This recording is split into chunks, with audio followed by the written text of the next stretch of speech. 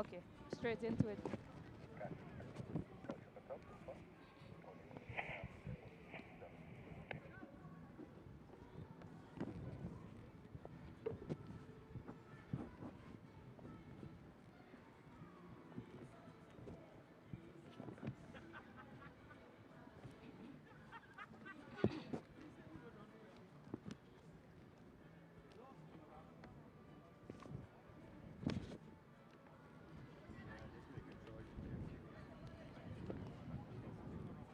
Nikhil, Yes, I can hear you.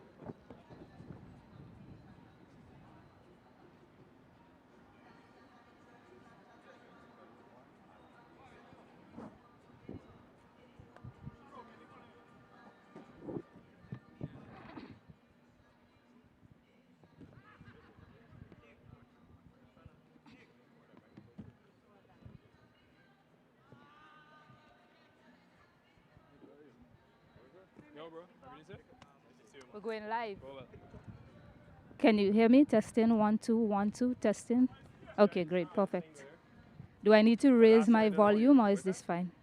Okay, great. Just add me to the list of people on the screen. You need to hear Nickel too, or you good? You're the senior alpha. You need to hear one, or you good? Coordinator. I know why you in. Nickel, just talk a little bit in that mic.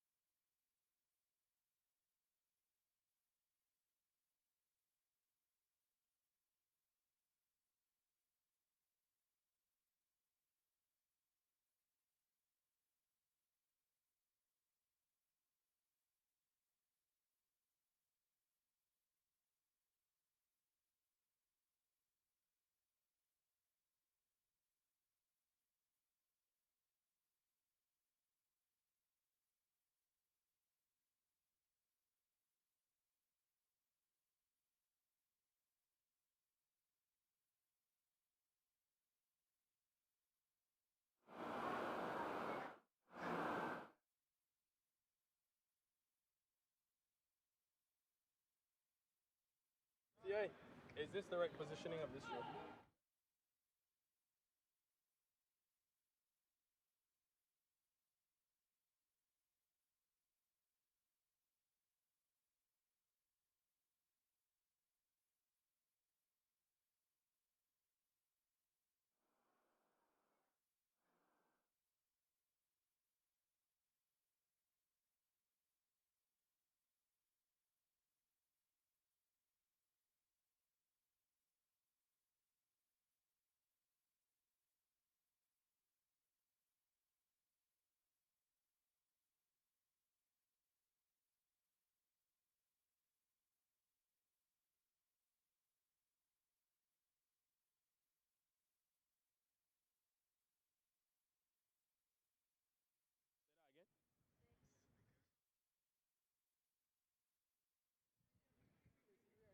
Yes, I can hear you.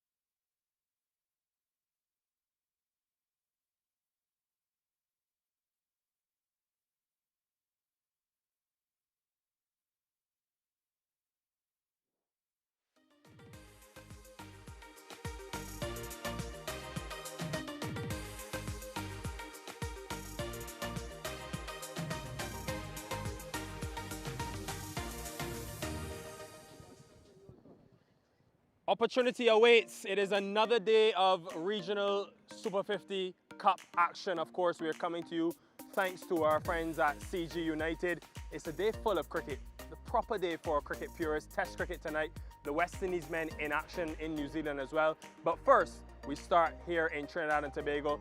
It is the Trinidad and Tobago Red Force home team up against the Jamaica Scorpions, the finalists in 2024. Great to have you with us. It is going to be a great day of action. We've had games across the country, but here at the Brian Cricket Academy, we begin with the toss. It was Sachin Ramsubai with the captains. A bit of cloud cover to the east and south of us here at the Brian Lara Cricket Academy, but we are very hopeful those rain clouds stay very far away from us so we can enjoy a full day's play. Now, enough about me being a weatherman. We're out in the middle for the coin toss and introducing both captains for today, the TNT Red Force, Joshua De Silva, the Jamaica Scorpions, Brad Barnes, and our match referee for today, Mr. Stephen Proverbs. Who has the coin? Joshua, give us the flip. Heads is the call.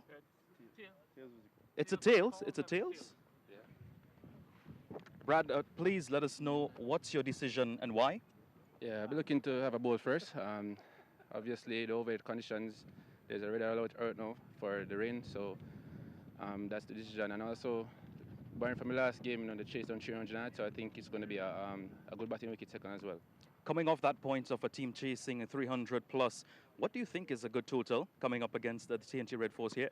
Well, I mean, anything over 300 is always a good total, and I think it's also gettable, so I think that's a good total. And what will it mean, though, for you and your team and also the people of Jamaica if you were to go on and win this tournament? It would mean a lot because, some of us are badly affected back home, and it would mean a lot if we could win this tournament. Tell us quickly about your team composition for today. Today we have Tamara Redwood, leg spinner, out, Jordan Johnson out, and also Andre Bailey is out. Well, all the best in today's match. Thank you very much. Josh, spare us a quick moment of your time. Unfortunate losing out on the toss situation, but you had a good look at the surface. What do you make of it? Looks like a really good surface. We saw the last game, 320 was chased down. If I won the toss, I also would have bowled, but probably not a bad thing to bat first. I mean, lost the toss, don't really have much of a choice, so hopefully we could put on a decent total and defend it. What personally would you like to achieve after being out of the West Indies colours for a little bit of a time? What would you like to achieve personally from this encounter? Yeah, just enjoy my cricket. It's an honour to captain and represent Trinidad and Tobago. We're representing 1.4 million people, so yeah, it's been an honour to play for these colours, and it's a stepping stone, and hopefully I can get back up there and perform the best of my ability. Team compositions, any debutants for today? Yeah, Cephas Cooper comes in for Tion Webb, so that's the only change. All right, well, all the best in today's encounter, Josh. Thank you. Folks, the decision from the middle won the toss, and they will bowl first. Thank you very much, Sachin Ramsubai. Very interesting for the Red Force. After not batting in their opening encounter, they've made a change in that batting order. Tion Webster is out. Cephas Cooper from Moruga, the exciting young opening batter. We'll see him a bit later on. And look at the amount of all-rounders in that team. Carrier, Terence Hines, Joshua James, and we will be seeing the exciting Abdul Rahim Topping along with Ricky Jaipal for the Scorpions. We've already seen them bowling in action in that rain-affected game against the Harpy Eagles. Today we get to learn a bit more about them. Yeah, lovely to have you here in the sunshine. I've got company alongside me as well, former Windward Islands Volcanoes all-rounder Stacey and Adam. Stacey, we've had one game here at the Brian Lara Cricket Academy, but your first experience with us commentating, what have you made of the Super 50 Cup so far? It's wonderful. It's been extremely high-talented batting so far. That's what I've seen on display, especially in that first game with Windward Islands versus Leeward Islands.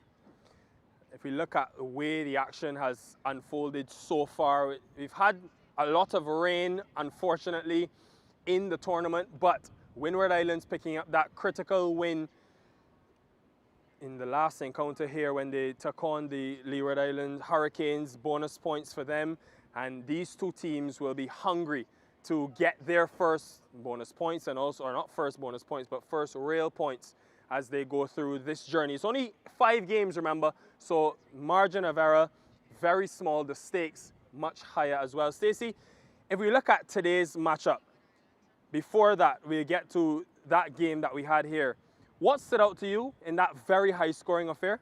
Well, I already said it. It was explosive batting between Leeward Islands and the Windward Islands. Leeward Islands, I'll say, they set that perfect template to they set that perfect template to in the first 40 overs to score runs and how you should go about scoring runs in a Super 50 game from overs 1 to 40. Unfortunately, they fell away in that last power play, not able to get to 380, which they should have. But I must say, I was particularly impressed with for the Windward Islands was the level of equanimity shown by the batters when they chased down that 325. They were thoroughly unfazed for the most part of that match. Yeah, Darren Ned with 3 wickets and 94 not out. What a spectacular day and way to begin your regional Super 50 career.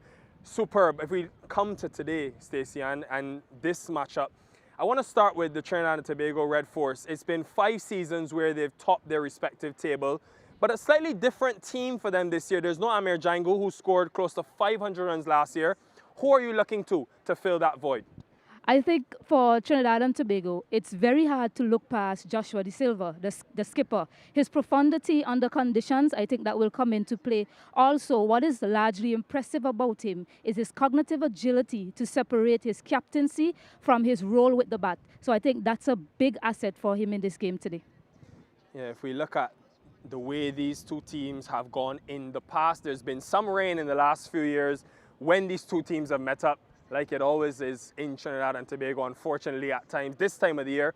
But Trinidad and Tobago dominating the matchup so far in the last 10 games or so, TNT winning 6. If we continue then and look at the other side of the coin, Stacey, the Jamaica side of things, a team that went to the final last year, who do you look to be the major contributor for them if they're to go all the way? Well, when you look at Jamaica last year, I think a major reason why they were so successful is the amount of different persons that contributed throughout the tournament for them. Javel Glenn, Carlos Brown scoring centuries, Kirk McKenzie, Jermaine Blackwood contributing with the bat as well. Well, I think here, because the conditions are so favorable for batting, a bowler like Marquino Mindley, he picked up 20 wickets last year. I think he will be very important for them in this match. Yeah, 20 wickets, as you said, for Marquino Mindley last year. And you look at conditions today, we're going to hear very soon from Shakira Salmon, who made her way out in the middle earlier. But that decision to bowl first, what do you make of it quickly? No surprises. You look at what happened in the Leeward Islands versus Windward Islands game. It seems as if it is propitious conditions for chasing here at the Brian Lara Cricket Academy. One thing we'll be watching as well is, will the Drew formation come in? It did come in the last game. It aided the Windward Islands in that run chase. Only time will tell. We'll find out in a few hours if it's to come in again. Right, let's find out a bit more about these conditions. Shakira Selman was out in the middle a bit earlier. Sally, what's the weather like?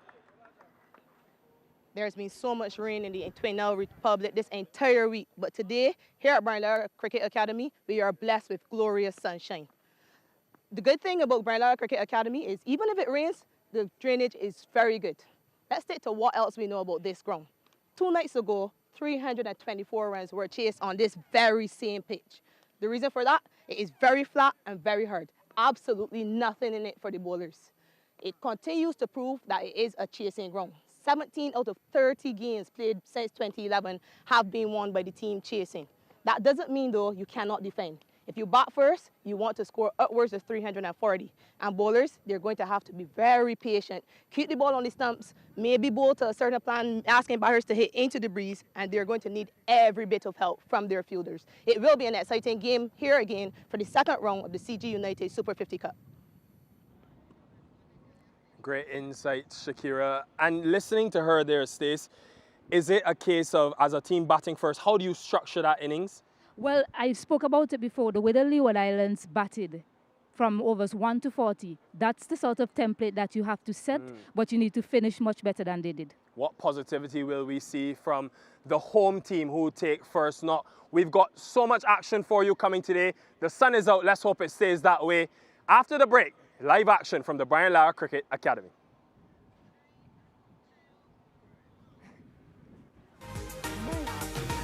Kerry, at the end there, is it possible to cut away to something else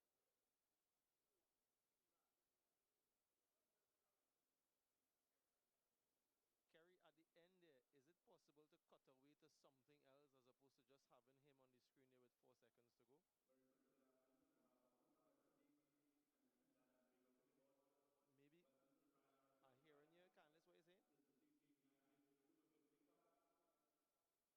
cut out to another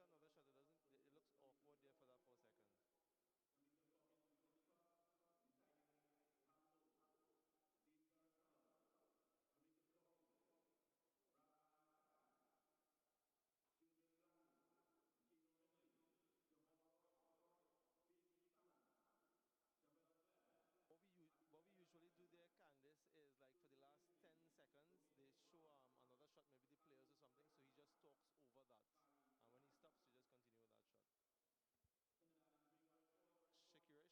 looks awkward there for that 4 seconds. What we usually do there, Candice, is like for the last 10 seconds, they show another shot, maybe the players or something, so he just talks over that.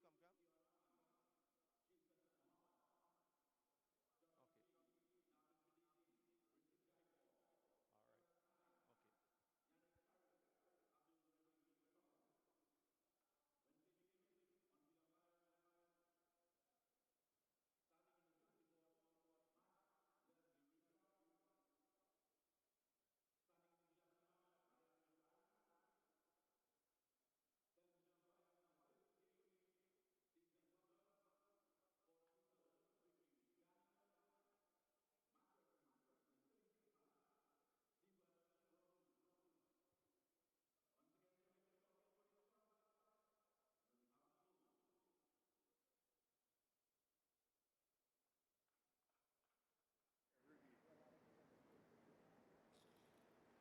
Do we use that cam at all? Do we use that cam? Okay. All right. Okay. You want to buy one of mine? Oh, why not, man? What you hearing?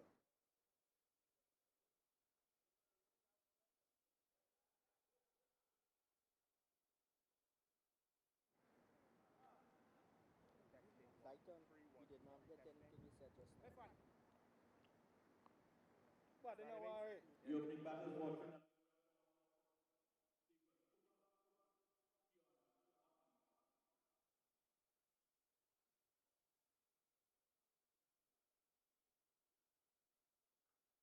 My brother.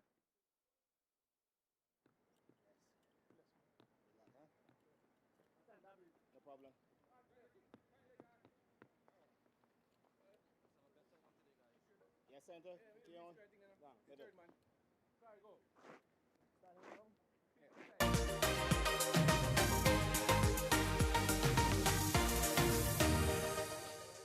Hello and welcome to all of you, wherever you may be, for continued coverage of the CG United Super 50 Cup 2025. It's the home team, the Trinidad and Tobago Red Force, up against the last year's finalist, the Jamaica Scorpions, and we're live from the iconic Brian Lara Cricket Academy.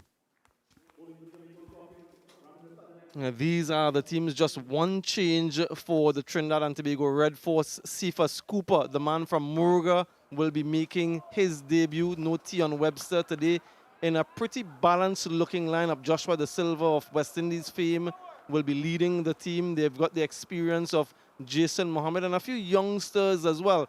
So it's a nice balance between experience and youth in this Trinidad and Tobago lineup. And for the Scorpions, they go unchanged from their last encounter. They too have a pretty balanced team. Lots of all-rounders and those who can wield the willow if needed.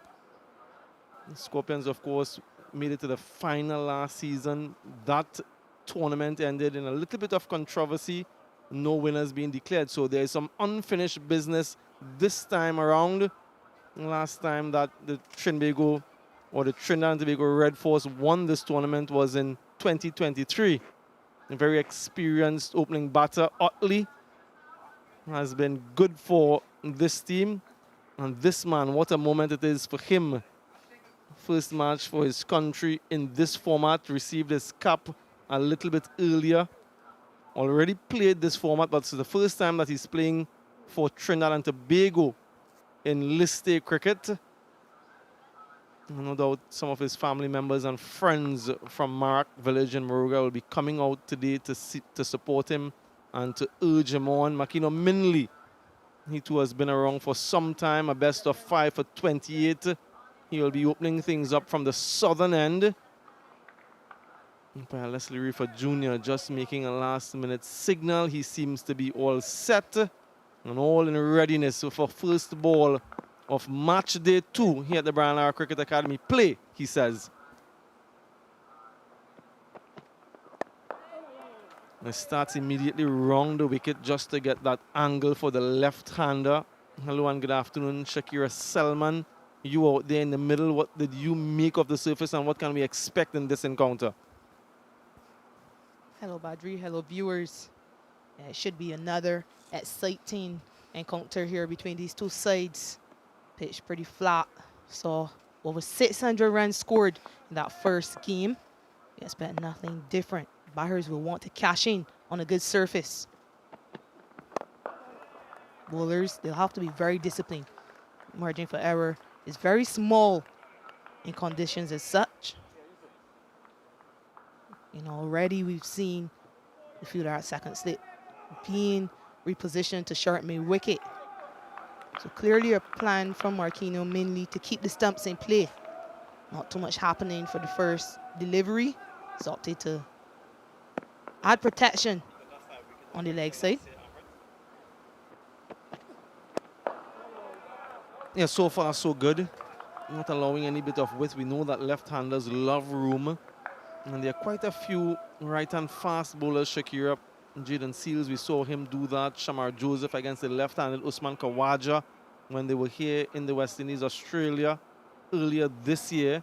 So it's something that is much more common these days than before. The big quick bowlers going around the wicket immediately. It also has to do with being data-driven and understanding the strengths and weaknesses. Short, catching mid-wicket.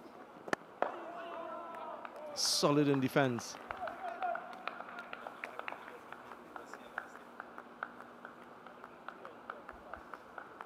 Yeah, certainly it still takes a bit of skill to go around the wicket. It must be something that you practice day in and day out. Very often you still hear right-handed fast bowlers opting to go over the wicket because of that blind spot. So often left-handed batters plant that front foot, looking to hit through the offside. And mainly though, he's on target so far this over. Adrian never could really do it, at least at the start of my career, go around the wicket.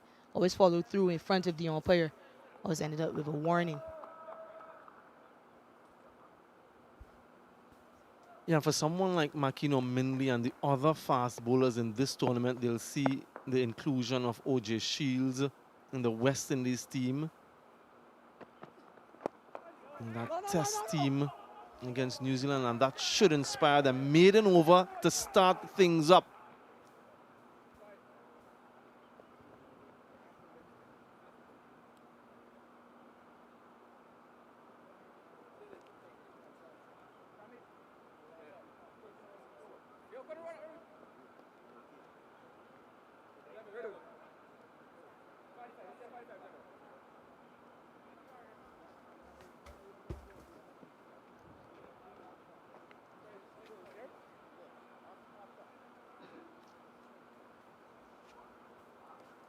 Just the one maiden, a solitary maiden in the first match played here at the Brian Lara Cricket Academy a couple days ago. High-scoring contest then. And straight away, we start off with a maiden. So it's important that you get off to a good start. Javel Glenn had a good tournament last time around. More senior now in this lineup, and a lot of expectations will be on his shoulders. Javor Royal, the left-hand orthodox with the new ball. Very unique celebrations from the northern end. Look for that ball that arcs back in. Akil Hussain does it really well, but Javor Royal too has a splendid arm ball, and the northeasterlies that of decent pace today will assist him. That's the one that he should be playing for. See for Scooper, first run for his country in this format.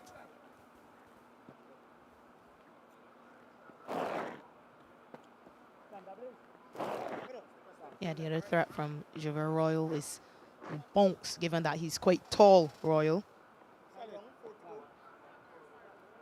Slip in place.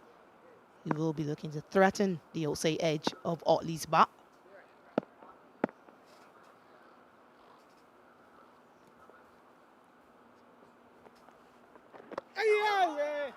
And there you go, beating the outside edge of the bat and the bounce that you mentioned, Shakira.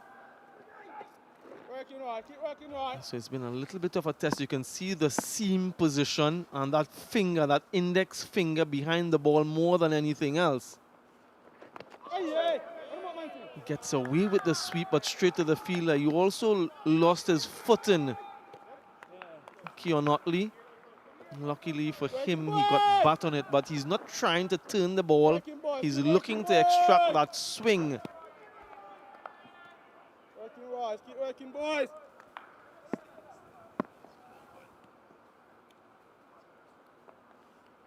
Catch him! Oh, lad. There it is. There is that outside edge. Well wide of the fielder, though. Comes back for a couple, so he too is off the mark, Otley.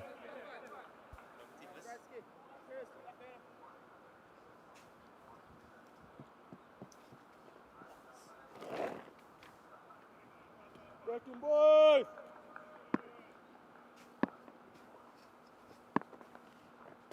None. There's the more orthodox delivery to end the over. 4 runs coming from it to 4 without loss.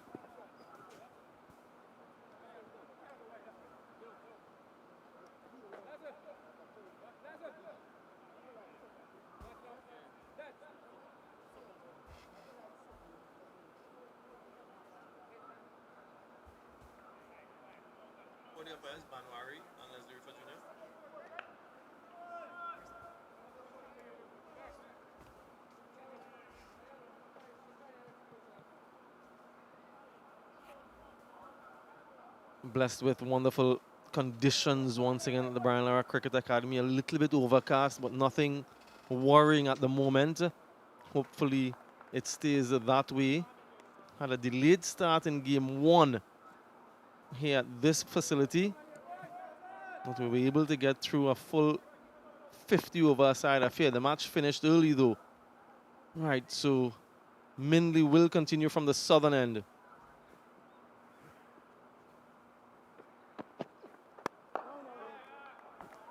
What do you make of that decision to open the bowling with Jevo Royal from the northern end, the media center end, when you have someone like Carrie Campbell, the left-arm seamer, who can get some swing with that no ball? Do you think that that's a little bit defensive and negative, or do you see value in it, Shakira? Yeah, hard to argue with the decision, given how often Javier Royal has opened the bowling for Jamaica. Yeah, playing a miss, and he's done it successfully as well. I think he is a wicket-taking option. As a fast bowler, I prefer to see 2 fast bowlers opening the bowling though. Slightly overcast, 50 overs. You want to give your fast bowlers, especially fast bowlers who have the ability to swing the ball, the opportunity to swing the ball in these conditions, the opportunity to get early wickets for you. The Royal is so experienced, so you understand the decision to go with him. This one lifted over the top, won't get to the boundary, but the first sign of real aggression from Otley.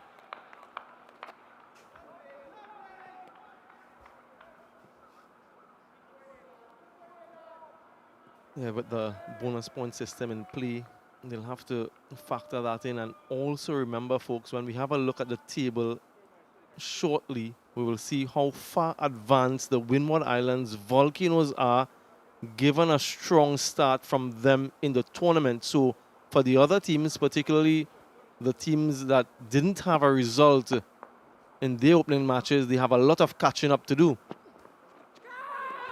There is a shout in front of the wicket, a lot of confidence from Minley, but Leslie Reefer Jr. remains unmoved.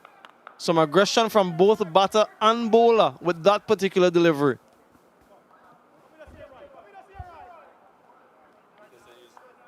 Yeah, good follow-up delivery after slightly over pitching the ball before Martino Minley. Will heave across the line. Not too sure. Wicketkeeper Morris seems all convinced. Minley was convinced though. Fortunately for Scorpions, refer the umpire, the only man that matters, didn't hear a thing. This is good stuff. Something that we didn't see in the opening match here, Shakira. The first over was good from Gaston, but then he was very inconsistent. So this is much better, following up a maiden over previously with some good sustained pressure bowling.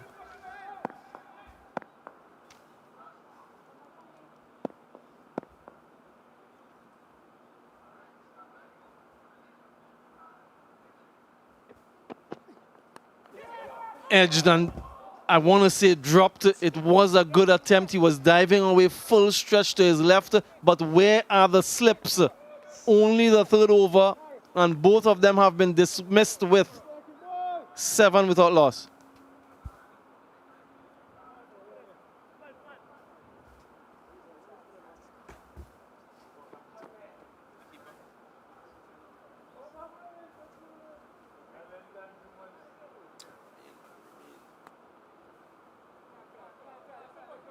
Working, boys!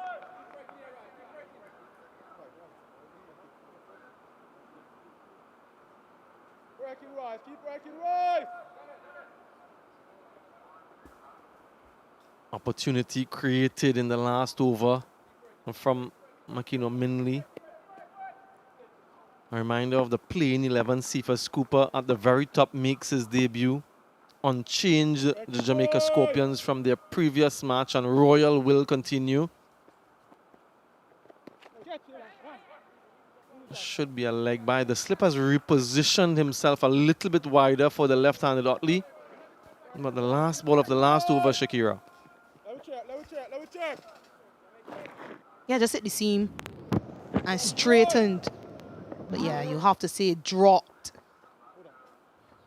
Back to being defensive, way too defensive in the 50-over format when you're looking for wickets. Yeah, you want the toss, opted to bowl for slightly overcast. You want early wickets. It is disappointing to see they discarded both slips.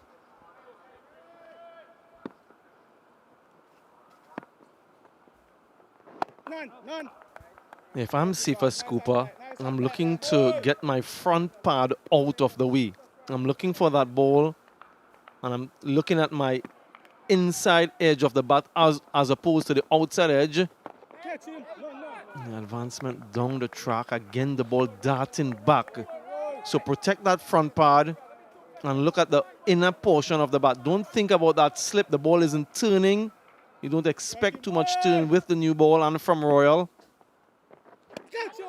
And he's just getting that finger behind it. So that's the delivery that he's aiming for. A lot of bounce on offer. You just look at the seam position, folks. It's angling towards fine leg. So more swing than anything. And there again. 8 without loss.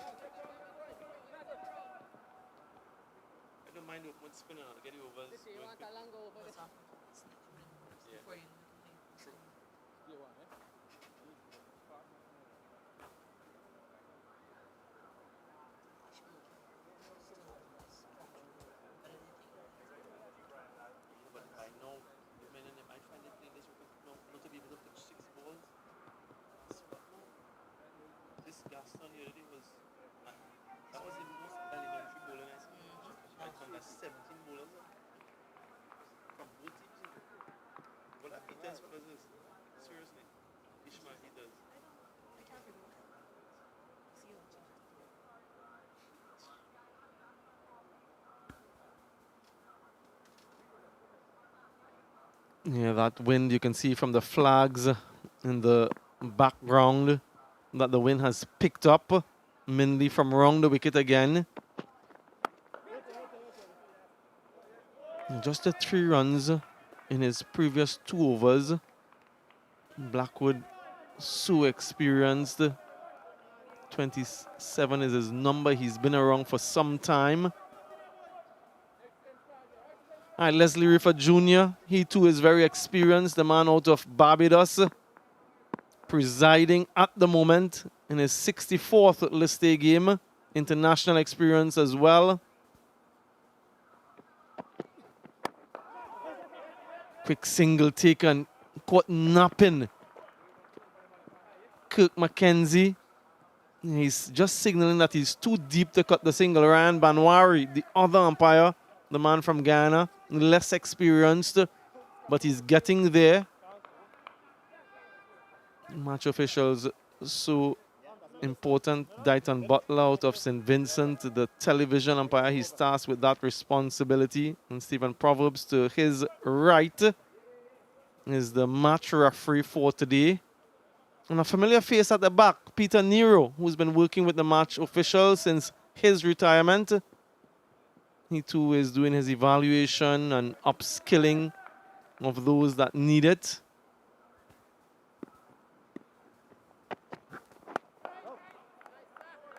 I wonder if it's the first time that he's actually bowling to the right-handed Cooper, so he's over the wicket in his more preferred angle of attack. But this is more of what you're looking for from an experienced fast bowler, at least in terms of the control, Shakira.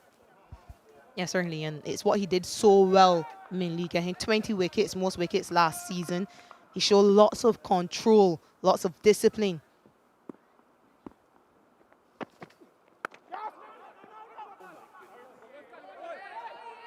They're just constantly asking batters to play in and around a good length, at least in this first phase of the game. And it's good to see Brad Burns opting for a slip. Jermaine Blackwood that slip.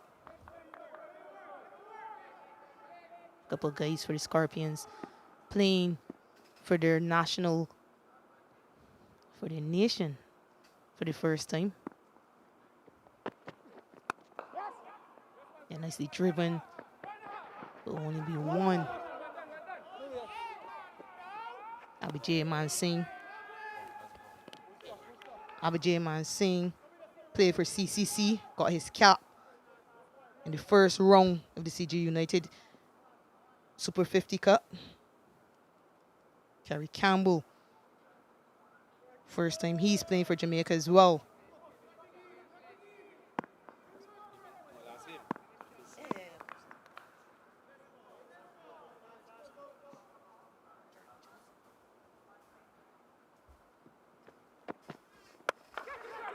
It takes him on, but it's just skied to mid-off. Imprudent decision there from Keon Utley, but it just underscores the importance of building pressure with dot deliveries. It causes unforced errors. Not called for, and the Red Force lose their first. Yeah, you used the exact word, pressure. This is the result of pressure. Good control bowling from Marquino Minley. Asking Keon Utley to do something different. Easily held by Mackenzie at mid-off. Yeah, he will be disappointed. 7 from 20 deliveries. 10 for 1.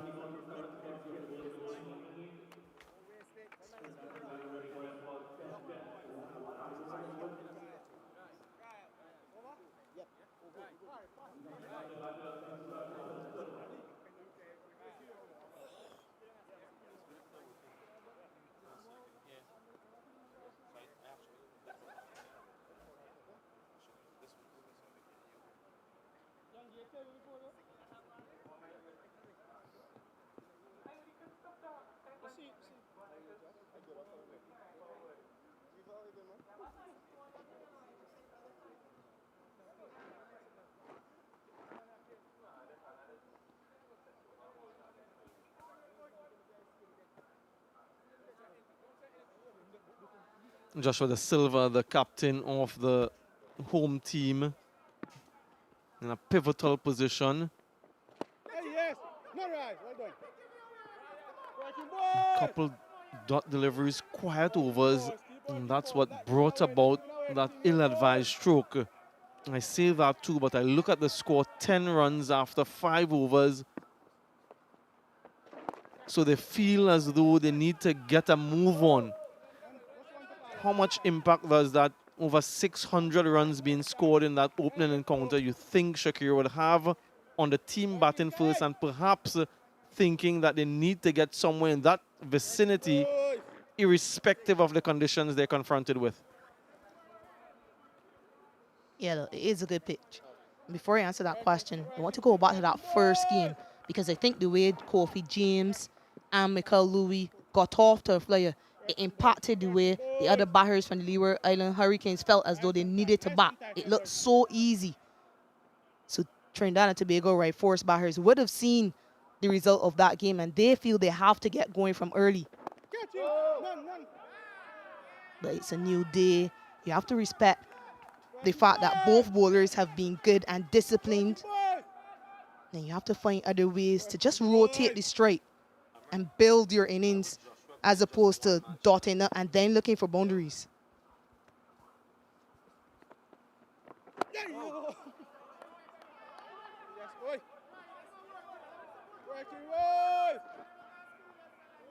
Yeah, right-handed batters still trying to score through the offside off Javar Royal. And that, I think, is a better option. There is a big gap between sharp mid-wicket and the fielder at 45. Why not hit with the swing? He's arming everything back into the right-handed batters. Yeah, it's really easy to say. We'll delve more into that in the next over. 11 for 1.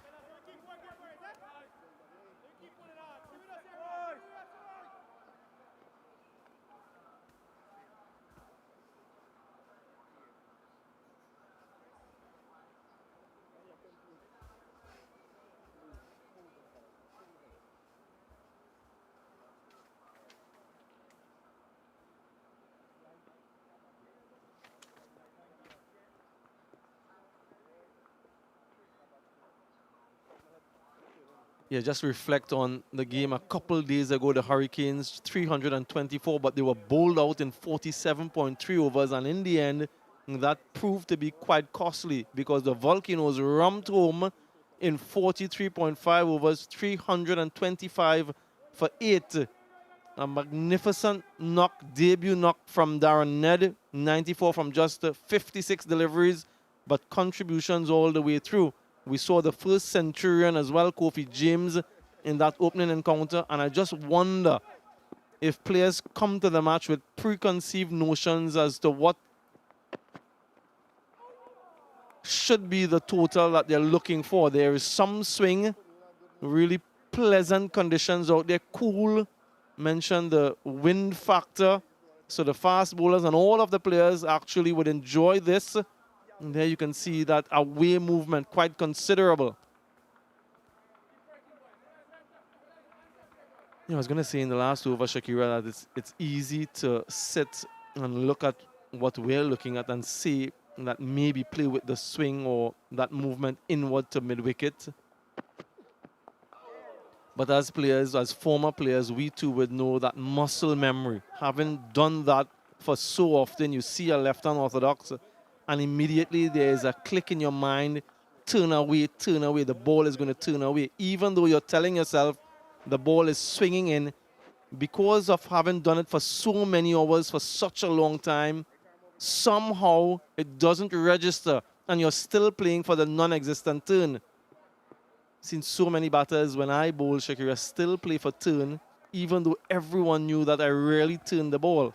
And it has to do with that muscle memory.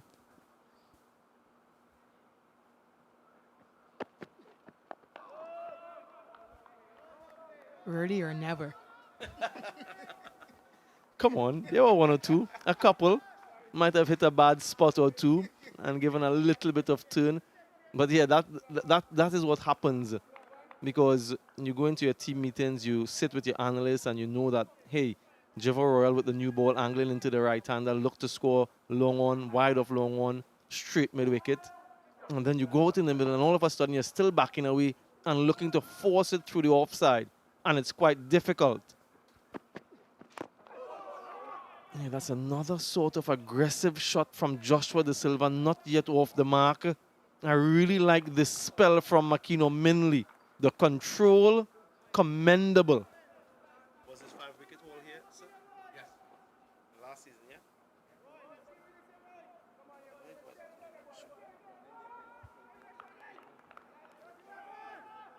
And Badri, I just wonder if those decisions have something to do with discipline, though.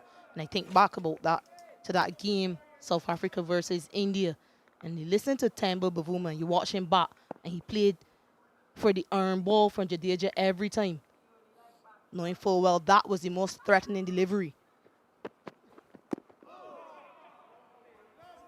Yeah, defending the inner edge of the bat more than anything else. You're absolutely right. It's something that it's mind over matter. You've got to be able to have that resolve and that strength. And speaking about resolve and strength, Shakira, the people of Jamaica, after having suffered the impact of Hurricane Melissa, our prayers and thoughts are still with them, and we urge everyone looking on wherever you may be across the region and across the globe, if you can support in any way with your various countries and their support mechanism to the people in Jamaica, feel free.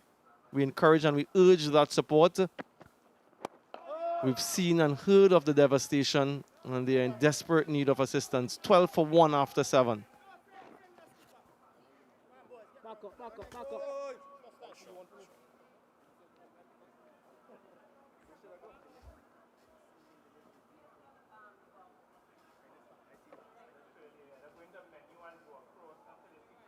Yeah, we can make mention of that, but Shakira already did it. And I'm not too certain who the is Mansing and who.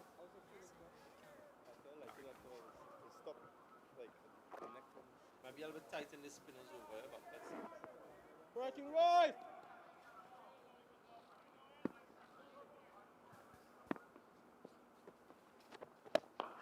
Down the ground, you just felt as though something had to give, given the fact that there were only 12 after 7 overs. A shot of perfection from Cooper. Yeah, really good from Sifa Scooper. Did two things really well there. Got close to the pitch of the ball and he hit straight.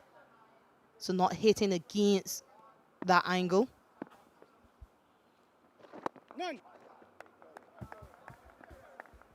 Yeah, there is a little bit of turn when he tries to turn it. Jeva Royal, he's relied quite heavily. A high percentage of his balls have been the arm ball. And now that it gets a little bit older, he might just try to slow it up and spin it so that he can get the outside edge of the bat, but he's mixing it up quite nicely at the moment.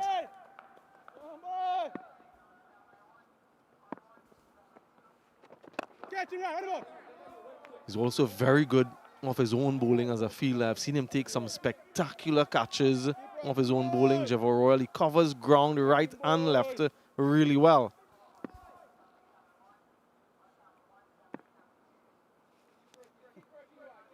Keep working, Royal. Keep working, boys. Working, boy. Catch him. Come on, Javi. I was just going to say you need that one to find the boundary because these loose deliveries are few and far between. He's been helped, though, by some errant fielding. Really disappointing fielding. If you're a bowler, you have a right to feel aggrieved. Yeah, already very difficult conditions for bowlers. And you need your fielders to back you up. Even more disappointing because that's Captain Brad Barnes.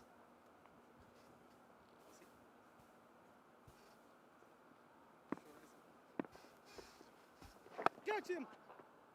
Keep working right. Keep working right. Yeah, that boundary start on the 5th ball to spoil the over. 20 for 1. You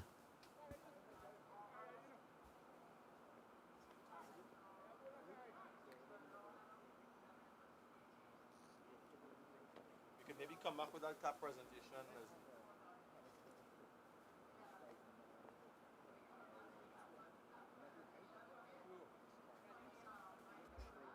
We have a little pause in place so we can start. Ryan! One final back. Good money.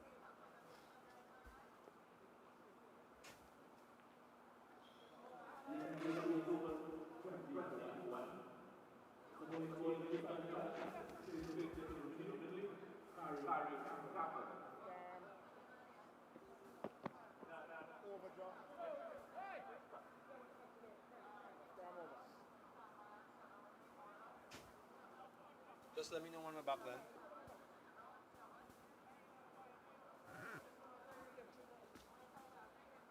Always a memorable occasion when you receive your first cap for your country, and that's exactly the case today. Receiving that from former West Indies cricketer Lyndell Simmons, who is now part of the mentorship group, making his tiny village of Marak in Moruga very proud, continues to do so. A family of cricketers, all of his brothers play,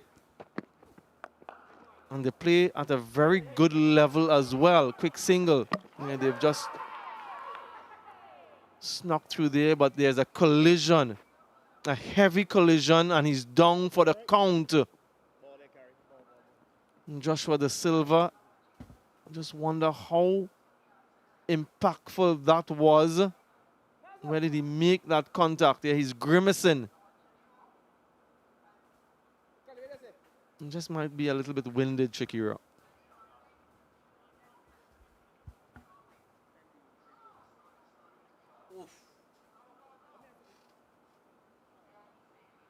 Yeah, clearly made it more worried about the impact on the ground.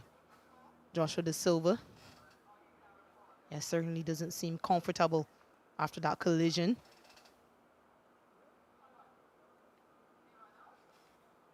Yeah, and they're going to get a little bit of assistance from the physio.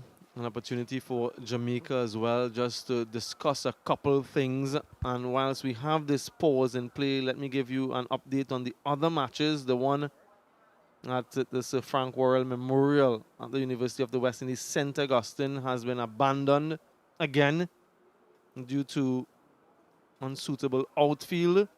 And the other game, the Leeward Islands Hurricanes against the Barbados Pride, well, that game is already completed. It was an earlier start.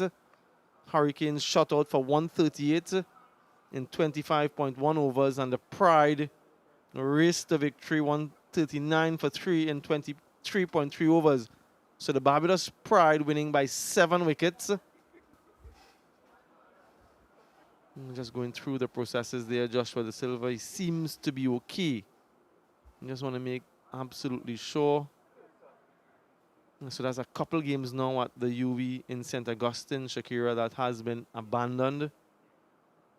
And so Guyana Happy Eagles now have 2 matches and 2 no results. And we speak about this year's edition being quite truncated. And these are the points that are available. So the other teams now, when you get play, you are looking to max out on some of these available bonus points, particularly given the Windward Islands head start of 15 after the first game. Dot ball percentage, Centurions, everything has something. So you want to make sure that if you're getting play, that you look to hold on a few of these bonus points. Of course, the win is of paramount importance, but whilst searching for that, if you can get a few points along the way, it will help your cause. Remember too, folks, only the top 2 teams go through to the final, straight final.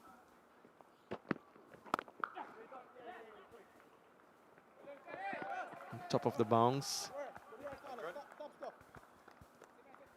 And the grand prize up for grabs, $100,000 US. And that's what Shakira has in her pocket as we speak.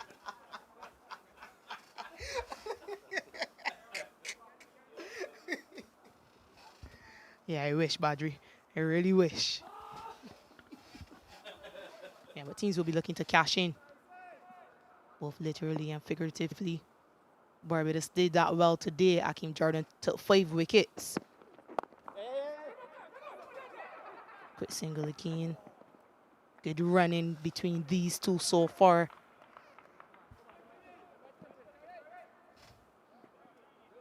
Leeward Islands will be slightly disappointed, having given up a number of bonus points, not just in that first game, but today Nathan Edward got to 49 and then got out. Jamar Hamilton got 40 odd and then got out as well. So those were opportunities, even though they lost the game, for them to secure bonus points.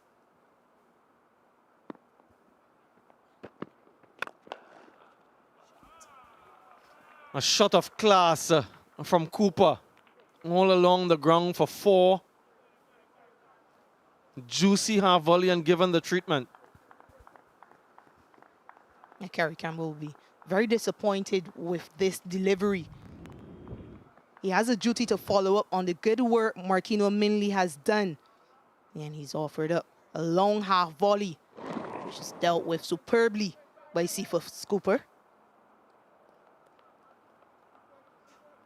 Yeah, I saw an interview with Gary Campbell where he said he did some work with Keith Ingram from South Africa. And he also did some work with Robert Samuels on his lengths. That is not the length he was looking to bowl. Follow-up delivery a lot better.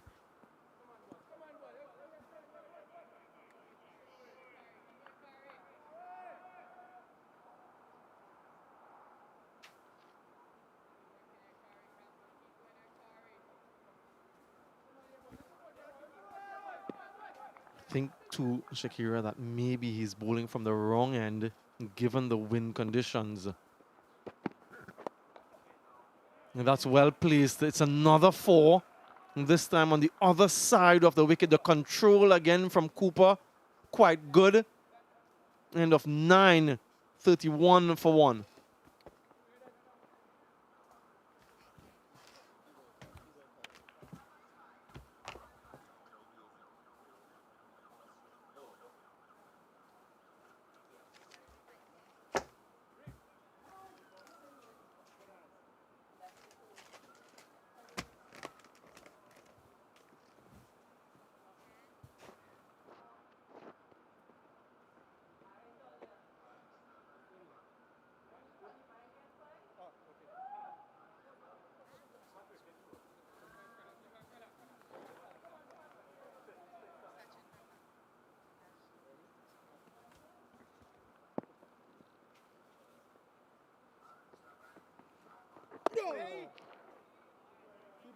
Royal continues to prod and pry away at his opposing player, Joshua De Silva, who seems to be recovered properly from that hit he got earlier in the last over. Continuation of that attacking line that he continues to deliver, pitching the ball in middle and off and coming back into the right-hander. Come on, give me a chip, somebody.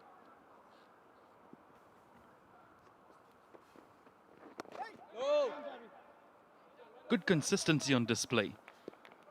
Speaking about consistent, someone who has been consistent on the field and also off the field. Jimmy Adams, good afternoon to you, sir. Hi, Sachin. How are you doing? Yes, fantastic start for young Royal here into his spell. Into his 5th over. None for 13 for economy rate of 2.79. Has worked in tandem with especially Marquino Minley at the top of the innings, creating pressure. Sharp single taken, trouble at the striker's end. Another collision. Looks like a 1-2 combination. The wicketkeeper is down and out. Cooper is also grimacing in pain. It's all happening here. The physios, they're running out. It's a sight we don't want to see, but it's the second time this afternoon that we've had this happening. This time, batsman slides into wicketkeeper. Wicketkeeper focusing solely on the ball at this time. And taken out completely by Cooper.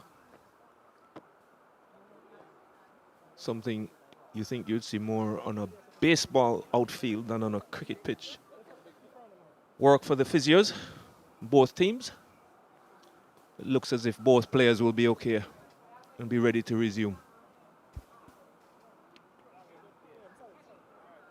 Well, the physio is putting those medical gloves on. That's not a good sign. Maybe some blood involved. Cooper certainly adjusting himself. Yeah, certainly probably getting a cut on the lip there. The skin making contact with the mandible area.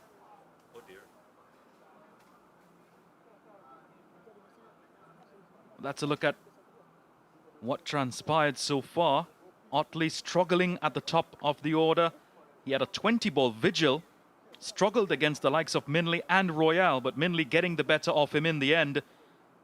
Otley never looked to be settled against this fast bowling, spin bowling combination. So far, Cooper has weathered the storm, though.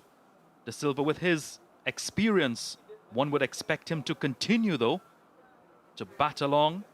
They need to restructure and consolidate. Agreed, Sachin. When you look at the batting card, young Cooper has gotten himself in. He's batted 24 deliveries, he's on 21 not out, and it's really important for his team that he builds on this start. There's nothing that teams enjoy more than seeing batters at the top of the order taking the responsibility and going deep. It'd be great if for Trinidad, if young Cooper could be there, say between the 35th and the 40th over, you'd probably have somewhere close to 100. And you've provided a platform now for some of your other players, your other batters, probably more expansive players to come in and have that confidence to express themselves. And the other point that was made was the fact that it was made by the earlier commentary team that with the scores that were scored in the first game, both teams would be conscious of trying to, Trinidad would be thinking we need to get close to 300. Jamaica might be thinking if we can keep them under 300, then we've done a good job here. So it's interesting how the psychology of the first game impacts this game as well.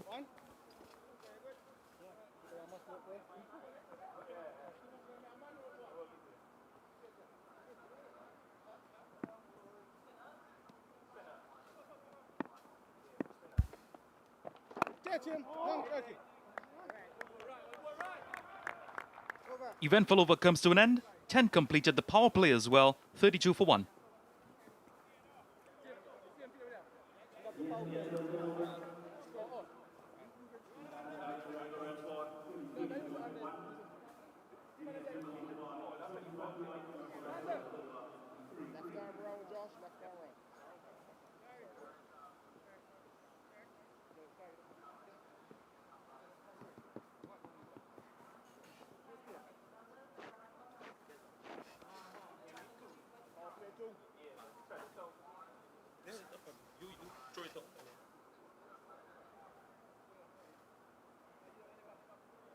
Registering the end of the first power play by umpire Rifa.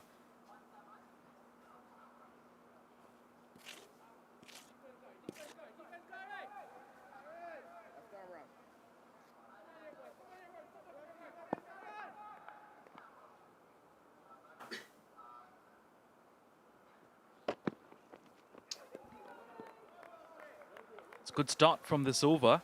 Bit of a lateral movement from Campbell. It's what we've seen so far, though, Jimmy. The pacers getting a bit of away movement, seam off the surface. We did see a couple of deliveries from Makina Minley leaving the right-hander. What makes this one such a good delivery is that the angle was in from the bowler bowling left arm around, coming into Joshua De Silva, the right-hander, and still being able to leave him.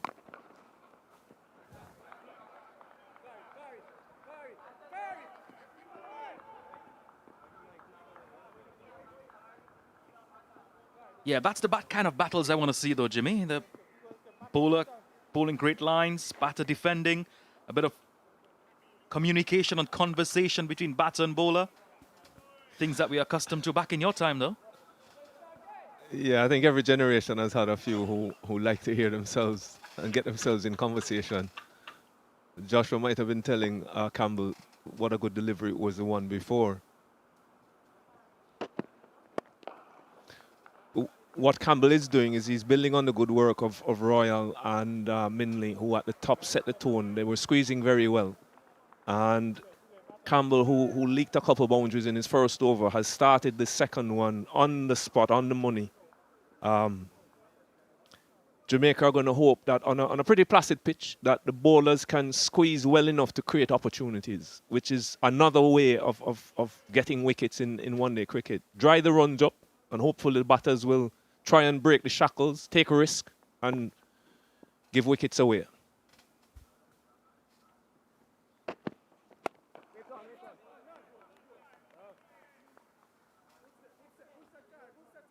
It's been great bowling so far from the Jamaica Scorpions.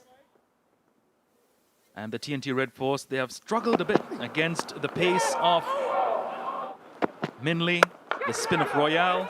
Now the continuation of pace from Campbell. That was the first and only wicket to go down after Otley struggled. Some good-looking drives from the debutant, Cooper. Nicely placed, but there is protection on the boundary. De Silva comes off the mark, and he will have an extra bit of time to ensure his communication is minimized. A bit of time to regroup as well.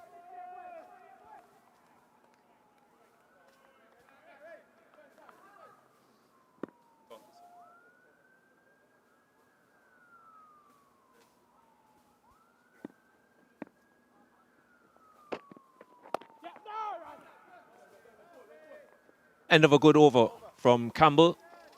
11 overs completed, 33 for 1.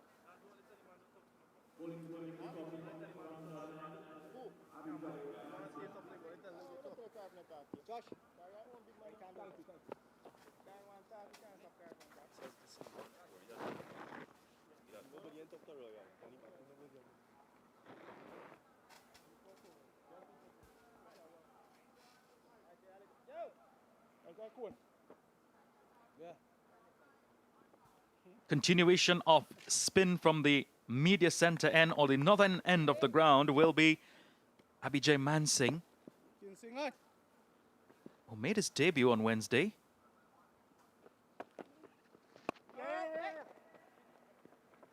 Good start though from the leg spinner. And good cricket all round.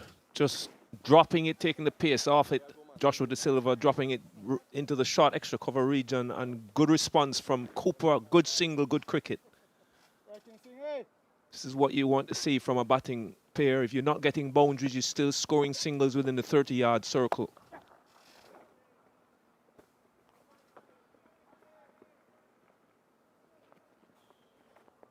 We made the point, Jimmy, last day that the leg spin is a real novelty item in the Caribbean. Apart from our colleague Samuel Badri, there was Devendra Bichu back in the day, Mahindra Nagamutu. Full toss. De Silva unable to capitalize on a free gift. Almost Christmas come early. Well, the thing about leg spin bowling internationally is that ever since the Shane Warne phenomenon, it has had a role to play in every format of the game, and certainly it has been an inspiration to young leg spinners all around the world. That usually when they turn the television on, they're watching quality wrist spinners left and right playing important roles across all formats, which I think is a good sell for that particular skill set.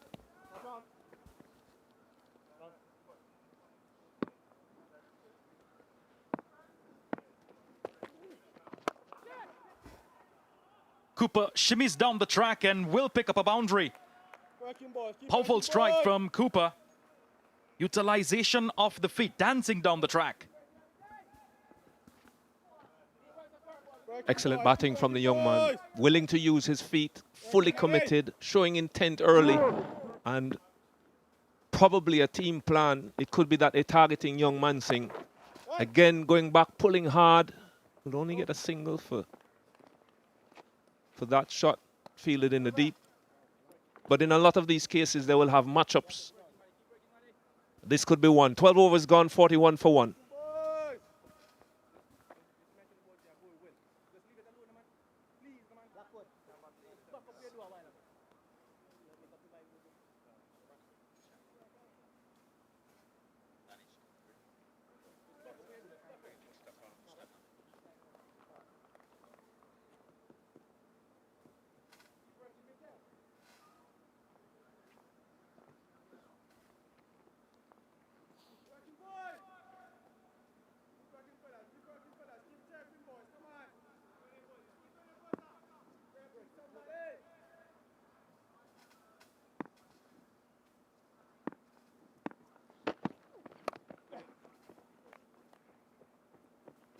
Nicely timed shot from Cooper to get this over off and running.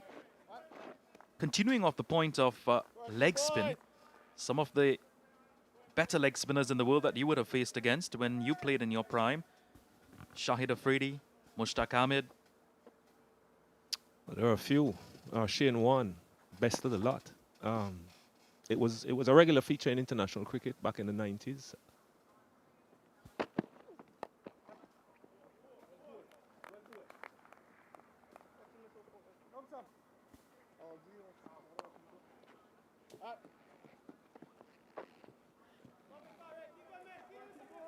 But I'll say that in any format, Sachin, any format, 50 over test cricket, T20 cricket, leg spinners, wrist spinners generally, left and right, are proving themselves to be potential match winners, wicket takers.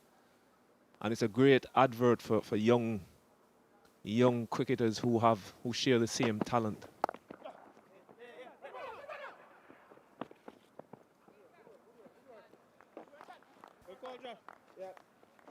There have already been a couple mix-ups in this encounter so far from the Red Force. They would not want to have any more of that. In an attempt to rotate strike and pick up sharp singles, they need to be mindful as well that the fielding has been quite good so far, apart from that one misfield in the short fine leg region.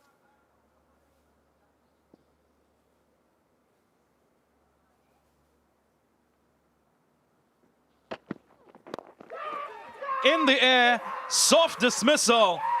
Campbell gets his man. He wins this battle. Celebration for Jamaica. Huge wicket for the Jamaica Scorpions. They would have wanted Joshua De Silva to go cheaply, and they have gotten that through young Campbell.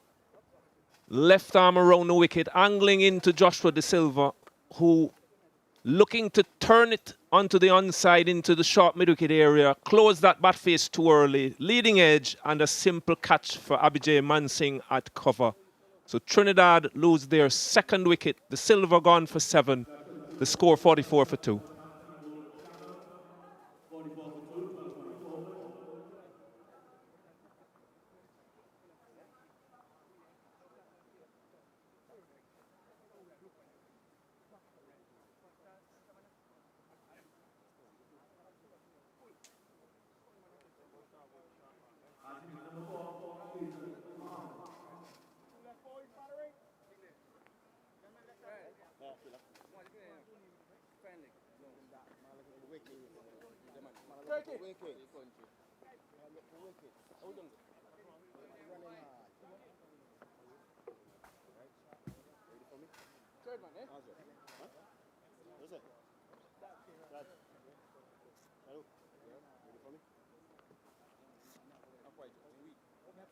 Experience makes way for even more experience. Jason Mohammed, the veteran, has made his way to the middle. 600s. Look at that, best of 142. So he would know these situations all too well.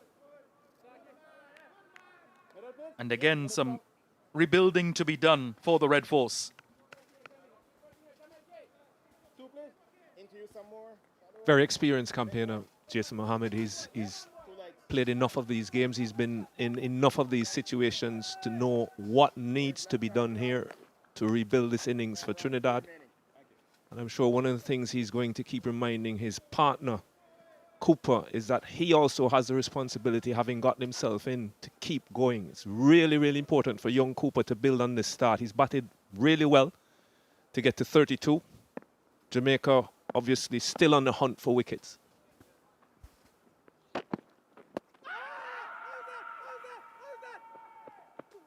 Big shout for leg before. Very positive start from Campbell against Mohammed. Signal leg by.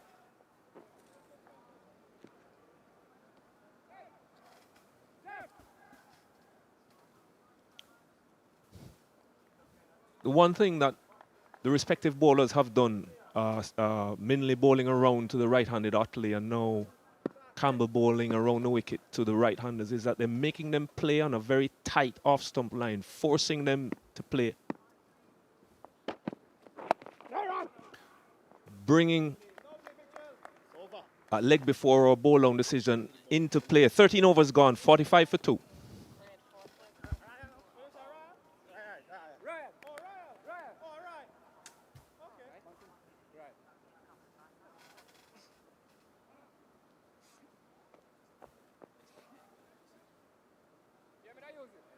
During this over, can we get a shot at the ground staff and also a close-up on the pitch?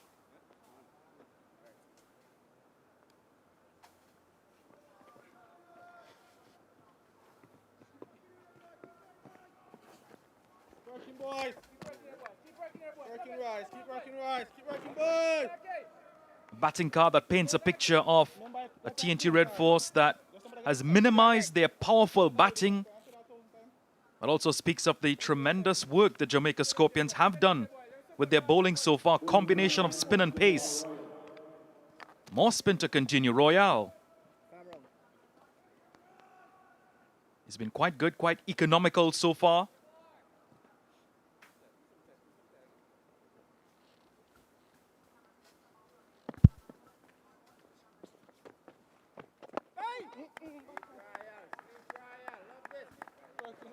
Interesting decision to bring Royal back into the attack from the northern end, having gotten an over of wrist spin from Mansingh.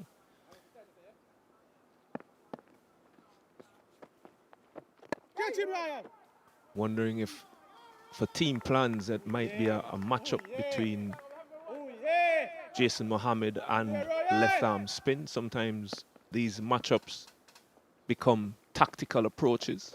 Get him ready. Let's go right, let's go right. We've seen a tremendous batting surface. The ground staff needs to be commended and complimented. They are employing something called core testing.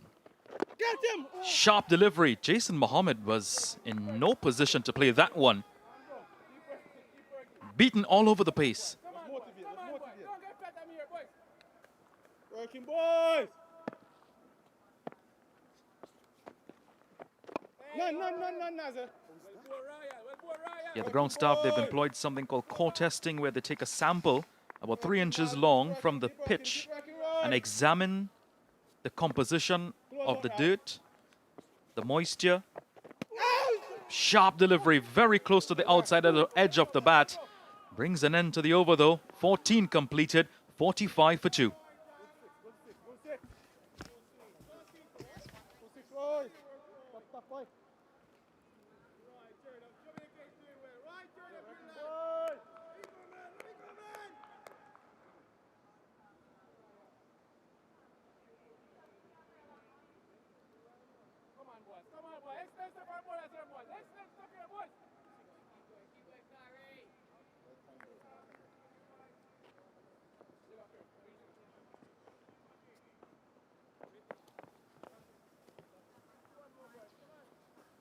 .45 for 2. Carrie Campbell.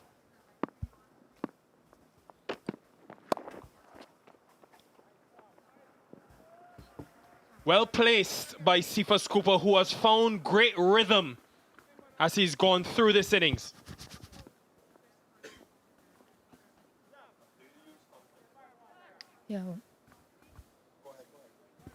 Yeah, wonderful from Cephas Cooper after the slow start that Trinidad and Tobago had.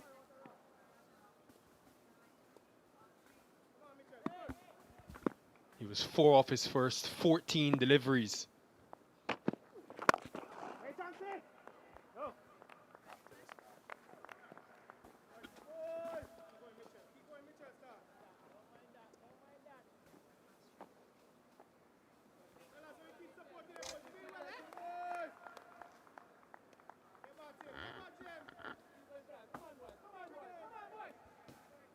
And it's been much improved from the Scorpions going back to their first game in this tournament against the Harpy Eagles. Get back to it.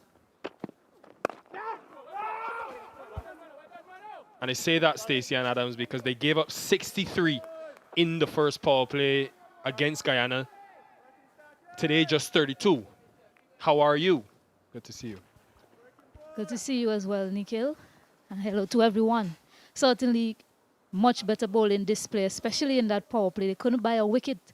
Jamaica, Guyana putting on a 100 runs partnership as well for that first wicket, but much better control from the bowlers in this match. Been proactive from Cephas Cooper. I'd love to hear your thoughts. This has been a feature, the running between the wickets. We've seen him use his feet in addition to a couple of sweep shots against the spin. Yeah, what he's doing well, Cooper, is he's playing the situation and he's just playing the ball and its merit, and I think that was very important. Otley, he was dismissed trying to force a shot.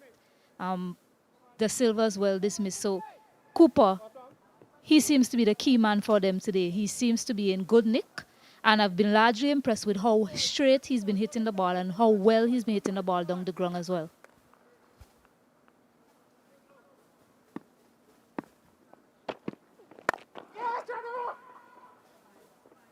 A bit of a misfield, so should get back for a second. Yeah, we're continuing to learn about the style of a new captain in Brad Barnes, Stacey. We've seen in the couple of games his decision making. Kerry Campbell, for example, bowled a new ball against Guyana today, coming a bit later on. So we've seen a change in length, going a lot shorter into the pitch. Like the delivery used to dismiss De Silva. Captained Jamaica at all of the youth levels, under 15, under 17, under 19, but this is his first time leading the senior men's team. Saw him in that 2016, 2018 under 19 World Cup for the West Indies.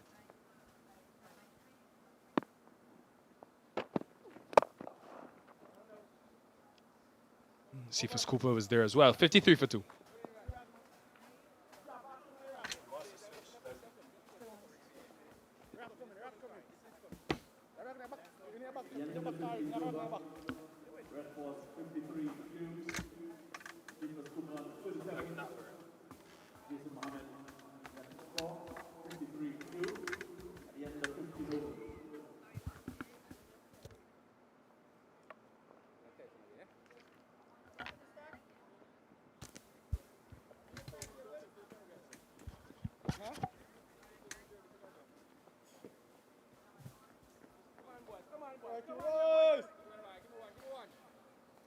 Yeah, Royal.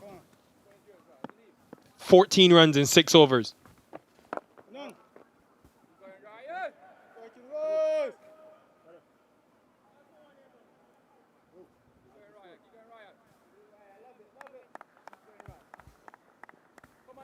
Yes, this. And speaking of learning about Brad Barnes and his captaincy style, interesting change to just have the 1 over of Mansingh. When Jason Mohammed came to the crease, he went Royal. I was thinking about it and had a check. Jimmy Adams mentioned it in his previous stint. Maybe a matchup. He's got him out 5 times, Royal to Mohammed, across the different formats, first-class cricket and list A cricket. So clearly he reserved a few of his overs for Mohammed. And as soon as he's come to the crease, he's not hesitated. What's he doing in the field? I think they're getting a short leg in. Love this. Brad Barnes implementing the knowledge that he has of this matchup, and so far Royal has kept Mohammed quiet as well. Yeah, short leg in place and only 3 fielders deep on the well, 3 outside of the circle. So Royal on the attack. Another glimpse into the style of Barnes.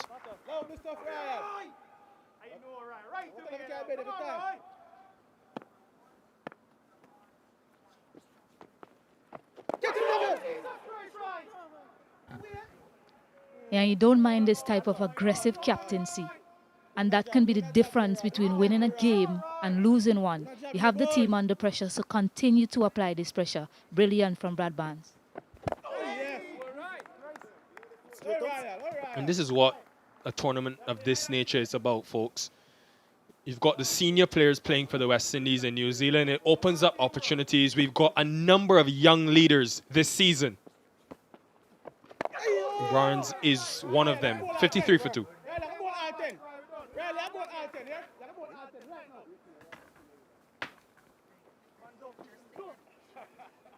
I'll sit down when you're ready. Whenever you're ready, tell me.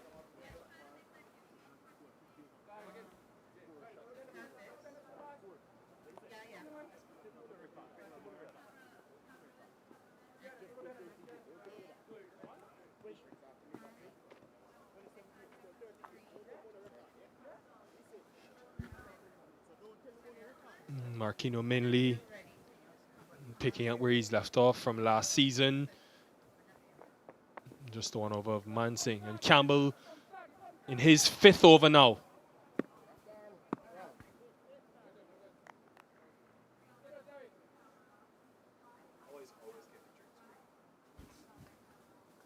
Deep square, deep point, deep third.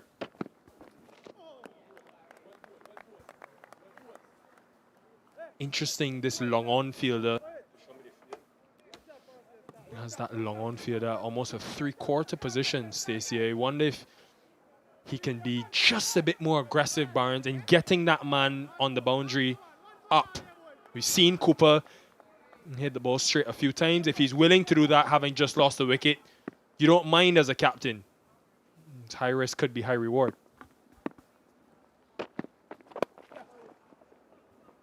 Yeah, I'm with you there, Nikhil. And the length that Campbell has employed as well, he's hitting that hard length, 6-meter length into the surface. Not a drivable length by any means. So certainly he can risk it and bring that fielder in the circle. Yeah, for Mohammed, that fielder comes in and they've got an additional fielder at deep third. See the field by chance?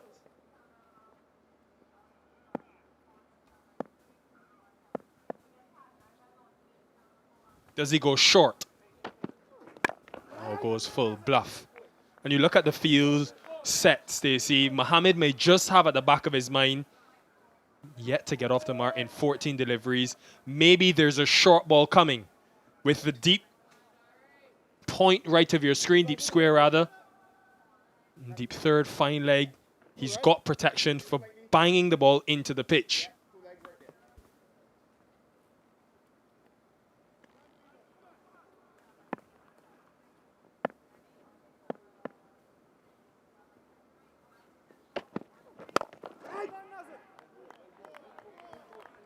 Yeah, still can't get it away, Jason Mohammed. Although the field is set that way, I like that he's still looking to go full because it's a batter that's yet to get off the mark and he's hoping that he can produce a risky shot and then they'll be in the game, Jamaica.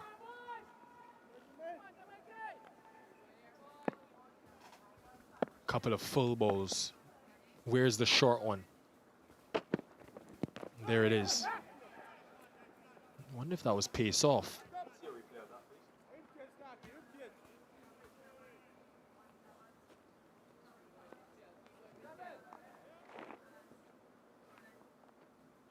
Did he just roll his fingers? No, it may have been pace on.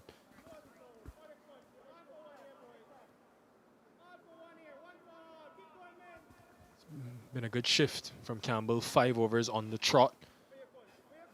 Decent pace. He's their fastest bowler. Loves Mitchell Stark. Idolizes Mitchell Stark. He would have been inspired by what he did last night. And really nice transferal of weight. And Cephas Cooper has exquisitely gone to 42. 59 for 2 after 17. It will be time for a drink spree.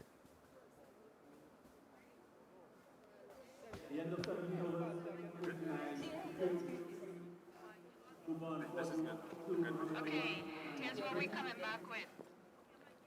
Batting card, bowling, 2 short wickets, coming on Comcam. For conversation.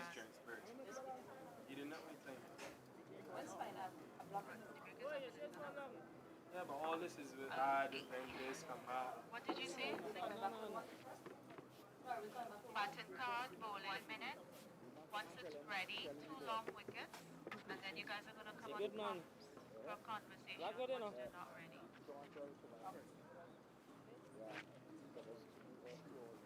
You can tell them directly. 45. You good? Yeah, good. You trying to be good? So the David Clark is the only one making runs so far. Nice. Are we talking about? Sometimes one bad egg is quite a bunch, right? He got a cap. He got his, yes, we showed it. He played 2 games in 20. Really? He got his cap today? Smile with that one, boy. He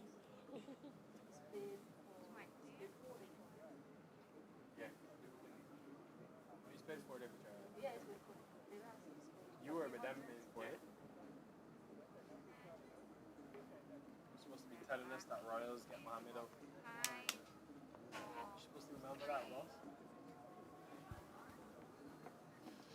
59 for 2 after the first 17 overs. All-rounders to come, Gooley, Carrier, Bidesi, and James, along with Terrence Hines. It's a deep batting lineup. They'll want to maximize Minley, very good up front. And Kerry Campbell with his pace and royal control.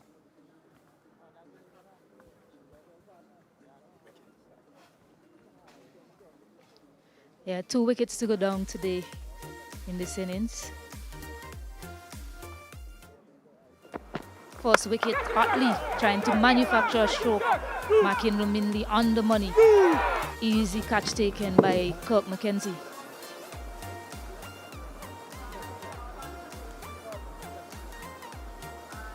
And the next to go, a big wicket in the context of the game. Really good lines, really good angle from Campbell. And the silver just offering up another simple catch to Abhijay Mansingh.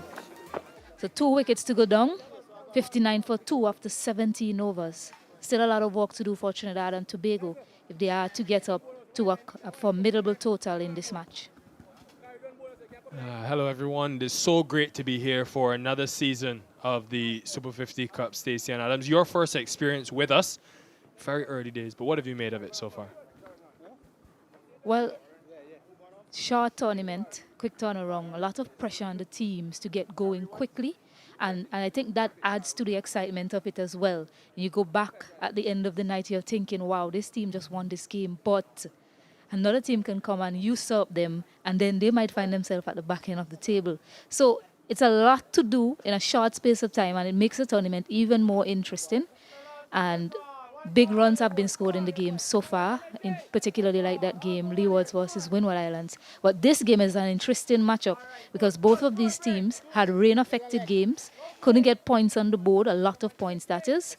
So a lot to do. It should be a rip-roaring contest from here on out. Royal continuing after drinks. And still that short leg in play. He's got a deep cover on the offside boundary, as well as long off and just long on. Deep leg side.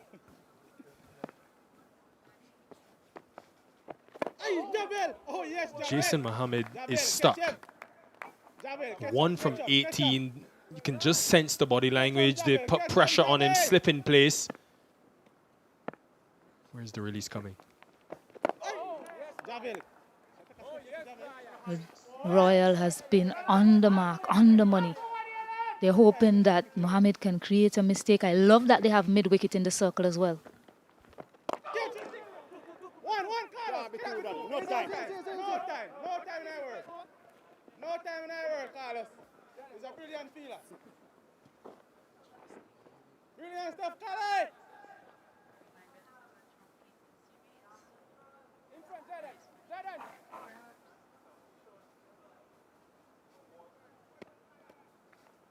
Working, keep working, Royce. Oh, yeah. Oh, yes, Royce.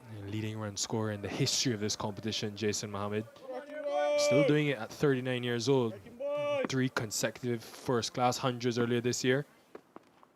Get you, Morris. Had a quiet Super 50 last year, though. Didn't bat a whole lot with Django and the top 3 success. 61 for 2.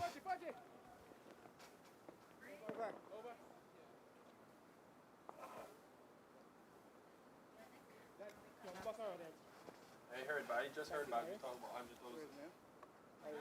Andrew just spoke about 100,000.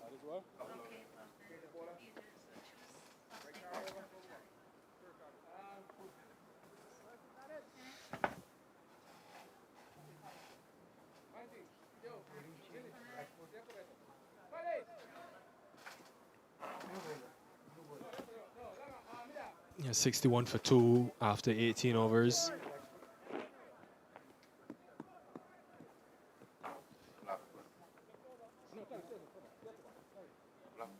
And he's been working on his bowling a lot. You watch any of the trial games for the Scorpions, Jermaine Blackwood bowled in almost every one of them. And we're going to see him now with his medium pace. After Kerry Campbell's 5-over spell. Here comes the experienced Blackwood. Maybe some movement. Still overcast conditions, still that wind coming from the east. And I heard Samuel Badri talking about it earlier, Stacey, the Hurricane Melissa and how it's affected. These players have made some significant sacrifices. You look at Blackwood, who's from White House in Westmoreland, one of the areas where the hurricane actually, the eye of the hurricane made landfall. Devastated. And there are a number of others. Marquino Minley, being from St. Elizabeth Junction, his area badly affected. So you can't imagine how much strength is taken for these guys to be able to prepare for this tournament, but leaving their family, some of their family members behind to try to play for their nation. We really wish them all the best, and we're hoping that you at home can contribute, be a part of the rebuild. We'll hear a lot about the recovery efforts and the strength of Brad Barnes' men at the mid-innings feature. Please stay with us.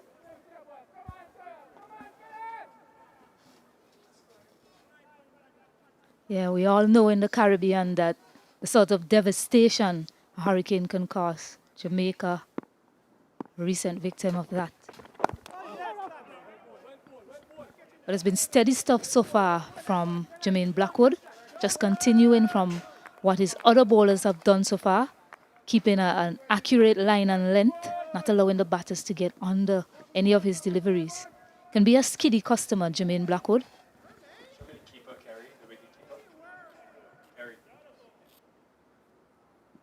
Kerry, can you hear me? Kerry, show me the keeper after this ball. Keeper, wicket keeper.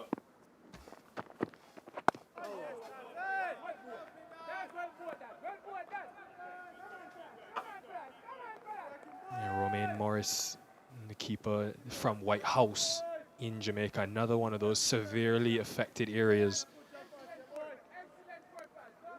Our prayers are with you guys, and keep flying the flag high and making those people at home happy, proud. Been a nice disciplined start from Blackwood. Very straight line, 63 for 2.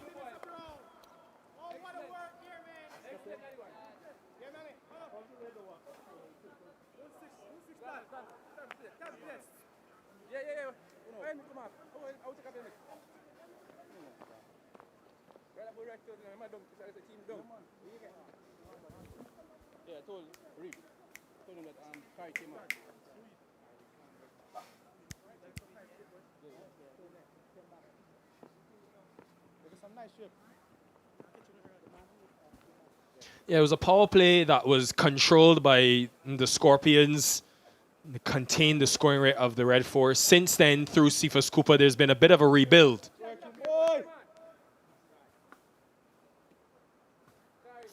Javor Royal has gone at just 2 runs and over, continuing from this end. And you wonder, Stacey, with what we've seen in that first game, knowing how good of a batting surface it is, with one eye on the Jew factor coming in later, when does the Red Force, with a deep batting order, begin to up the tempo just a bit? Well, right now, it seems to be a period of recovery for them, having losing those 2 wickets quickly. Someone like Mohammed is still feeling his way around. Cooper has gone at a good rate, but he needs support from the other end also. Mohammed 3 off 21, Otley was 7 off 20. Seems to be the only batter that has really got going in this innings for Trinidad and Tobago.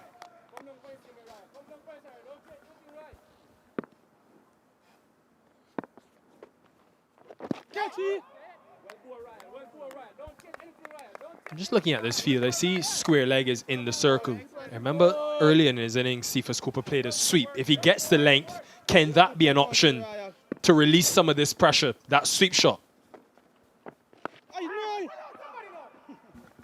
Well, he's not getting that length, Nikhil. Javor Royal just continuing to squeeze the Trinidad and Tobago batters. Working right.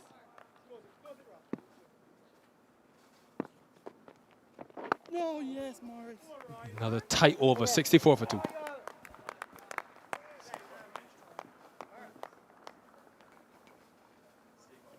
going, boys. Keep working. Keep bubbling there, boys.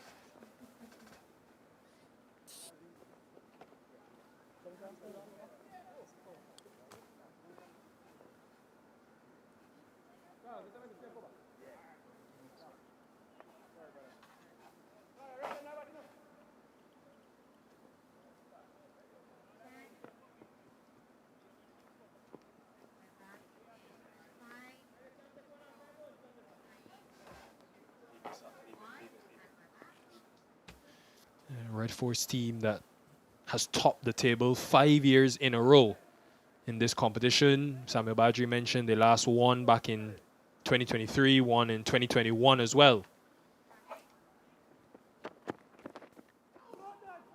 Scorpions last won the year before that. Remember that year, Robin Powell had a blistering tournament, Stacey. He scored the most runs en route to that Scorpion victory. Yeah, lovely to see. I think more people will come in as we get to the evening. There was a nice support for the team in the breakout league, the home team, the Legions.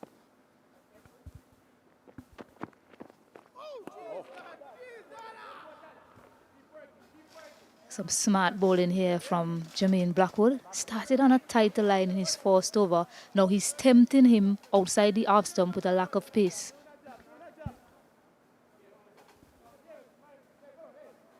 Nice control of length from Blackwood. Just getting a bit of nibble. Yeah, bowling that test match length. I wonder if he can get a slip in play. There's certainly some lateral movement off the pitch. Going away from Mohammed. Maybe some swing as well.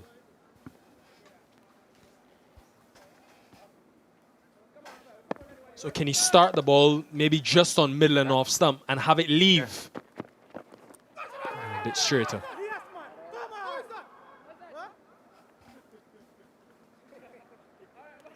Got really excited about that, Romain Morris.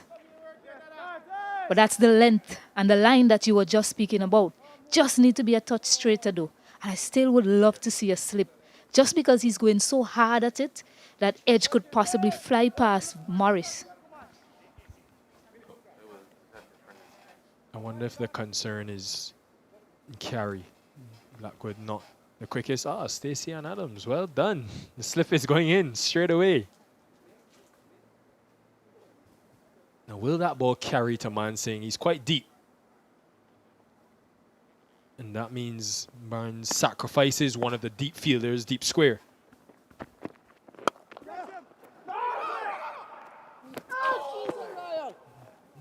that could have been runs, and this will be a run. Yeah, a great piece of fielding there by Glenn, or Royal, I beg your pardon, but he still managed to get the single. Bit of sloppy work by the persons backing up there. I think Mohammed would have been happy to get off strike because Blackwood was working up a plan against him.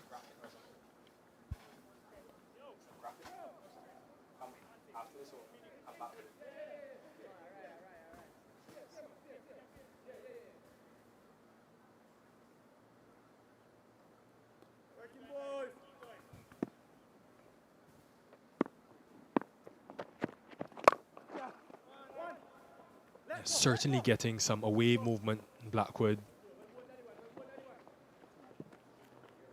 I wonder what role he plays in this bowling attack this season. When do we see the likes of Pete Salmon, the off spinner, as well as Mansingh, who's just bowled a 1 over?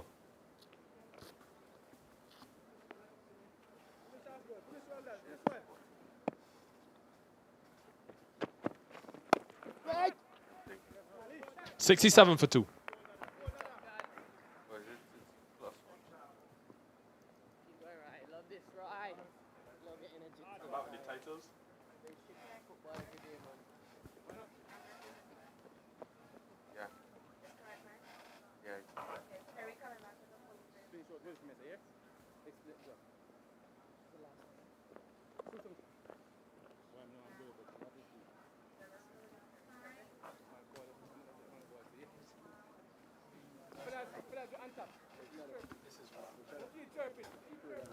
$14 titles for the Red Force Scorpions, second with 9 in the history of this tournament.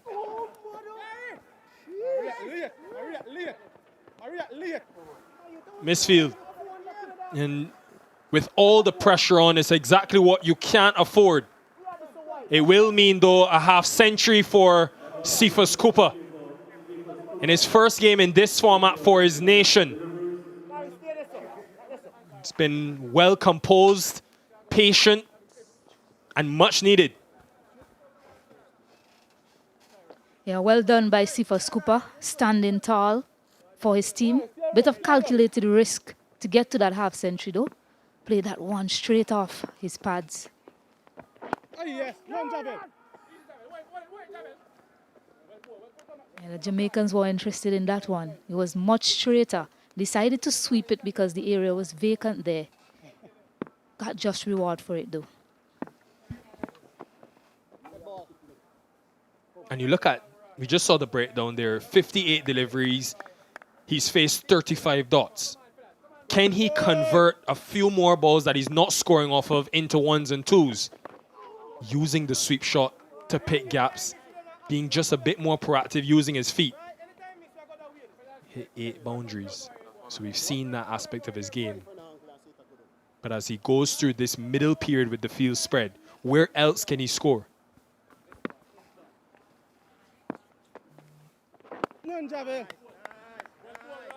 Yeah, it's been difficult as well to pick up singles because of how tight the fielders are in the circle.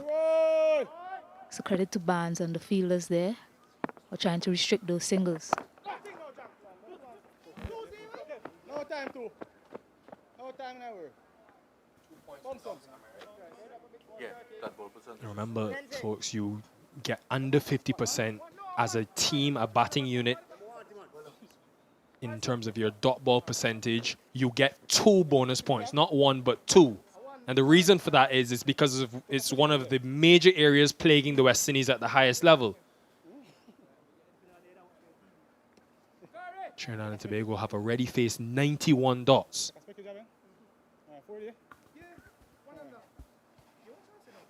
Short leg back for Mohammed, who still hasn't found any rhythm yet.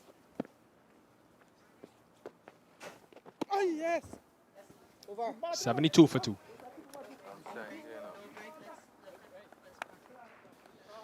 Cephas Cooper, you heard Samuel Badri speak of it earlier from Moruga. So many days and hours spent training on a basketball court with his brother Akil, who's played for Trinidad and Tobago.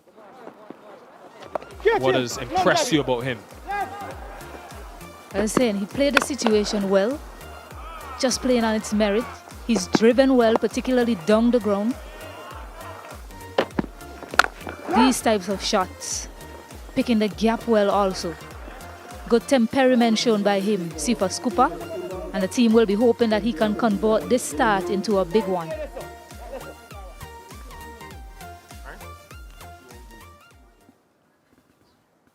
Yeah, he scored his maiden first-class 100 earlier this year for the Trinidad and Tobago team. Had a quiet breakout league. No, it's correct. I'm just showing you. Actually, he told me he learned a lot from that experience. Misses his length badly. Jermaine Blackwood, one of the only times we've seen it in his spell so far, and Cooper capitalizes. Yeah, inexact length and line as well. Too short. That sort of pace that Blackwood was bowling, you cannot err with that length. He knew it as soon as it came out of his hand, and good on Cooper to capitalize on a poor delivery, finding the gap to the right of the man that's on square leg.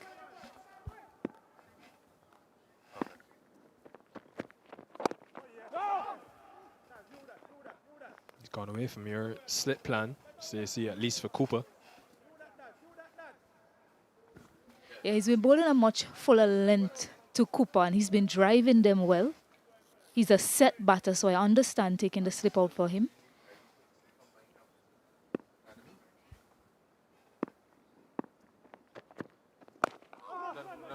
I still feel get that long on in.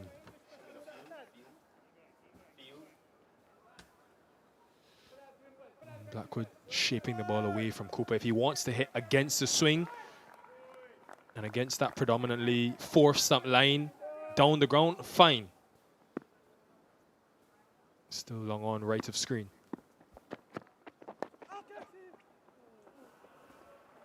Nicely nudged.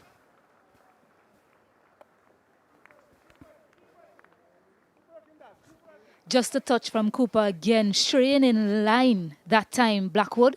And all Cooper had to do was get bat onto it. The fielder was in the circle as well. No chance for him. There you go, inexact line that time from Blackwood. Hasn't found that line and length that he was operating on an over ago to Mohammed.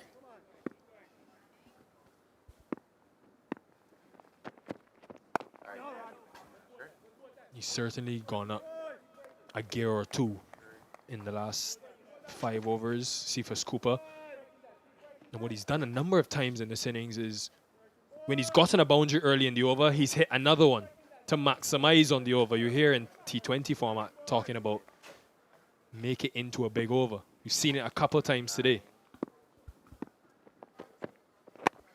It's been promising. Can he convert into 100? We will find out. 81 for 2.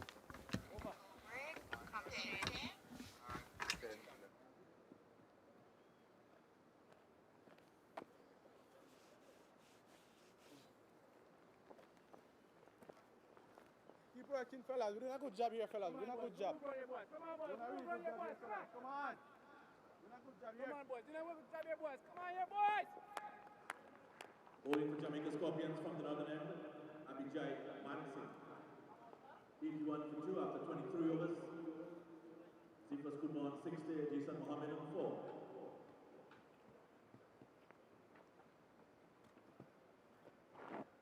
Working, boys. Come on, boys. Don't get started. Don't get started. Working, boys. Keep working, boys. Wickets falling for the Red Force early in the plot. Mansingh continues. Yes, swept away quite forcefully by Cooper. He's really on the charge now after a sedate start. He's catching up. 64 now for him. And a good start to the over. Yeah, really good pressure being placed on Abhijay Mansingh. Just had a solitary over to start. Very good from Cephas Cooper. Good playing with the field as well.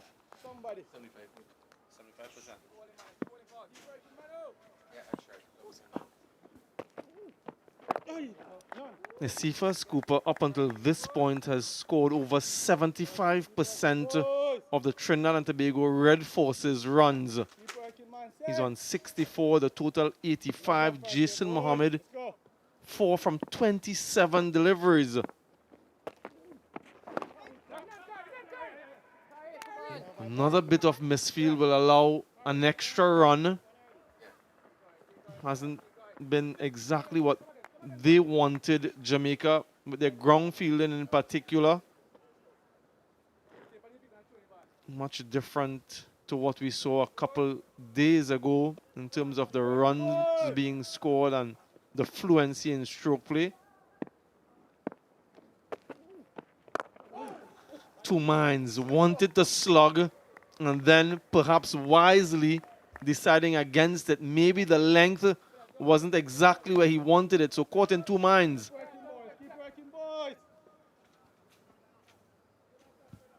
Yeah, seemed to have premeditated this log sweep, but perhaps too full. There isn't a fielder deep mid wicket. So how he connected, he probably would have been okay. But he's deciding he needs to be the man that stays there, Cephas Cooper. Oh, yes. Nice body, man. See? Another one of the hopeful leg spinners from the region. Quite a few young ones coming through. Who's going to be the one to elevate themselves at the senior level? Full toss. Does he get away with it? Chase is on. A little bit of footwork. The Reggae boys, they haven't qualified for the World Cup, but some footwork on display. Not yet anyway. 90 for 2.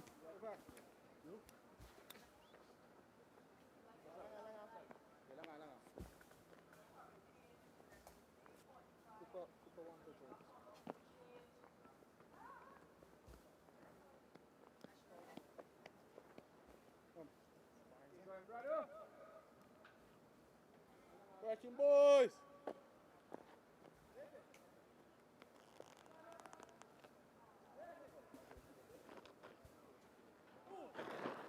Current run rate of 3.75. Weather continues to be fine here at the Brian Lara Cricket Academy. And this partnership, well, they continue along 46 from 69. But it's been all Cephas Cooper at the moment. Shakira, first time he's playing for his country. And so far, he's looked very composed. What have you made of him? Yeah, he has been impressive. It's not easy wearing your national colors for the first time, so he would have been under some type of pressure, but he's handled that well, and he really has led in this inning. And we've spoken extensively about grasping every opportunity afforded to you. Noamir Jangu in this setup this season, and he's been given an opportunity to open the batting, and so far he's gone well. He'll want to go on and convert that into a big 100 though. Captain into the attack, Brad Barnes for the first time. None. 2 right-handers, and so maybe a little bit more comfort for them. A couple wickets for 45 in 10 overs against the Guyana Happy Eagles. So he started off the tournament quite steadily, Brad Barnes. Now he's trying to get a breakthrough for his team, or at the very least to control things out in the middle. They've done a relatively good job. When you look at the score halfway stage, almost 91 on the board. Might be outside off stump. Yep, I think he's just asking the umpire that, and he'll get the affirmative from Leslie Reefer Jr. Comfortably outside off. Outside, man. Yeah, you just heard Romain Morris confirming it was well outside off.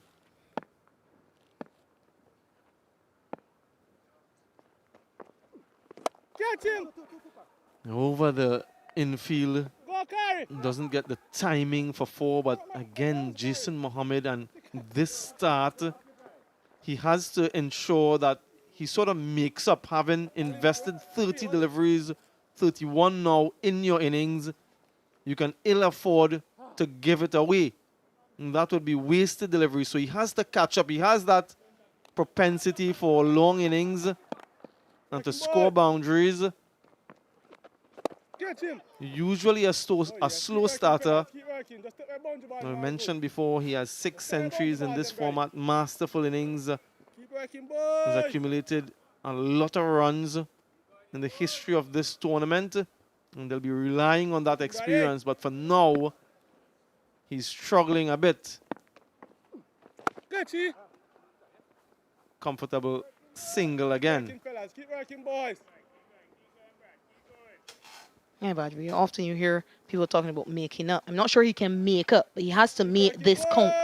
He has to go on and score big after already using up 32 deliveries, Jason Mohammed.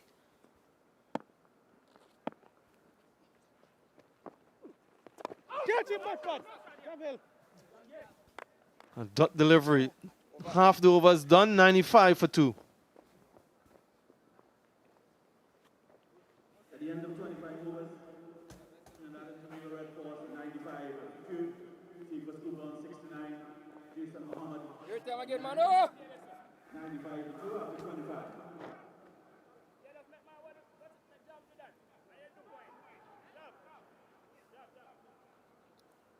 Jason, can I move on a bit faster, please?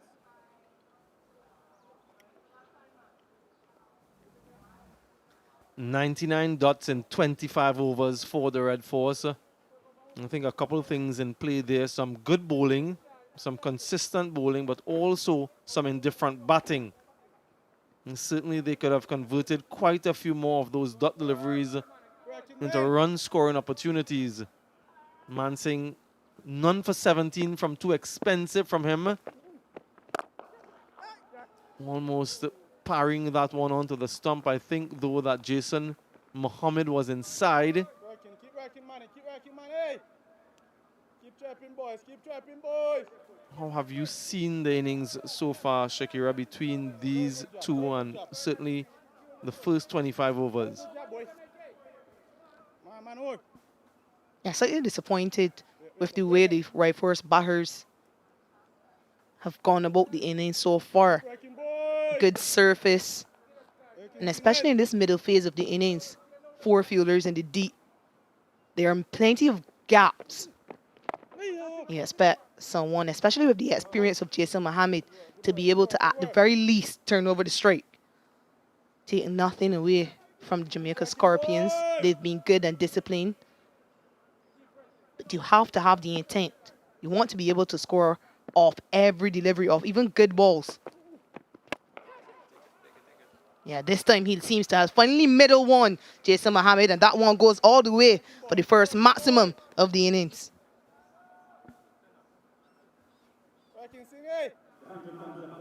11 fours and 1 6 to date, and getting the length and also finding that vacant area. So continues to plunder Mansingh in the middle of the bat. It's one of his go-to shots, Jason Mohammed. And with no one in that direction, the risk is a little bit minimal. 24 runs and 15 deliveries from Mansingh. Needs to find a way to be a little bit more restrictive. I know that wrist spinners generally go for runs, but they produce wicket-taking opportunities. We haven't seen too many as yet.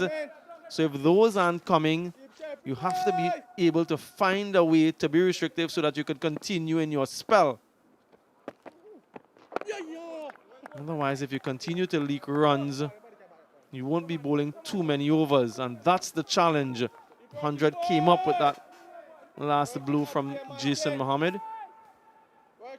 And that first 50 very slow, the second one a little bit quicker, but comparatively speaking from game 1, quite slow as well. 9 runs from that over. 104 for 2.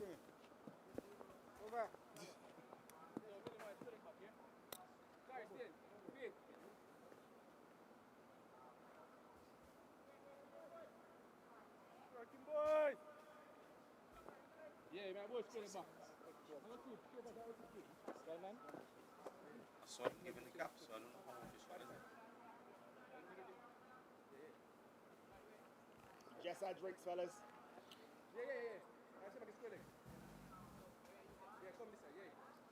Lindell Simmons, second from right on screen. Played for the West Indies team, World Cup champion. Lindell Simmons, part of the leadership group here. And to his right, Jai Paul, who's making his debut in this tournament. First time selected, a lot of experience across there with Carrier and Joshua Da Silva. Looking really comfortable at the moment, Cephas Cooper. As was mentioned before, it's the first time that he's playing in this format for Trinidad and Tobago. He's played already in Super 50 cricket, but not for his country. So an opportunity here for him to create a bit of history. Catchy. Just one. Yeah, this is much better from Jason Mohammed in particular. Since he's hit that 6, he's rotated it straight well. You think about the bonus points being allotted. There are points for scoring in this middle phase. Now the peel. Romain Morris thinks he has his guy. Yeah, Ryan Banwari will send it upstairs. Right. Television umpire Dighton Butler has a decision to make. Is this another wicket for Barnes? I mentioned he's picked up a couple already in the tournament. Jason Mohammed looking relaxed. It's Cooper, though, who would be under some tension. How good was the wicket keeping? Very convinced that he's done the job, so we'll go through the protocols. No issues there with the front foot. All good, all legal. On the other end, let's see if he dragged outside firstly. And that momentum just taking him out. Is there anything behind the line? At first glance, there doesn't seem to be anything behind the line. One thing I've noticed here as well, the thickness of the lines at the Brian Lara Cricket Academy aren't as thick as you're used to. So they're quite narrow. But we focus on the back portion of that line. Seem to be over at the moment. Does he get back? We only have one angle, right? Just that angle. That's the angle that we have to work with. Decision, decision, decision, Dighton. And I think from the celebrations out in the middle that he's given him out. And Cooper is walking. And so the decision has been made.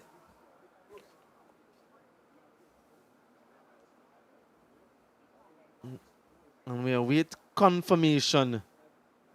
What's the confirmation on the big screen? There it is. It's a wicket. Cephas Cooper, after having played so well, not able to get back in time on the line, and he has to depart. 72 of 78, 106 for 3. Kerry, am I affecting you as well when I'm talking?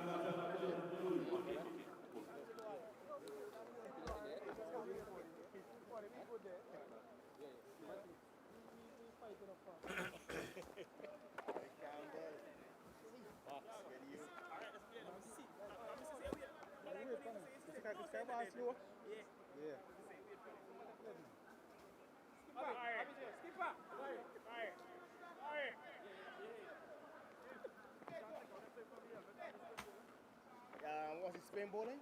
Good question, bro. Hold on, let me ask the people upstairs. Hold on. That's 2. Hold on. Coming to you. Jid Gully makes his way out to the middle. A man from these parts, south of Trinidad. Wonderful average, a couple 50s to his name. And with his team in a spot of bother, would want to dig them out of this little bit of a hole. has some experience now. The coach looking pensive, maybe a little bit anxious, given the state of affairs. Might have come to this game thinking about bonus points and a win. Have to reassess where things are at the moment. Working,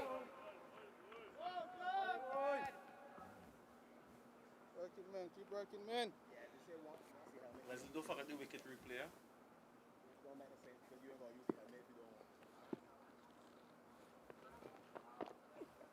Get it! Off the mark.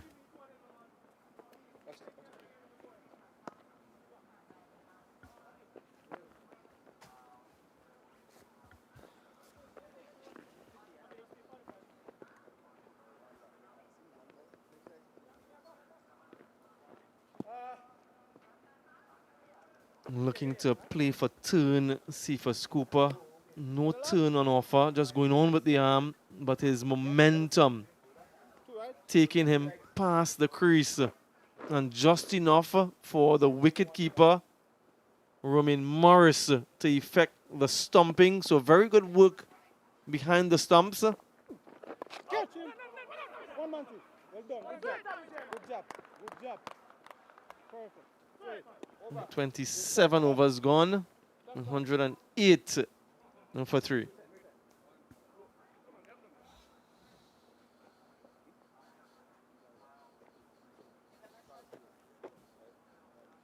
Nazar?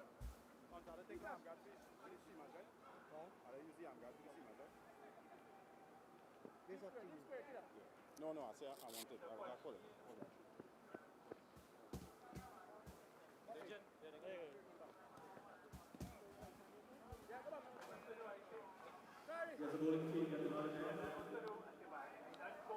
A lot of all-rounders in this Trinidad and Tobago Red Force team. Carrier, Bidesi can bowl leg spin as well, but they are handy with the bat. Joshua James can hit it a long distance, as well as Terence Hines. And then Topping and Jai Paul. Interested to see how Joshua De Silva utilize his resources, given how many bowling options he has. Makino Minley back into the attack. Double M, when we refer to double M in these parts, it's a different double M we're talking about. Marshall Montano, the great. Well, 1 for 6 from 4 overs. Can he continue to be as frugal, create opportunities? He's changed ends. He's now from the northern end.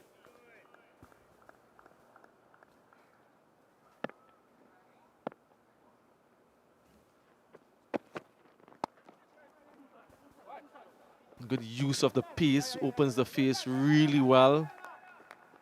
What did you make of his first spell, Shakira? Yeah, good discipline start with the new ball. Marquino Minley following up on his performance last season. Yeah, he was really good to both left-hander and right-hander. Caused trouble, built pressure, and eventually got that prize wicket of Keon Otley.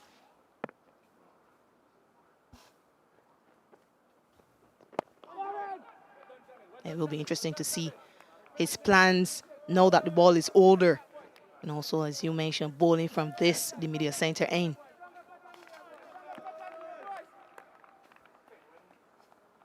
Last season, you saw his variations, went to some slower deliveries, bowled the Yorker at the death. It will be interesting to see how he controls the scoring at this phase.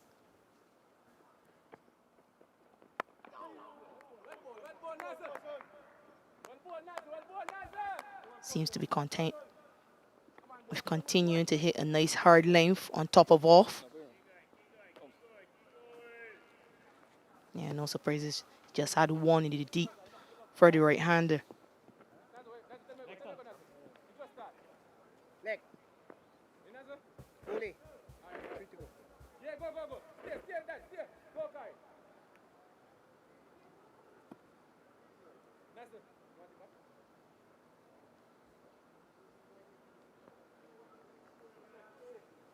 Working, fella. We're working. We keep supporting, eh?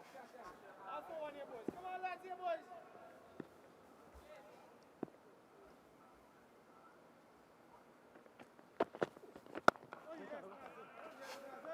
Right, so they need to rebuild here.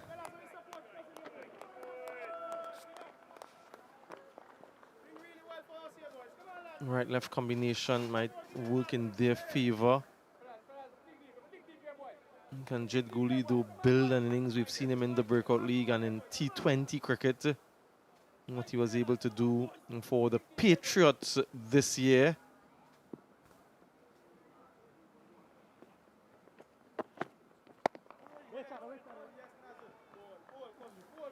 An opportunity to get himself set with so many overs remaining, but again, they'll be thinking about that score. They'll be thinking about the due factor later on. The pitch here at the Brian Lara Cricket Academy always tend to quicken up a bit and favor the team batting second.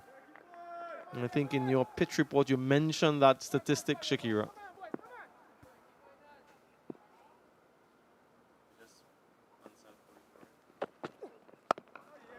Yeah, the ball just seems to slide on to the bat with the dew and under the lights here at Brian Lara Cricket Academy. End of 28, 1-1-1 for 3.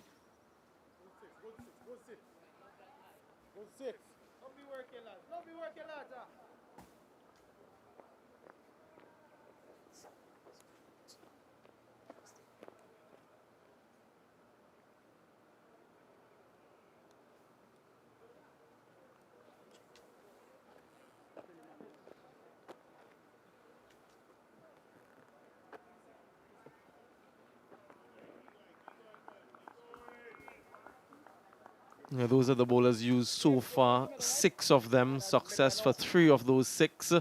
Minley has been very economical. Royal has completed his allocation.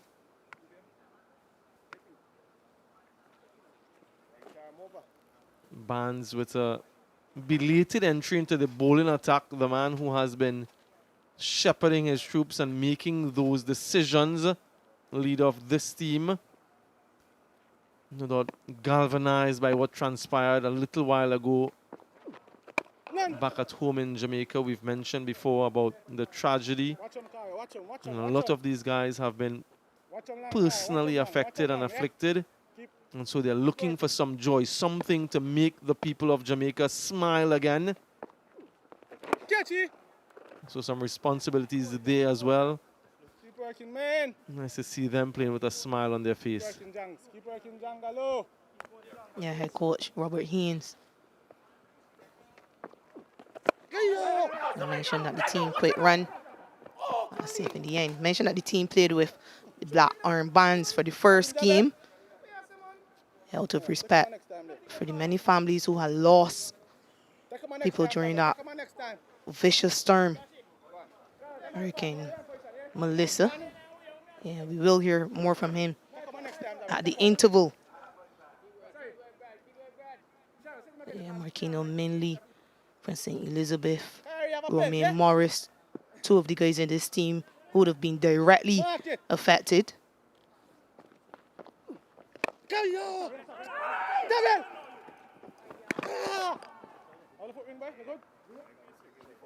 A slight hesitation, but able to come through nonetheless. A divot on the surface, not what the ground staff would like to see. Every time that happens, there has to be a little bit of repair work. All right, someone is going there now to do a little bit of farming. Very good. Excellent. If you create a mess, clean it up. Good job by Javel Glenn. Now that's more like it from Jason Mohammed. The timing this time exquisite. The placement supreme. Another 4 to him. He tried this a few times, Jason Mohammed. Never quite got any out of the middle prior to this one. But excellent footwork. So look at how he goes leg side of the ball to open up the offside. Really good placement from Jason Mohammed. Beginning to flow now.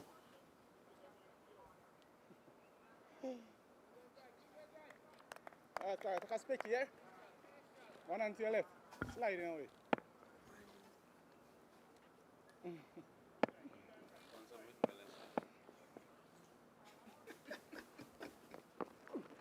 Catch him! Go, Kari, go! Will challenge the boundary again, doesn't time it well enough. But no protection in the deep in that region allows him to come back for a second. 29 done, 119 for 3.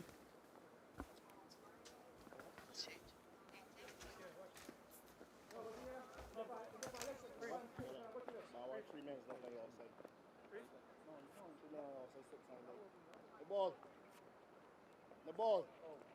3 on the outside, 6 on the leg. 3 on the outside, 6 on the leg. 3, the 4 over there. The umpire signal no more. Over there, brother. You got 3, brother. Come on, boy. 3 hit. Let's go, mate. Alright, come past that. Yeah. Because Brad Barnes has bowled a no ball. So it will be a free hit. I wonder if it was for the front foot or was it for the field? Yeah, fielding infringement. They had more than 4 fielders outside the circle.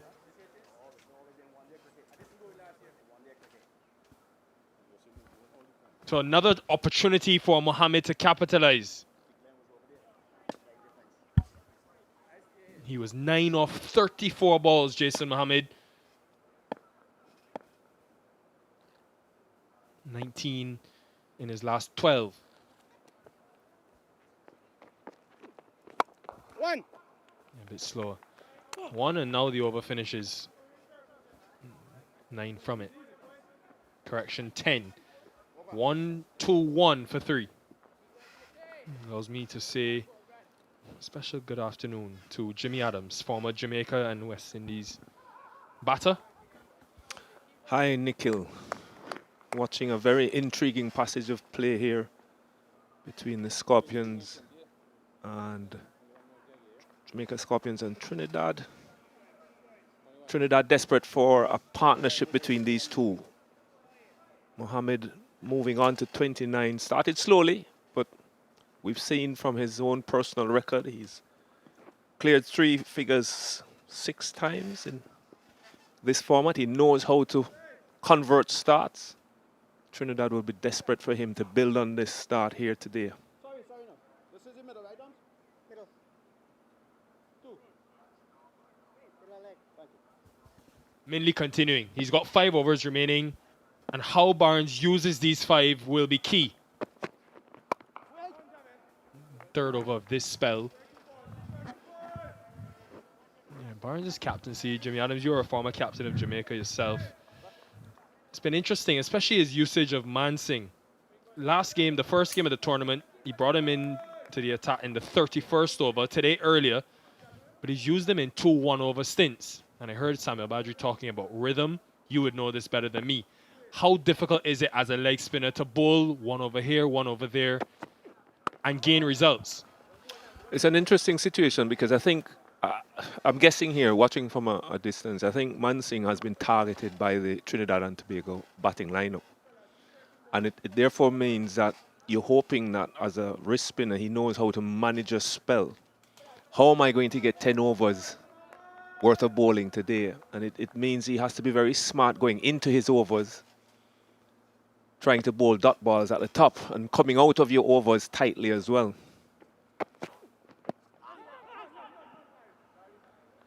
Given that they've gone around 3.5 runs per over, now up to 4, do you not afford or award a bit more flexibility to your leg spinner to be braver and flight the ball, trying to entice a wicket, given that you're on top of the opposition? Well, they're going to go after you, so that's a two-edged sword. That can bring wickets as well as it might go for runs. But I think the fact that you have selected a leg spinner means that you have a role for him. And it'll be interesting to see how Mansingh fits into his captain's plans in this innings. Mohammed going to have to be quick, but he gets there in the end. 2 more to him.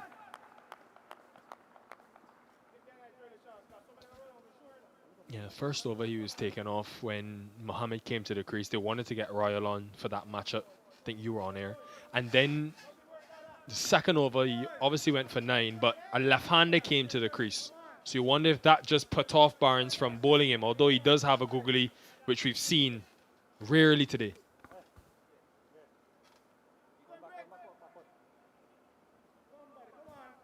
Ken Mohammed continued to press on with 3 fielders, 4 outside the circle.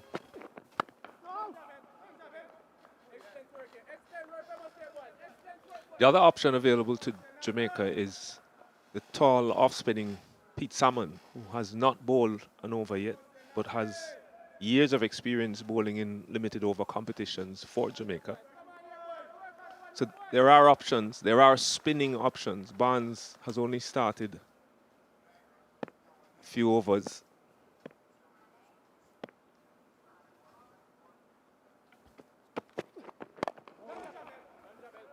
$123 for 3.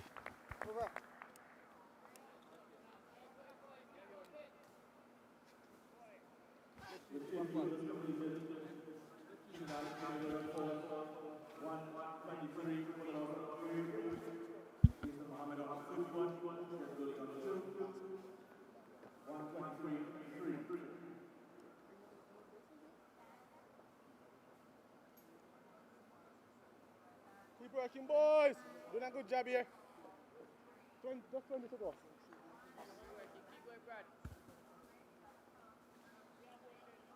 Yeah, some slow periods there where maybe on reflection they look back at trying to maximize a few more deliveries, score off of a few more deliveries.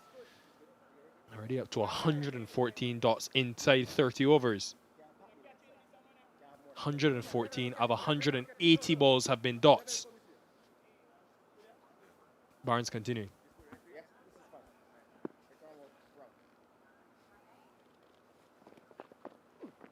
Oh, yes. Keep working, boys. Many Keep working, Trinidad and boys. Tobago fans will be keeping an eye on this batting lineup, who depended so heavily on the top 3 last year, likes of Amir Jangu, Otley, who's opening, and Tion Webster, who didn't make the 11. Going down leg, says Les Zarifa.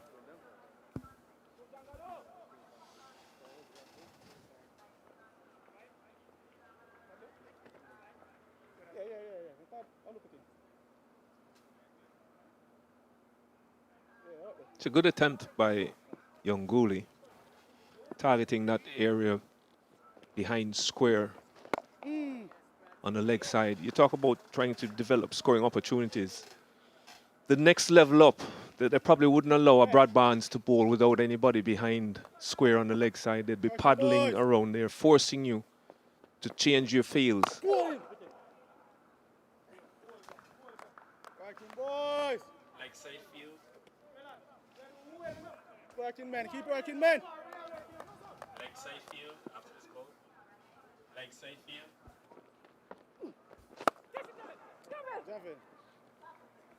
I hear you, Jimmy, and I don't mind it from Barnes to have nobody. It's rare for an off spinner turning the ball away from the left-hander, but not the biggest turner of the ball, leaving that leg side vacant for the left-handed goalie, forcing him to do something he doesn't always do, whether it be a paddle or a conventional sweep. And for Mohammed, there's protection.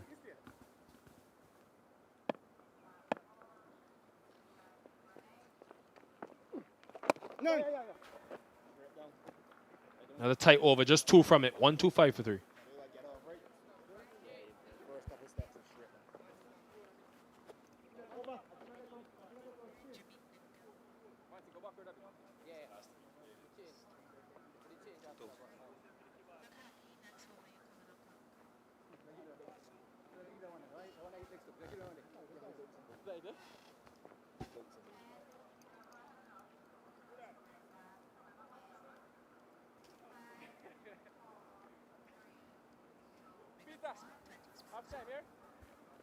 Another year of having Sage United on board.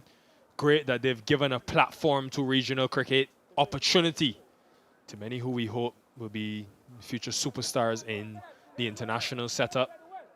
Of course, the West Indies men playing later tonight in New Zealand. Minley continuing, who played for the West Indies back in December against Bangladesh, made his one international debut.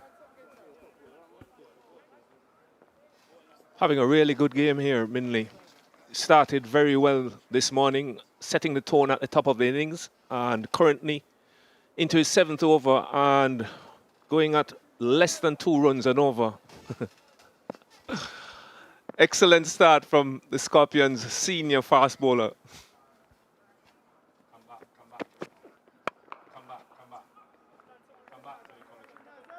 How good is it, ladies and gentlemen? We've spoken about having Stacey and Adams with us for the first time. To have Jimmy Adams, who captained Jamaica in the 2000 Red Stripe Bowl, when this tournament 25 years ago was named that. You've been around long, legend. I was hoping I would have gotten away with people trying to guess my age, but you've spoiled my afternoon, Nikhil. Thank you very much for that. Old is gold. Shot, boy. How well has he hit it? It's with the wind. Fielder can only watch. Mohammed continues to climb through the gears.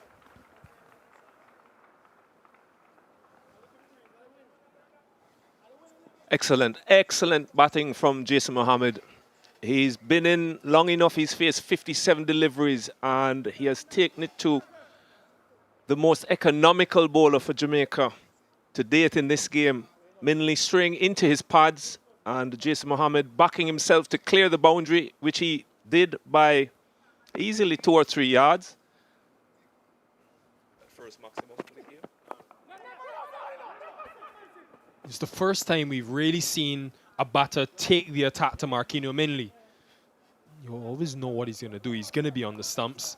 And a smart option with the easterly breeze that's still blowing across the ground.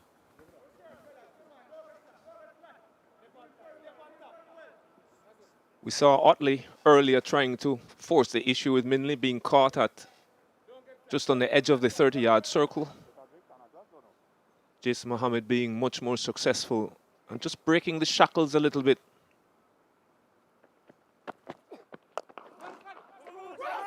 Quick single and easily made in the end.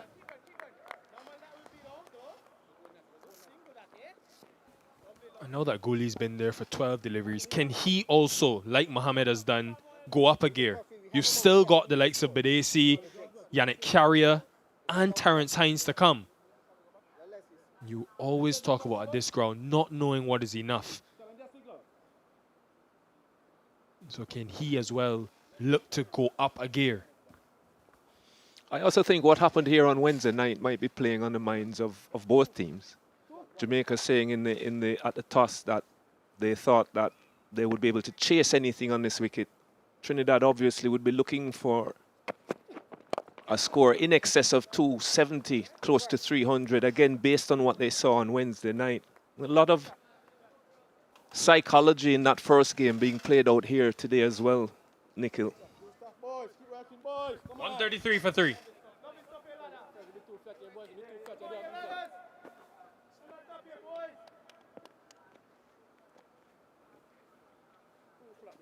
We're too flat. Don't know why, but we're too flat, bro. Exactly.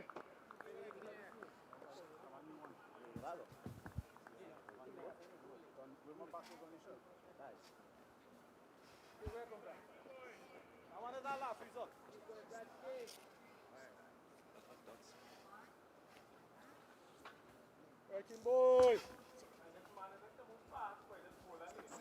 Scoring rate has just increased the last 5 overs or so. Partnership now up to 27. Still Brad Barnes.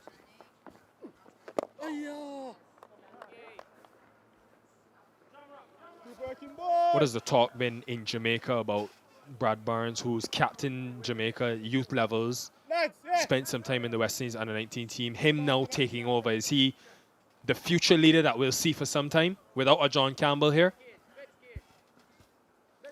Well, I think the key for me was being around the squad, seeing how comfortable the players were with him as leader in that leadership position, and Go. maybe 2 easy runs in the end. Yeah, the players seem very comfortable with Brad in that position, Nikhil, and that's half the battle won. If you have the confidence of the team around you, then I think it puts the team in the best position to respond positively to a change of leadership. obviously John Campbell, the senior leader in the Jamaican setup at the minute. Slip for the left-handed Gully. Can he get the ball to turn away? Oh, yeah. Another thing I noticed as well, Jimmy, looking at some older scorecards, this group, there's a few players in this group that have played a lot of cricket together. Barnes, Javor Royal, Glenn, Javal Glenn that is, Andre Bailey, who's not in the 11 today. They've all come up in age group cricket together. So maybe these are the next men to take Jamaican cricket forward after the Minleys, Blackwoods, and others retire.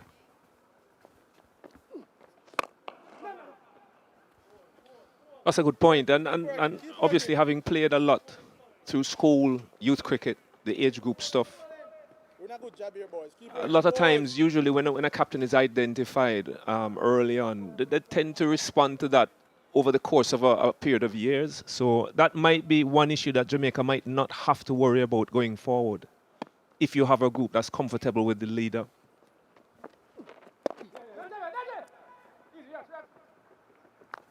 Singleton, you have a 137 for 3. Over, straight down shadow. Nice second and final thing. No more friendlies. Keep going, keep working.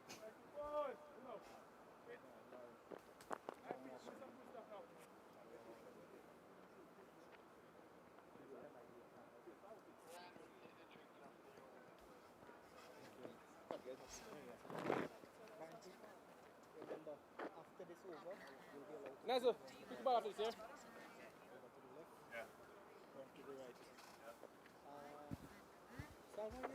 yeah? Yeah, Yannick Carrier, right of your screen, padded up. Terence Hines to his right. A lot of power to come. Joshua James is some ball striker. If we get to see him, that will be exciting. And with what you have to come, Jimmy Adams, you wonder then how do you structure as a Red Force unit these next 17 overs? Scoring rate is still 4 and over.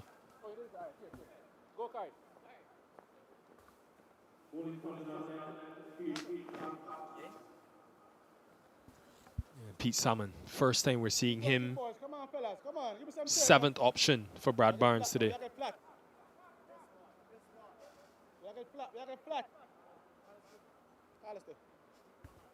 And Mohamed knows now it's off spin from both ends. He's a right-hander, hitting with the wind leg side. This is his matchup. Yes, Pete. Oh my God. Oh yeah. All right, Pete. Let's do anything hard. But don't come out, Oyster. Keep working, Pete. He does take him on with the wind again. Intelligent from one of the most experienced in this tournament. Well, the gauntlet has been thrown from Jason Mohammed. Second ball in from Pete Salmon's first over. Hitting on length, slug sweeping in front of square. Again, easily clearing that square leg boundary. Gives him another maximum, moves him within 4 runs of a half century. Catch him. Oh yeah.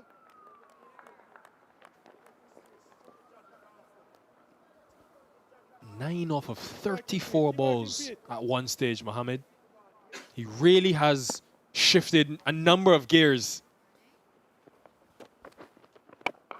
One, Carlos, one. No. Back up.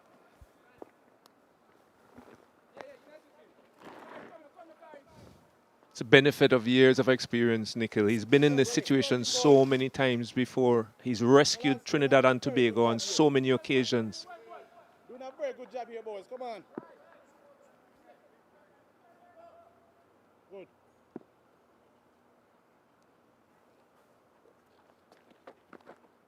Okay, Tom. Tyree.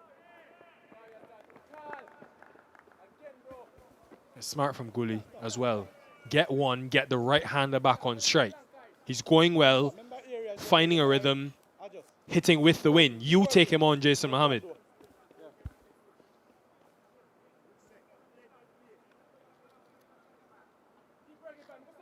Come on, boys.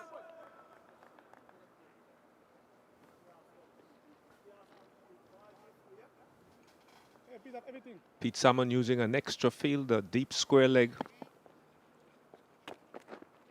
Catch him! Yeah, Pete. We take that. End of the 34th, 146 for 3. It will be time for a drinks break.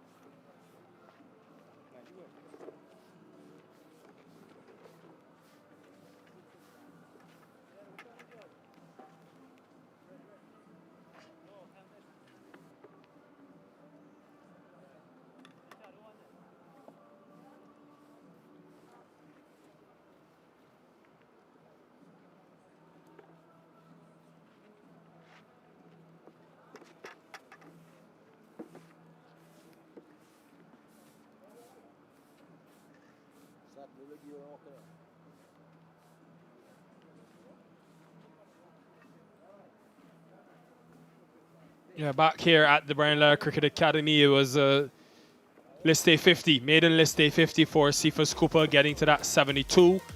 And Jason Mohammed, who started slowly, has up the tempo massively as TNT pushed towards the end of this first innings.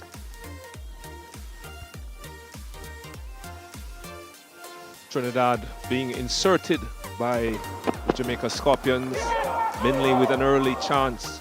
Put down by Romain Morris behind the stumps. And then the first wicket to fall. Keon Otley caught at mid-off of Minley trying to break the shackles. Get him! Longevity!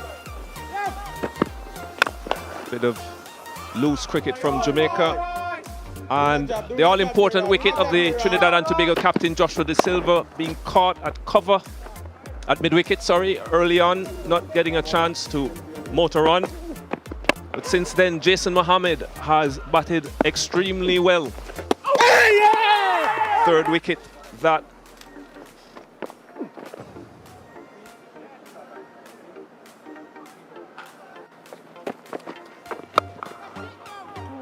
Jason Mohammed, who's been peppering the deep mid-wicket boundary on a couple of occasions. That time taking Pete Salmon out in his first over. Yes, 7 options used for the Scorpions. They have a plethora of bowling options at the disposal of Brad Barnes. Minley's been the most economical, along with Royal. Wickets for Campbell, Kerry Campbell, the left-arm pacer, as well as Brad Barnes, the captain. And you think, given the dimensions of this ground, with an easterly breeze that's been consistent throughout the day, maybe a Kerry Campbell has a role to play later on as they get to the close of the innings. But the last 9 overs or so, they've gone at close to 5 and over. There's been clear intent by Jason Mohammed and to a lesser extent Gooley of trying to push this on, getting closer to that 250, maybe 260 mark. 8 and over from here gets them to 274. Come on, fellas. Bow chirp again. Bow chirp again. Bow chirp again, boys. Come on, come on. Gentlemen, let's play. Chirp again. We're doing a very good job here, yes? Very good job.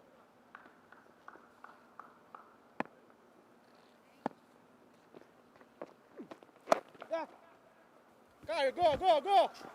Just squeezes it through.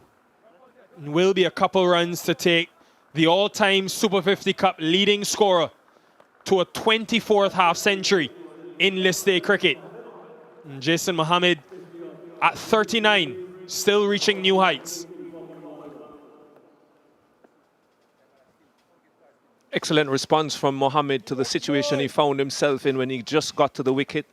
The Scorpions had put the squeeze on Trinidad and Tobago, and he's responded extremely well. None. 66 deliveries for his 50. Keep working, man. Really started slowly, but has applied himself, has really lent on all his years of experience.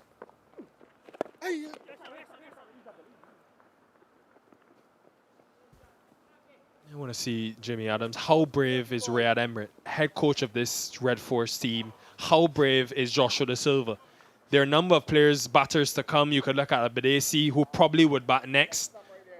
But if a wicket goes down now, with the platform set, are you brave enough to give Joshua James, who we all saw at the Breakout League, the power he possesses? Can you give him time? Catch him! Gooley joining in as well. Well done, Kirky. Or trying to at least. Are you brave enough, Jimmy, to get Joshua James in next?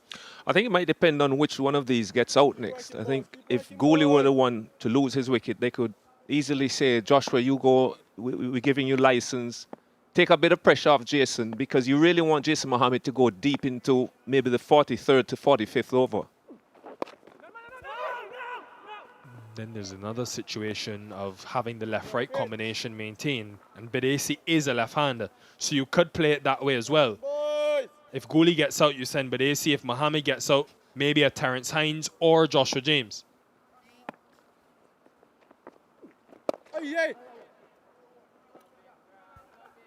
Good recovery from Barnes. 151 for 3.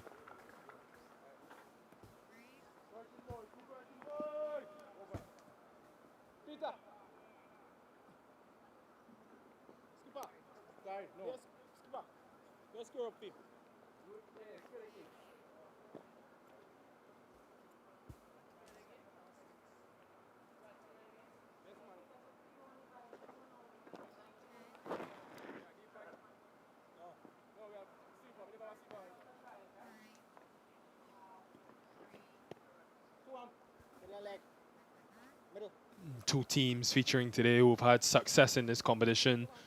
The two most winningest teams in Super 50 Cup history. Misses his length. Yeah, will feel he missed out, or will he? Another misfield.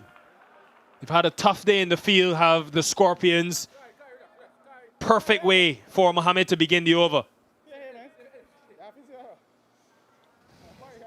Mackenzie, the guilty party, losing his footing at the deep mid-wicket boundary. But I think it's clear to see that Jason Mohammed has signalled his intentions. He's not going to allow Pete Salmon to settle.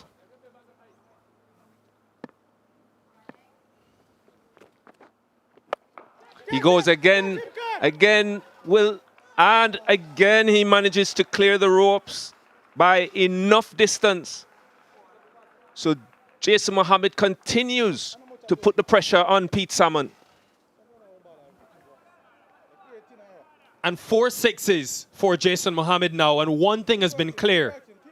He's gone with the wind a number of times. It has been shrewd batting from the most experienced in this lineup. And he's hungry for more. A lot of movement in the field now. There's an extra fielder deep leg side, deep square, deep mid-wicket, and long on, with just long off. So can he go through the offside now? This is interesting what you said before. It might be that Jamaica might think about the wrist spinner bowling from this end, spinning the ball away. If Mohammed is going to target that short boundary, then at least he would be trying to tug it from well wide of off stump, turning away from him. Because at this rate, he's finding Pete Salmon very, very easy. Yeah, Jimmy, another option I'm thinking about is a Carrie Campbell. Can you ask him to bowl from this end and go across the right-handed Mohammed? And it's one of the benefits of having a left-right combination there. You can attack from both ends. So if that is the plan by Jamaica, then Gooley can say, sure, I'll take on the boundary with the wind helping me. Keep working, boys. Partnership 56 off 57 balls.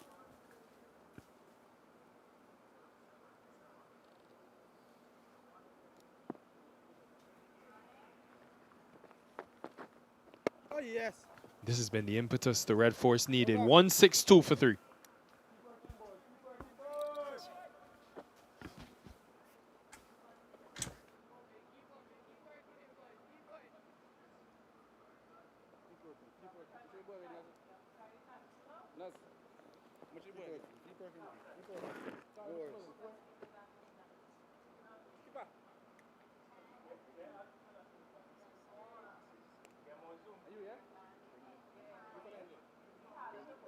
Stretch up, stretch up.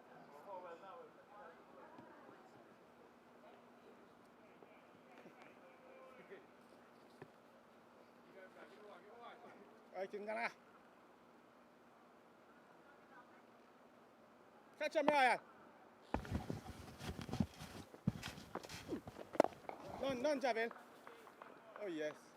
Continuation of the skipper Barnes. Boys. Will be looking to try to break this partnership.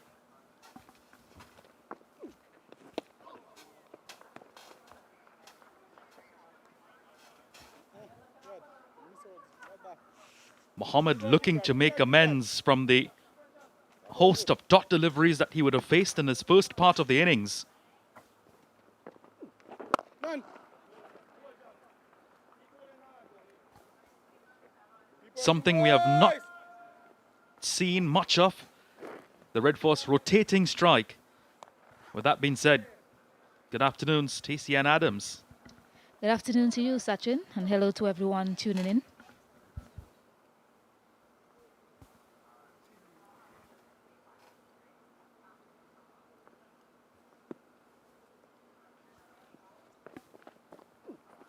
None, Javel.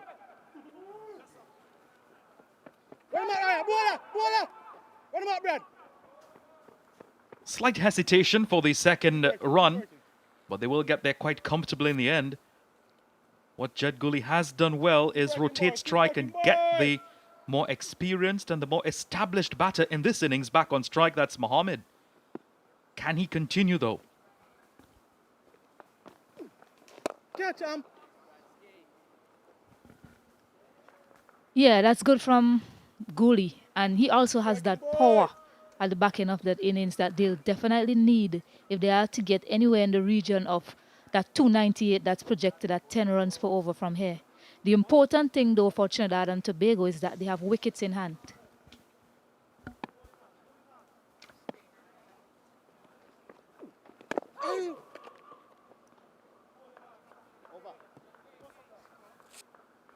End of the over, 166 for 3. Mohammed has continued to showcase why he is the leading run scorer in the Super 50's history. Started off a bit slowly, a bit watchful and cautious, but then get on with things, he said. Switched up gears, came down the track, drove beautifully, hit uppishly. Was able to score sixes as well. Capitalize on anything that was in his arc of hitting, on his way to yet another 50 for his country. Veteran in his own right. Yeah, very patient start from Jason Mohammed. But he knows his strengths very well, and he capitalized on the spinners that came on, Mansingh, and along with Salmon, Brad Barnes as well got the treatment from him. So someone who looks set and is looking to take his team to a bigger total than what it really looked like early on. Looked as if they were probably going to get close to 220. But with 13 overs remaining and 7 wickets in hand, they can well see themselves getting very close to 300, if not more.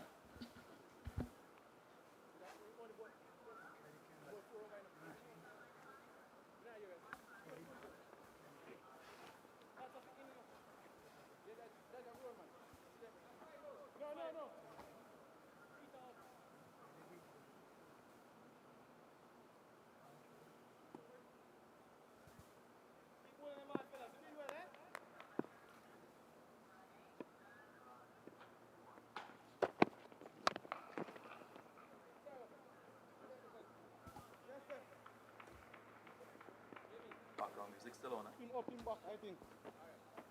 Yeah, I think so, but staying over? All right.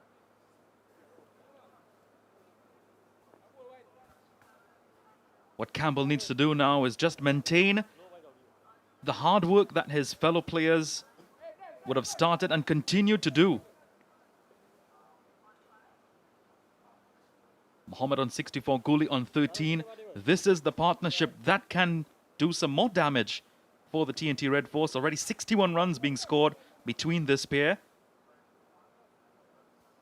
Bit of field changes happening. The mid-on moving into a long-on position. And long off coming into the circle. 5 in the circle now.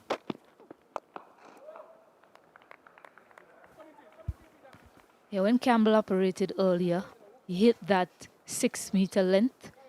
Didn't allow the batters to drive him a lot, Campbell. But now he's bowling to a set batter in Jason Mohammed and an aggressive Jid Gooley, who they'll be looking to really take the game on from here on out. Reminder to those of you looking on, you can join us if you're in Trinidad and Tobago. You can join us at the Brian Lara Cricket Academy for the action this evening. Certainly going down the leg side. Remember, we have matches here on Sunday, next Tuesday, Thursday, and the grand finale next week, Saturday the 29th. And speaking of Sunday, it's a massive clash, the El Clasico of Caribbean clashes. TNT versus Guyana. What's your take on those?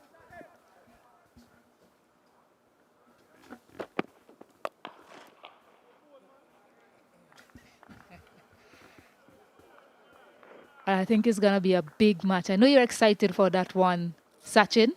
One of the things I usually see on social media is the difference in whether it is chicken curry or curry chicken. I can tell you one thing though. Here we go again. Doesn't matter how you pronounce it, doesn't matter how you say it. I know one thing, I really love curry and a good roti. You love roti? Ah, there we go. I know what I'm going to get you for lunch on the next day. Edged won't only get a single. You mentioned curry chicken or chicken curry. Doubles or egg ball? Egg ball? I can tell you one thing, I've never had egg ball or egg ball, but I've had doubles. Love doubles. Let me hear you say that better. Egg ball. Egg ball. There we go. There we go. That sounds much better. I've only had doubles though. I'm a vegetarian, so I won't not enjoy those other delicacies.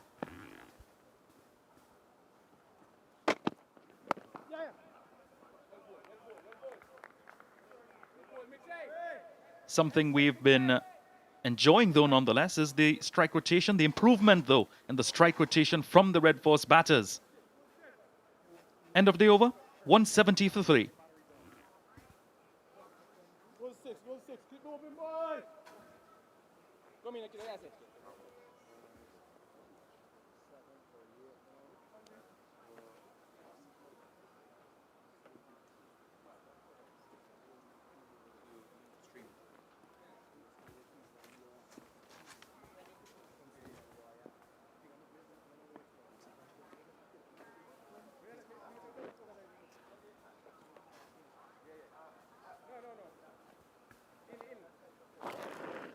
Remember, you can catch all the highlights on the Windies YouTube channel, Windies Cricket YouTube channel, all the riveting action, the excitement. 4 sixes, the wickets, everything in between. None. Additionally, the matches at the Sir Frank Worrell Memorial Ground at UE St. Augustine and the Queen's Park Oval. On match days, you can view the live stream there as well. Edged and put down. Chance. How big of a chance is this going to be for the Jamaica Scorpions? Yeah, Jason Mohammed looking to open up his shoulders. It's about that time in the innings. Edged and put down by Morris. Should have taken that. Look quite regulation from here, Sachin. Catch him! Catch him! Yeah! Smashed and comfortably taken by Jermaine Blackwood on the boundary. The partnership has been broken. 65 runs. And now Jed Gooley has to make his way back to the players' pavilion.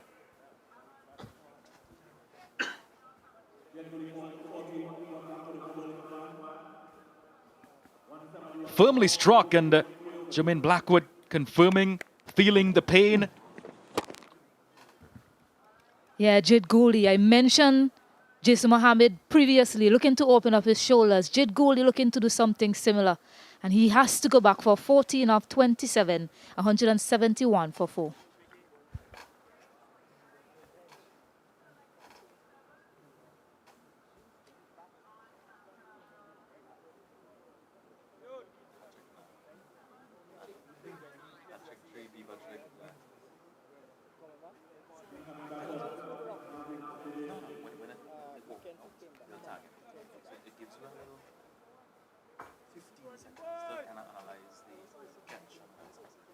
Fellas, battering. Just a tiny replay. Working, man. Keep working, man.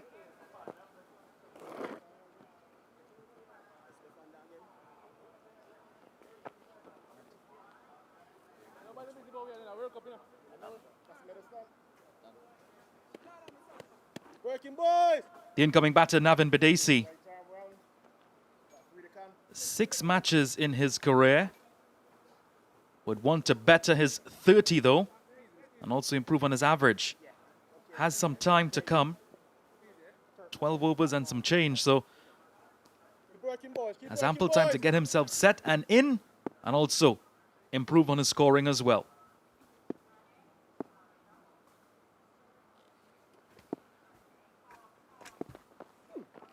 Oh yes, oh yes, oh yes. Oh yes, keep working, boys. Keep Yeah, an working, important boys. role here for Badesi. Keep chirping, fellas. Come on, I boys. don't Come on, believe come that he on. has a lot of time to get in. A number of the batters that came in before, they took their time to get set. But just 11 and a bit overs remaining. I think the batters that's coming now really has to take on the game. I'll say that because you looked at the game in that first game and the amount of runs that was chased down with about 6 overs to spare.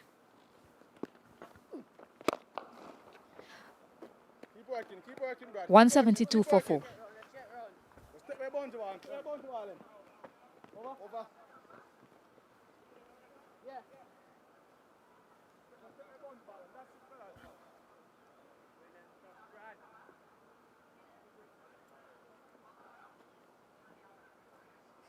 Working, boys.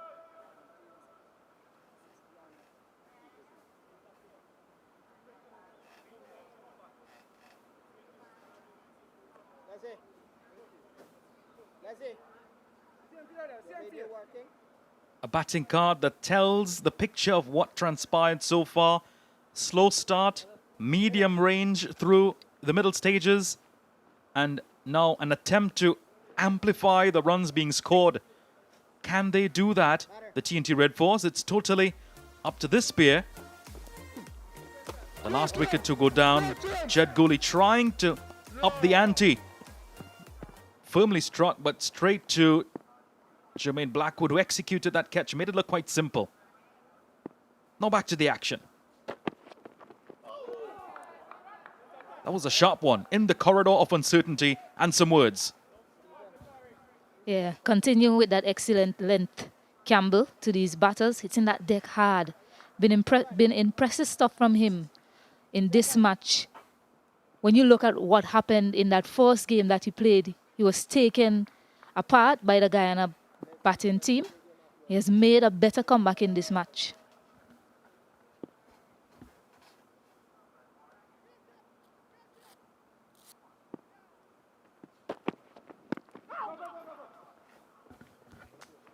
I also say, though, for Trinidad and Tobago, questions of how much is enough. How much is enough for the bowling resources that you have to defend on the lights with the possibility of dew forming later? So a lot of thought a lot of deep thoughts in terms of how many runs they need to get here to deter the batting lineup of Jamaica.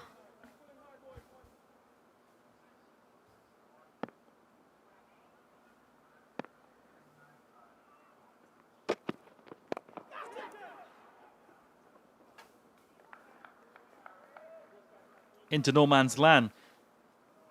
Stacey, coming off your point of how much runs may be crucial, how much runs may be important as well. The last encounter, 324, was chased on quite comfortably. Totally different scenario this time around. Not that much explosion from the batters. From the TNT Red Force perspective, that is.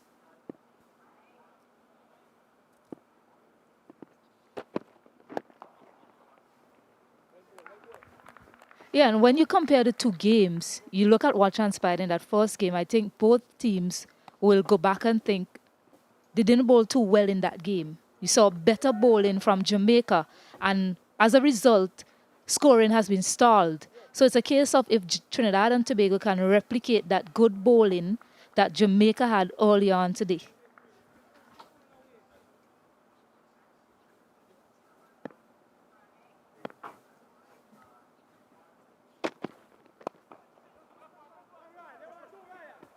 Pressing for two.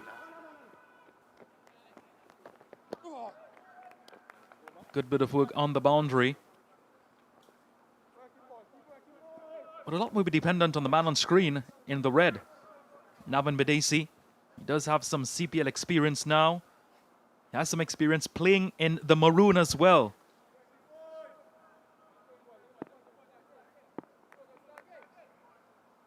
One would remember that innings he played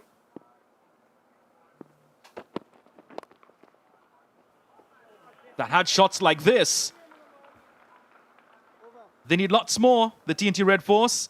40 gone, 180 for 4. End of the second power play.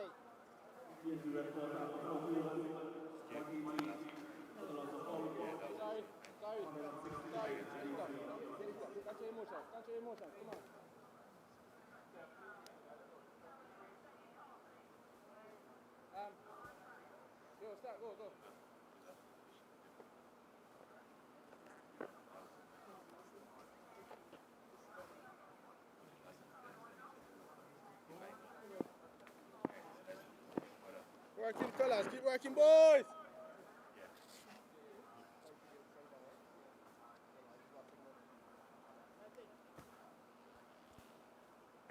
Confirmation of the final power play from umpire Reefer. 5 fielders now allowed outside of the circle. A maximum of 5. Barnes to continue. Keep working, boys. Keep working, boys. What can we expect now, Stacey? More boundaries, more sixes? What's the approach from both Mohammed and Bidesi? Yeah, more like that, they'll hope. Wrong line, of course, from Campbell, especially for the fact that fine leg was in the circle. But you're talking about what to expect from here on out. It's the last power play. They have wickets in hand, Trinidad and Tobago.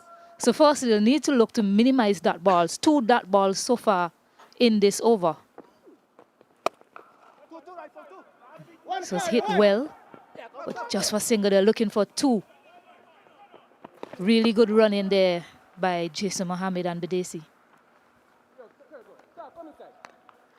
Even though the 39-year-old is more experienced and certainly has loads of it on his back, he's looking like a youngster, running those 2s very quickly, sharp between the wickets.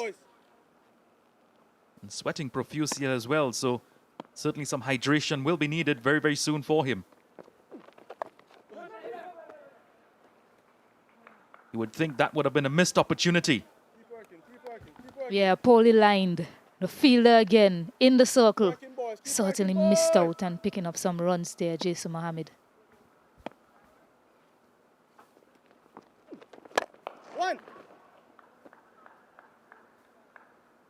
With Carrier, Hines, Jaipal, James and Raheem Toppin still to come. working, men. Keep working, men. You would think you may see the promotion of Joshua James and, of course, Terence Hines. Jason Mohammed certainly has lots of time to score yet another century, but I'm sure more than that will be on his mind. One. Good-looking shot from Badesi. He's looking quite composed so far. Back up him. End of the over. 41 done. 184 for 4.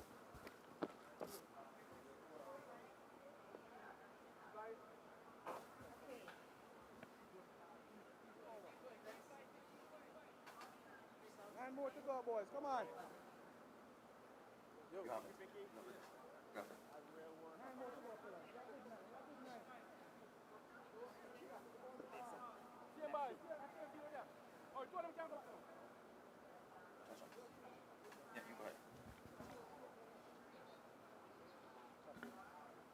Yeah, looking at the results from today, Sachin, Leeward Islands Hurricane, they were beaten by Barbados Pride. Barbados Pride picking up a big victory, probably notched up a number of bonus points in that game by 7 wickets. And the Windward Islands Volcanoes versus Guyana Happy Eagles, must feel it for Guyana Happy Eagles, a second no result in this tournament. Truncated tournament, must find a way to get on the board. And this is why this game is so important for these two teams.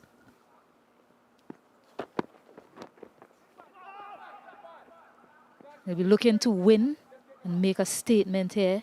Along the way, we'll be hoping to pick up a number of bonus points as well.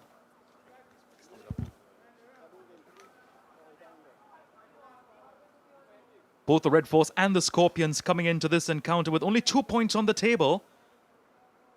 None of them collecting bonus points, so on top of it now, at 16, the Barbados Pride now move ahead of the Windward Islands Volcanoes, who accumulated a ton of those bonus points in the last match, 9 of them in total.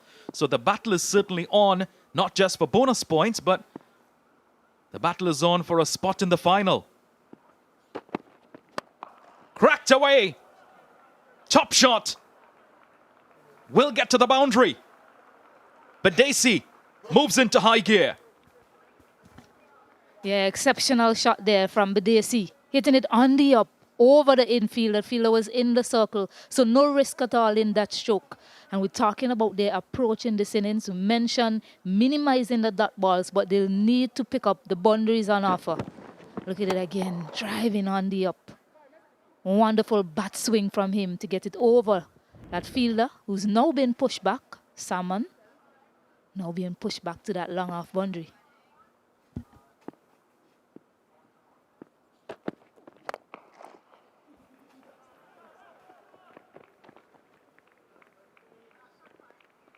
Not where he intended to hit it, but still managing to get a couple. Certainly, Stacey, in this particular over, we've seen a different intention from Navin Badesi. He's looking to be a bit more positive and a bit more proactive in his approach to Campbell. Already 6 runs coming off this over, so looking to capitalize on the extra bit of pace as well.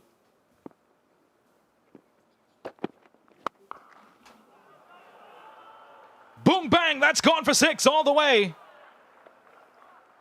Sweetly timed, Badesi on fire. Yeah, that is a shot and a half from Badesi. Campbell getting the treatment from him. 12 runs coming off this over so far, just 4 deliveries bowled. Just pitching it up in his half and takes it all the way. Importantly, looked to go straight that time. I think the previous delivery was looking to go a bit too leg side-ish and didn't keep his shape on that occasion, keeping his shape and wonderful balance through the line of the ball. Big shot, big statement from Badesi.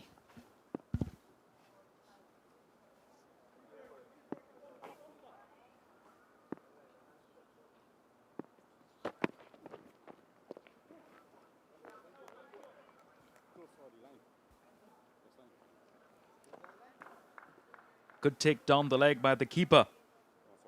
Remember, every single day, highlights are posted. So make sure to go follow Windies Cricket on all social media platforms. Join the community. of over 10 million followers from various walks of life and across the world. And if by chance you want to see this action more, be sure to stay glued to the social platforms to see when the highlights are posted. Well, that was probably an attempted slow delivery. Could it be a no ball? Could it be a wide? We await confirmation. Yeah, and you see what putting pressure on the bowlers do. Now he's trying something, Kerry Campbell. Perhaps a slow delivery gone all wrong, or even looking to take it further away from the hitting arc of Badesi. Just got it all wrong. Probably off the cutting strip. If so, which it looks like that to me, it should be a no ball and a free hit to Badesi. Yeah, it's confirmed it's a no ball. Yeah, that dreaded outstretched hand of umpire Ryan Banwari. The worst possible result. The only thing that could make it worse if he sails this one all the way over the boundary for Campbell.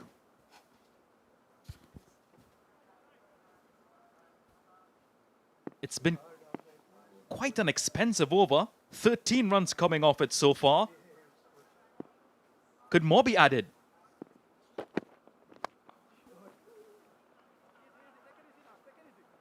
Gets a little piece of the bat onto it. Will only get a single. Bit anticlimactic there. But the over comes to an end though. 42 done, 198 for 4.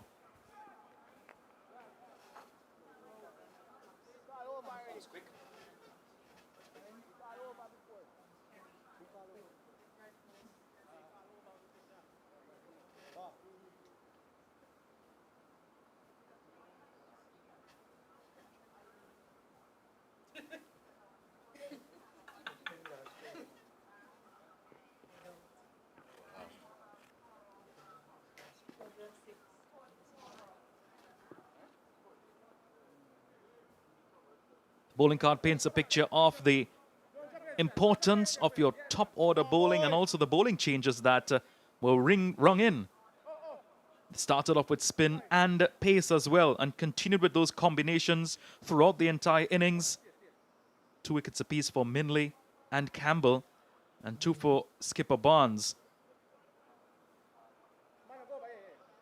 who will continue to finish his quota of 10. Some field changes as well. Backward point, regulation point, short cover in the circle, as well as a short fine leg.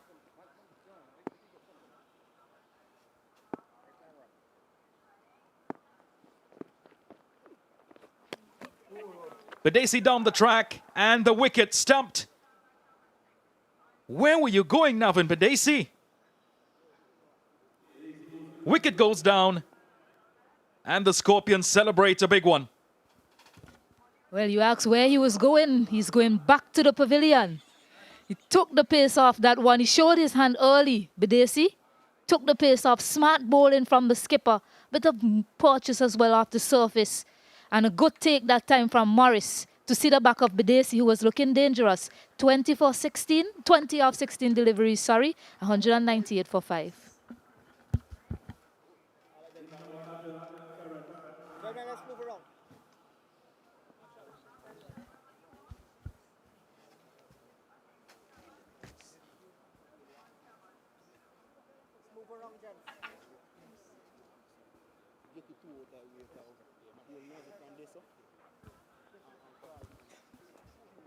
Right, Les, tell me how much they're making now. Tell me how much they're making now.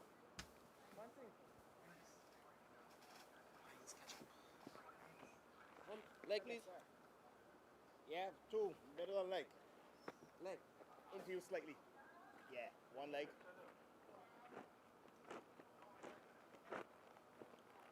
Middle? Yeah, middle stump. Right arm over, 5 remaining. No surprise, Terence Hines is promoted into the batting lineup. Keep working, boys.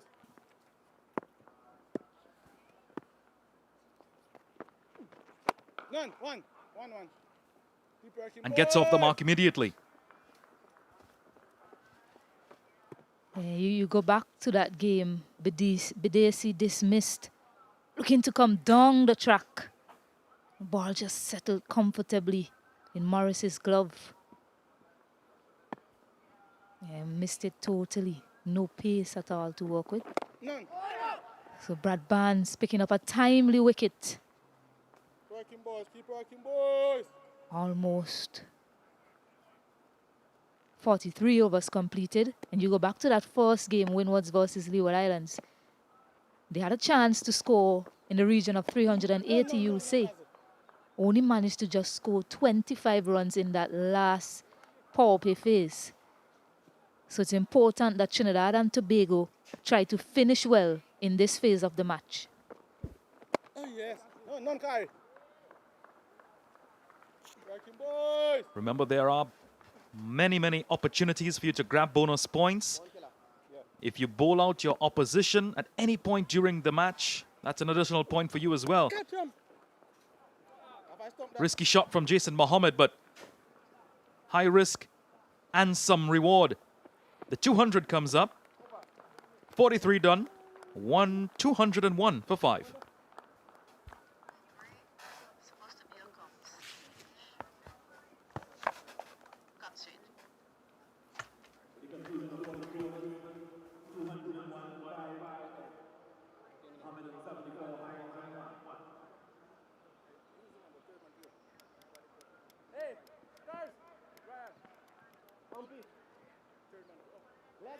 Leg.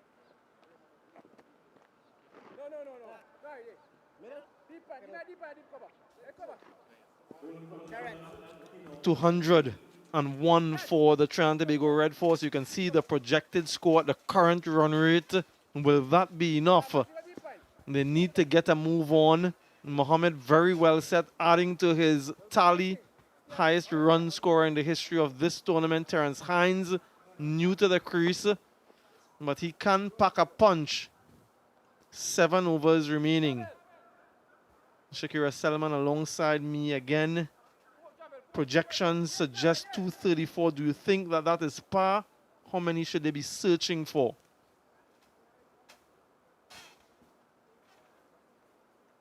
No, I think at the very least they'll be hoping for 250. Especially given that there's a well-set Jason Mohammed at the crease. As you pointed out, Terence Hines can hit it a mile. And there's Joshua James to come.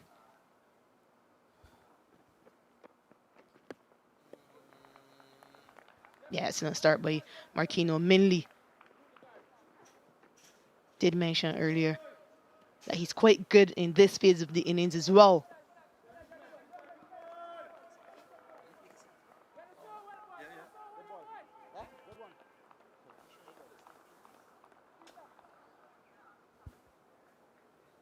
Yeah, 8 runs and over gets them beyond 250.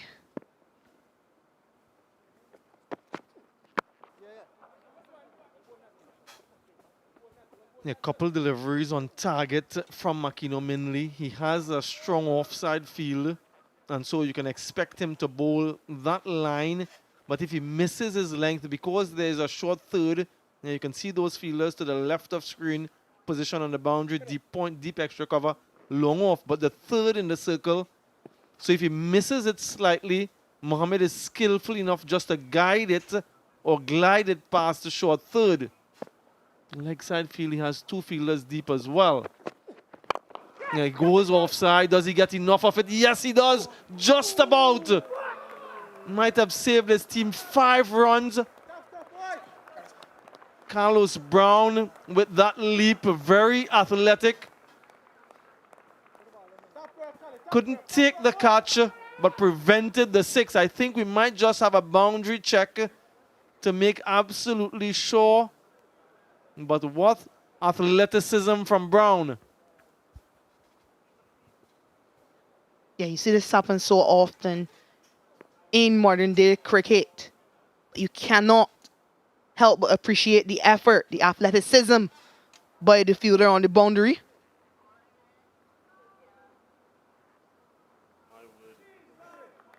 Yeah, that's brilliant. That's brilliant. He does so well to get that ball out of his hand before he makes contact with the ground beyond the boundary. Yeah, excellent work by Carlos Brown. Saved his team 5 runs.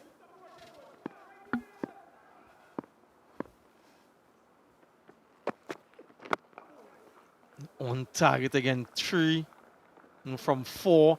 That effort again, it really deserves another look from Brown. Can we see it one more time? Catch it. In the air, took the catch, Carlos Brown, 25 years of age and showing his youthful exuberance.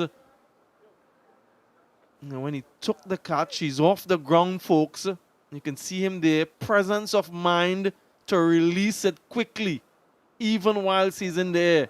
Absolutely brilliant. So he's 5 runs in the positive already. Starts with 5 in the second innings when he has an opportunity to bat. Right, he has fortification through the offside. Another fielder in that wide long off position. And long on to mid on. Be very careful with your length, Minley.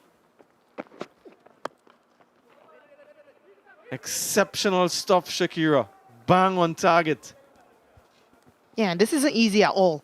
It becomes increasingly difficult because Jason Mohammed is stepping across the off stump, making it harder for Marquino Minley. He has to nail the Yorker, and he's done such. And the one time he missed his length, the fielder assisted him. That's exactly what you need, especially in this phase of the innings. Yeah, I wonder if Jason Mohammed could think about trying to beat short third as opposed to going all power. Yeah, that's too easy for him. As soon as he misses that length, he's able to get under it. It just plugs for a couple, but a good over nonetheless. Just 5 runs from it. 44 done, 206 for 5.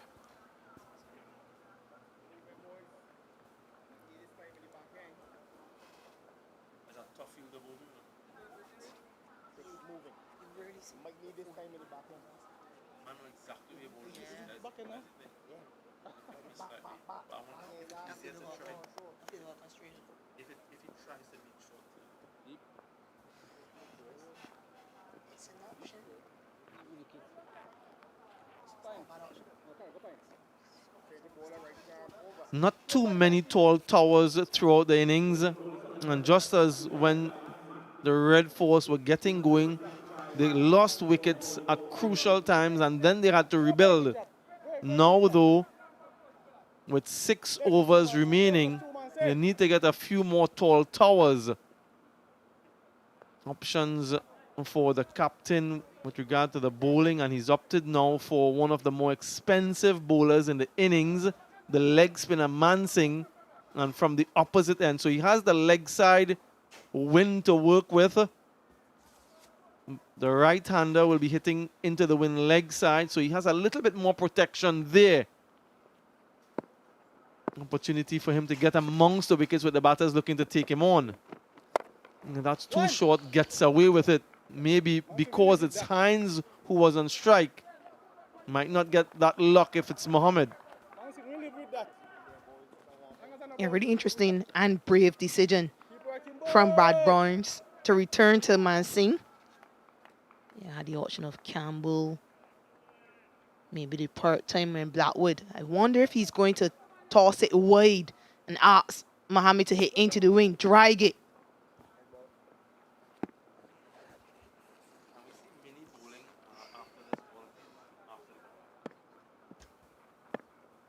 Circle.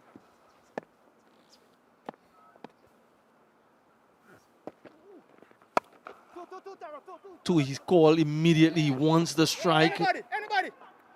He gets it easily. Jason Mohammed. Looking at the bowling options, Campbell has a couple overs remaining. So he does have to find a couple overs. Barnes, he's completed. Royal completed. Don't think that he would. That's in the air, and the timing is sublime again. A little bit short, but he's chosen to go over long off. This is a real risk from Jamaica.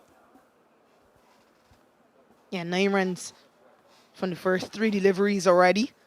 So a risk that is costing Jamaica. Yeah, goes into the surface and flat, a little bit of turn. But he has so much time, Jason Mohammed, to hit through the line of that one.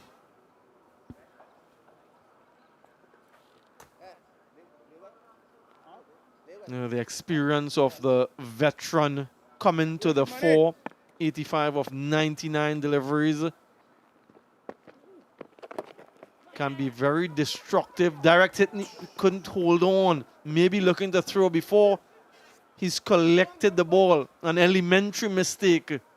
An opportunity there, I think. Step where boundary ball. Step where boundary ball. Was runs? Yeah. Step where boundary ball. Was the most Super 50 hundreds of Catch him. Yeah.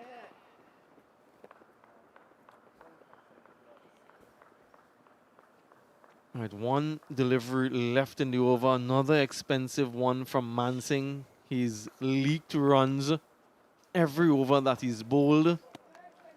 And that too makes it difficult for the captain to keep him on for any length of time. Sometimes you don't find your rhythm. Sometimes you need overs under your belt to get it. Catch him. Short, just a single though, but he gets the strike. Mohammed, 45 done, 218 for 5. So I want to know how many hundreds against Jamaica. What is the most hundreds with Trinidad in this format? Super 50. Super 50. How much he has against Jamaica? Yeah. And he did kind of quickly because you need to think away like 2 or 3 strikes. And most hundreds with Trinidad in Super 50.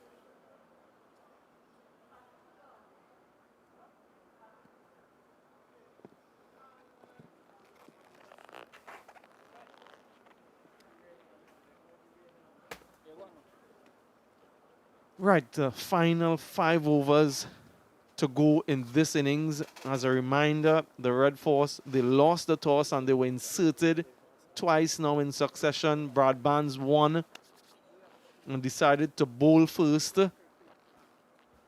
against the Happy Eagles. They conceded 287 for 6 in 47 overs when that game was stopped. And now the Red Force 218 for 5. Minley, though, has been simply superb. All right, I think there's going to be a change in field. He cannot continue with that mid-on. He needs a long on. And he's brought in the deep point to regulation point. So he has an extra cover and sort of one who's between extra cover and long off on the boundary. So he still has those boundary riders. Let's move in a little bit squarer now. The one who's at point, so he goes backward.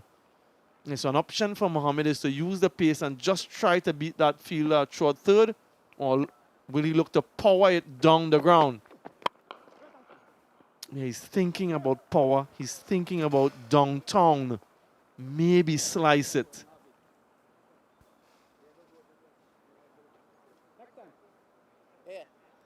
Yeah, very difficult field to bowl to. Marquino Minley. This is quite impressive though. He's already sold the idea with this field set. Now he has to execute. What a catch. Brilliant. The captain, Brad Barnes, with the timing of the jump. Absolutely perfect. We saw a save in the outfield earlier, but this time the catch completed. An agonizingly short Jason Mohammed. Wonderful knock comes to an end. Yeah, a little bit of length. He gets under it, but unfortunately for Jason Mohammed, he picks out Brad Barnes at extra cover. And what an excellent grab by the captain. Reward from Marquino Minley once more. Disappointment for Jason Mohammed. Recovered 87, a very well played 87. 218 for 6.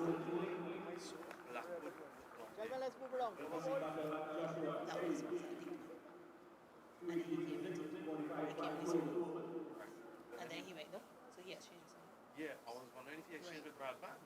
Because if was he there, he wasn't taking that.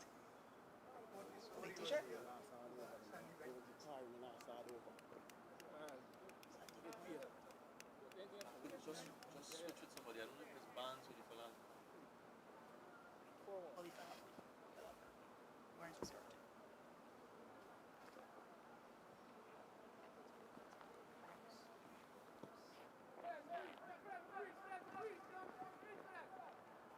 Middle. James. The burly all-rounder from Tobago, Joshua James, makes his way out to the middle. Another one who can hit the ball quite some distance. New batter. Just what Jamaica wanted. They got rid of the well-set Jason Mohammed. So maybe slightly easier for them. Similar field, just the fielder who was at backward point is in front of point now on the boundary. A little bit taller, so he has more reach.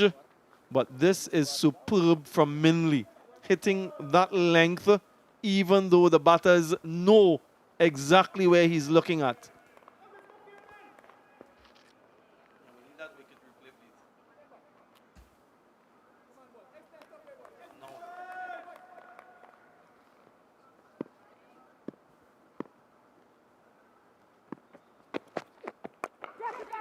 please. This is high. Should be taken Brown again. As easy as you like. So a double wicket strike for Makino Minley. Reward for persistent, consistent work. And Terence Hines now departs. Another one falls for the Red Force. Yeah, even more impressive is his commitment to the plan, Marquino Minley. Doesn't matter that the batters are walking across. He's fully committed to bowling towards that away line. Yeah, this one a lot easier for Carlos Brown. 2 wickets in the 46th over for Minley. Terence Hines has to walk back for just 5, 219 for 7.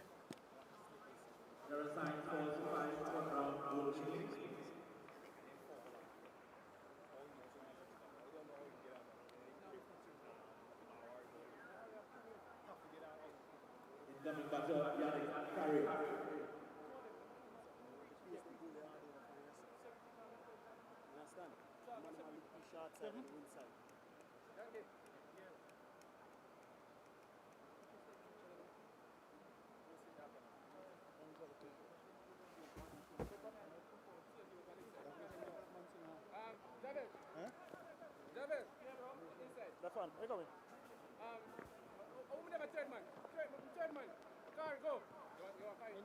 A little bit of a collapse for the Red Force. 198 for 4, 219 for 7. Yannick Carrier, not known too much for his power game.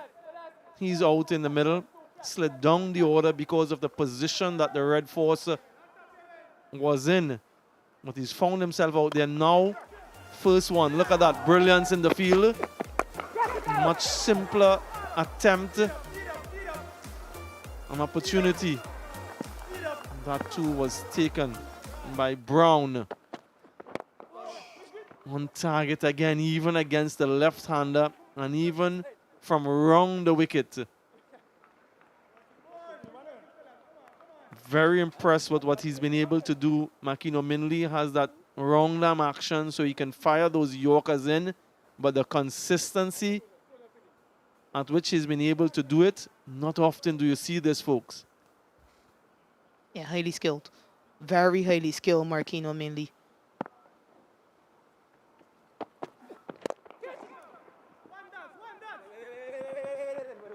And it's very good to see a senior bowler do it not just once, but twice.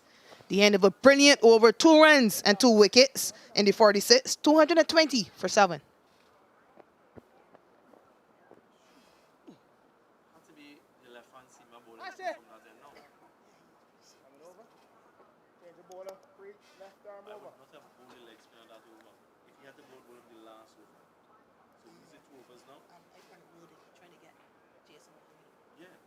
Working stock.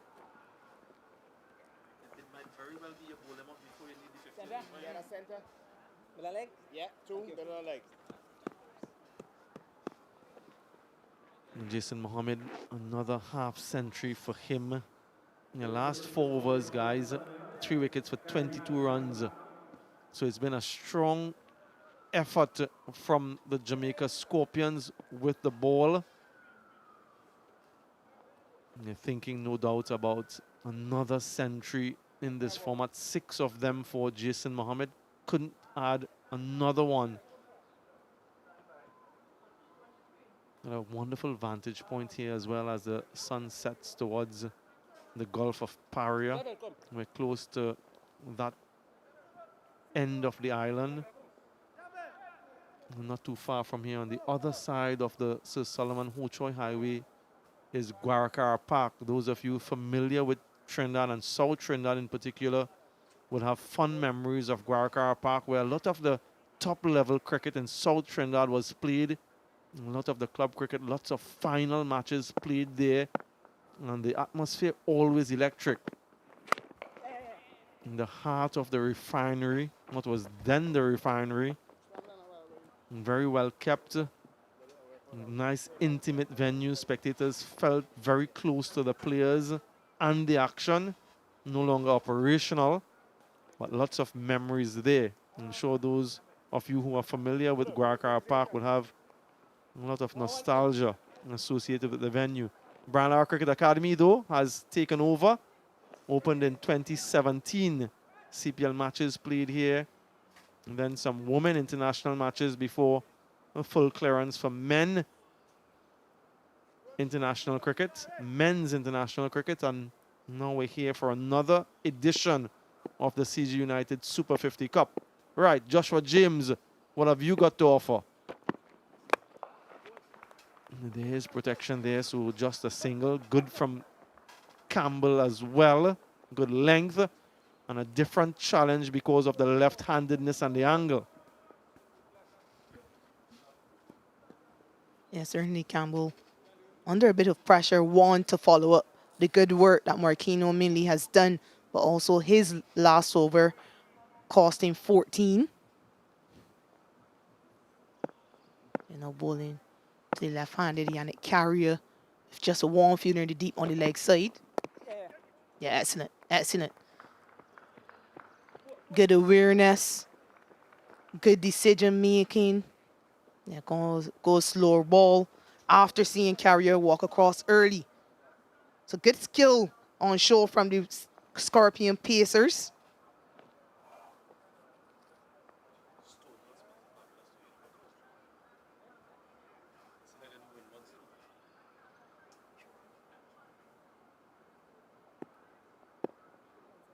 So, bro, no power play, no bonus points yet, right? None for neither team. You're trying to muscle that one. The field placement has been good. No bonus points, I'm told, just yet in the contest. So even though there are a plethora of options available to acquire those bonus points, none so far have been achieved. So the updated points standing, the Barbados Pride doing a superb job today, propelling themselves to the top of the table. Got a feel for the Happy Eagles, though. A couple of their matches now have been abandoned. No result. And so they will be struggling after round 2. Good news, though, their next match is at the Brian Lara Cricket Academy. So all things being equal, opportunity for game time and potentially a result.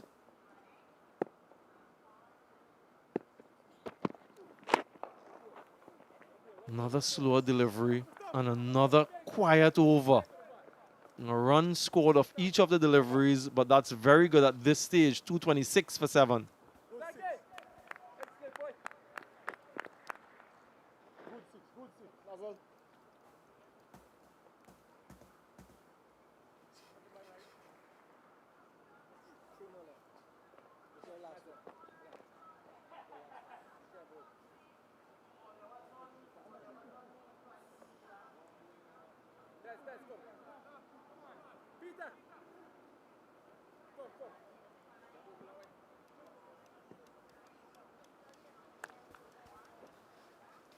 confirmation of the aforementioned CG United Super 50 Cup points table. Barbados Pride 16 points, 10 bonus points. The Volcanoes 15. Happy Eagles, they've gotten 5, but 2 matches washed out. And then the other teams, and these two at the bottom of the pile for now. That's massive. Protection there, but it doesn't matter. Both fielders look at it, sail. Marginally misses his length and absolutely pummeled by Joshua James. Absolutely incredible to generate that strength, hitting into the wind and to clear the fielder so easily. Yeah, he is powerful, Joshua James. What's he thinking now, though, Shakira Makino Minley? He's done this consecutively for quite a number of deliveries. First time that he's missed and he's been hit for 6. Sticks to the same game plan. Are you thinking about changing anything? No, he's done the right thing, in my opinion. Stick to the plan. It came down to execution on that occasion. He's executed so often in the last 2 overs that he can afford to back his plans. He hasn't changed the field, so clearly he's still going to stick to that plan. Just needs to nail the Yorker. Don't allow Joshua James to get under the ball.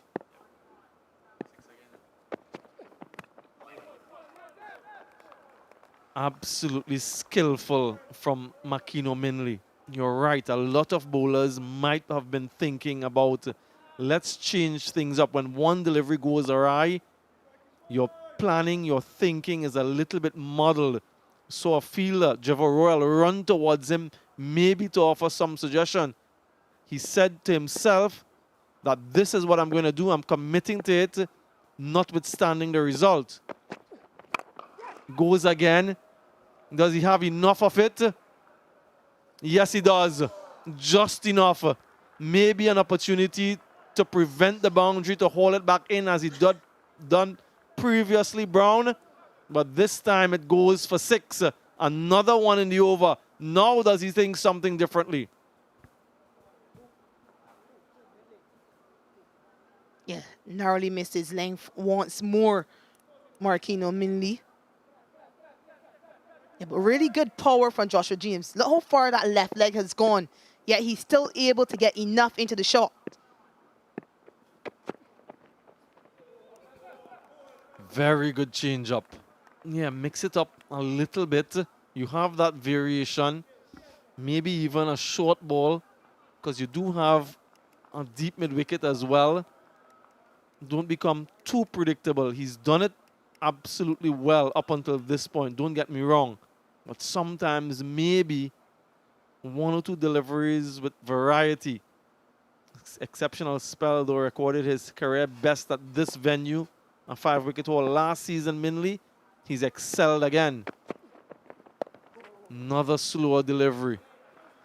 Top stuff. Wonderful 10-over spell from Double M. 3 for 39 to 39 for 7.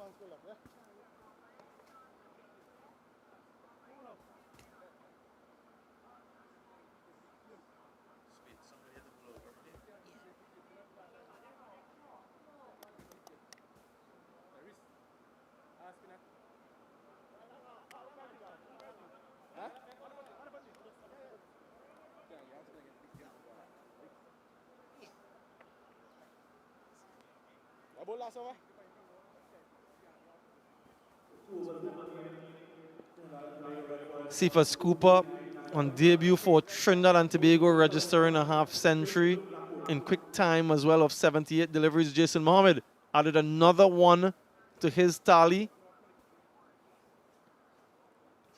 Now it's Joshua James and Carrier and the others to come to see out these remaining 2 overs. Pick off the bowlers, Minley and Barnes, 3 wickets apiece. Royal was very economical for his 10 overs, completed his allocation quite early in the plot. Mansing, very expensive, along with Salmon.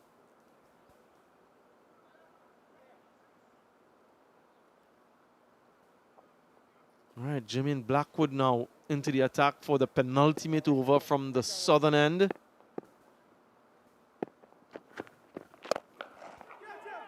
There is a fielder there, misjudged the catch, stayed back when he should have been coming forward. Is it Mackenzie again? A few times now in this match, he's been very guilty of some disappointing fielding. He seemed to have hurt himself as well, but he really should have been coming forward. Instead, he held his position and the ball fell in front of him. Yeah, the impact of that wind factor. They're hitting into the wing, so he must know with his experience, he has to come in to take the catch. Yeah, he's had a disappointing day. Kurt McKenzie.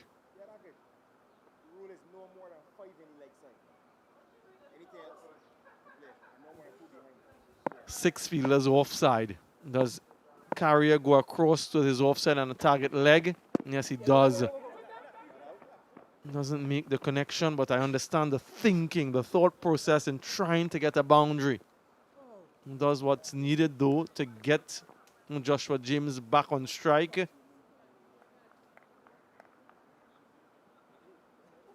Can he keep the ball away from the big hitter? Blackwood, I don't think that he's ever been in this position with the ball before, bowling the penultimate over in a 50-over contest. I don't think that he had that plan last night as well.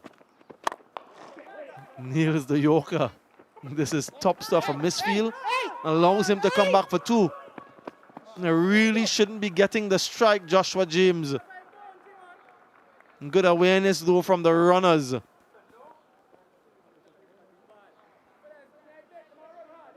Yeah, well ball from Blackwood to start. Really good running, good awareness by James and Carrier. James wanting to get back on strike. Yeah, Scorpions will be slightly disappointed if they're fielding in this stage.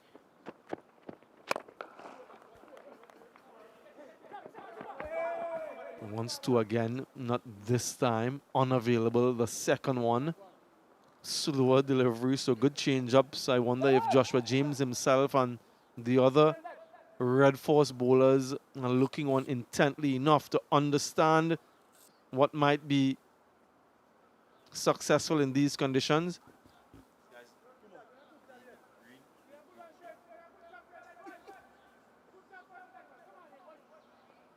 Very good so far from Blackwood.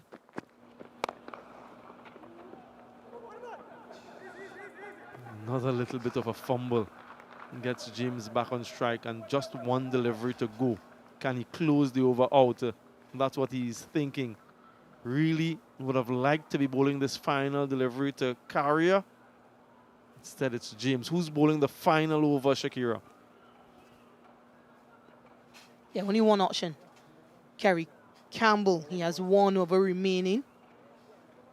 They could have front-loaded and gone with him and hope that as the front-line bowler, he could get a wicket. They've opted to go with Blackwood, and so far it's worked.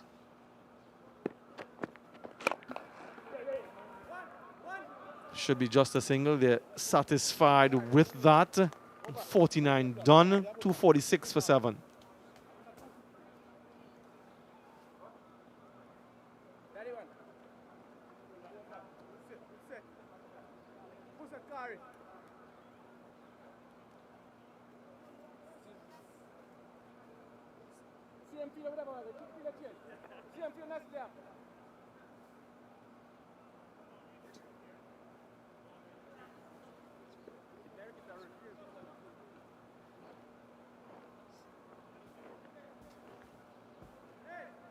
Run rate just about 5 runs and over.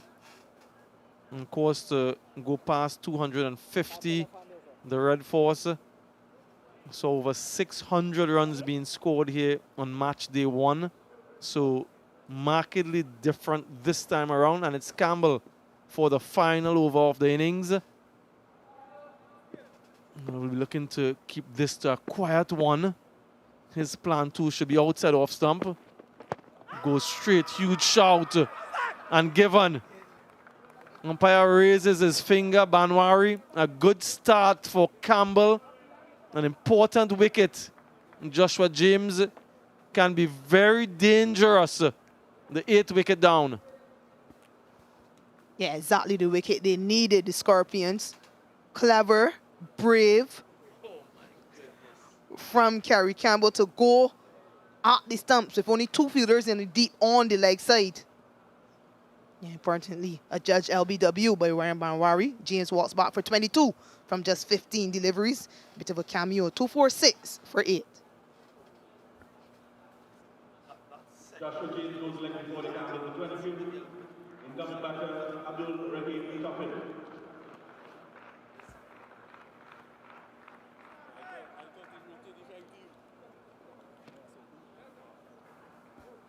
Because that ball looked to have pitched way outside leg stump, right? So umpire was called.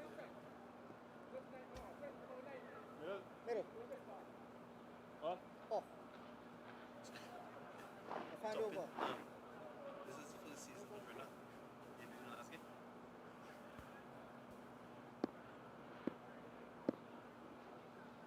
Toppin in his debut season for Trinidad, out in the middle. And once a single, direct hit, needs to hit, doesn't throw. Decides against it. Stay calm, everyone. Keep calm, is what he's saying. That's his name, isn't it? Campbell. Stay calm. Yeah, it goes against his figures, doesn't it?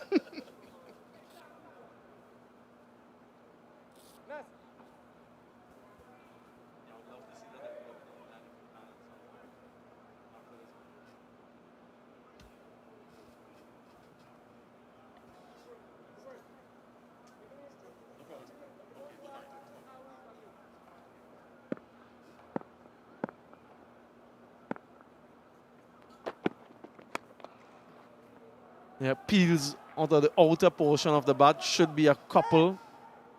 They go past 250. Actually, they don't go past. Yeah, 250, right?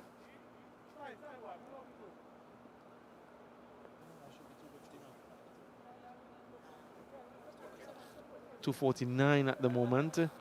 Yeah. Toppin made his debut for his country in that last match. Want to see what he can do with the ball a little bit later on. Creamed. Wide of long off. Very good from Yannick Carrier. Now they go past 250. Yeah, he does have some skill, Yannick Carrier, known as an all-rounder. And that's brilliant placement. Gives himself enough room to open up the offside.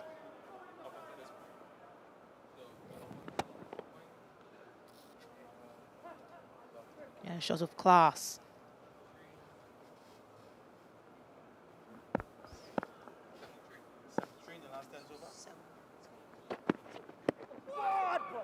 Yeah, followed him. The spear there from Carrier because he just needed to get some bat on that with a short, fine leg in position.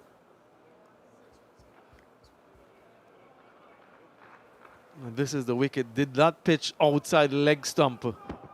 Yep, certainly did. No way that should be given out. And then look at that going down the leg side. Just needed some bat on it.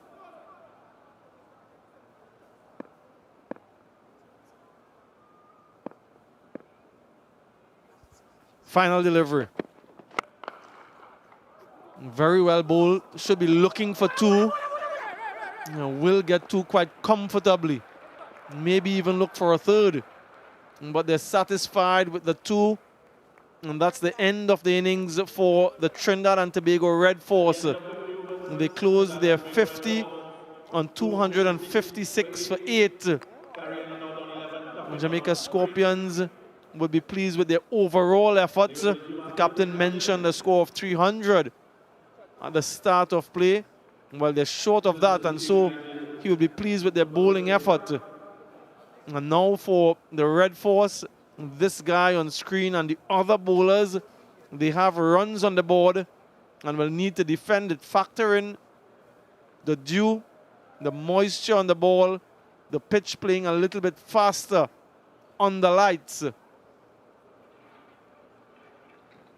It's been a slow innings throughout.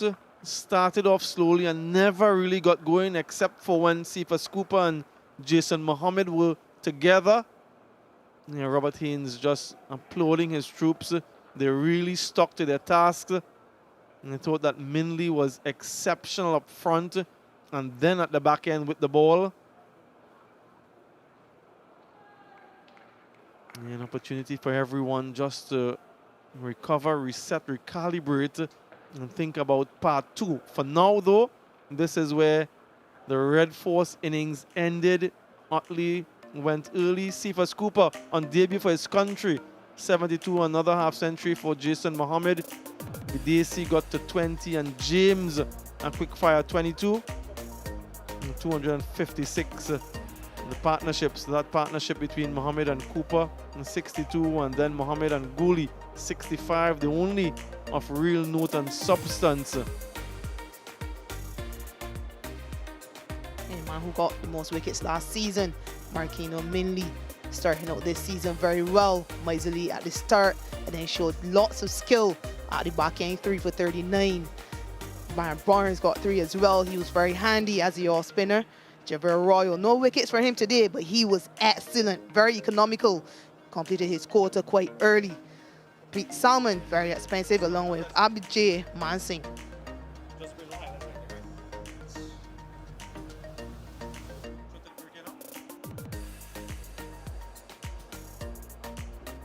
Yeah, that's the target for the Jamaica Scorpions. They'll need 257 to get their first win of the tournament. We'll take a short break.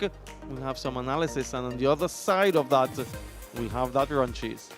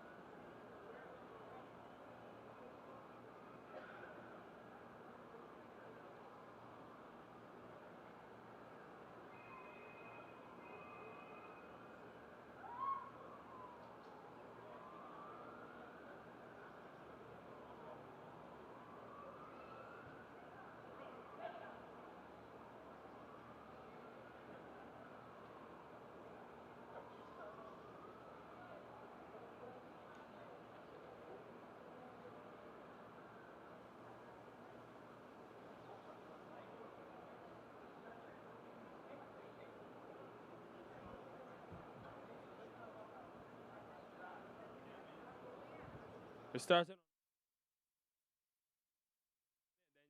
Jimmy will take over. Ti has it.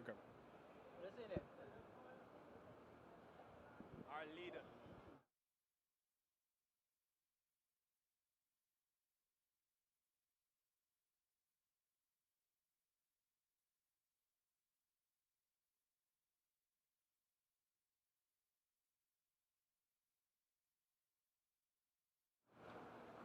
Cards, then conversation.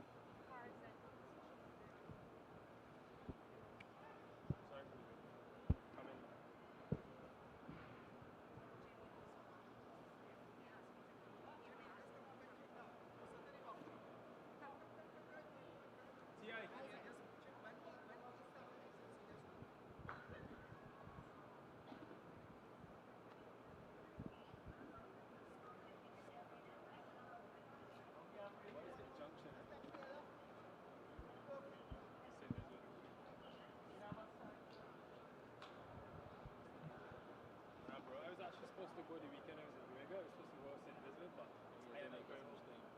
Huh? You never invite me down? Nice?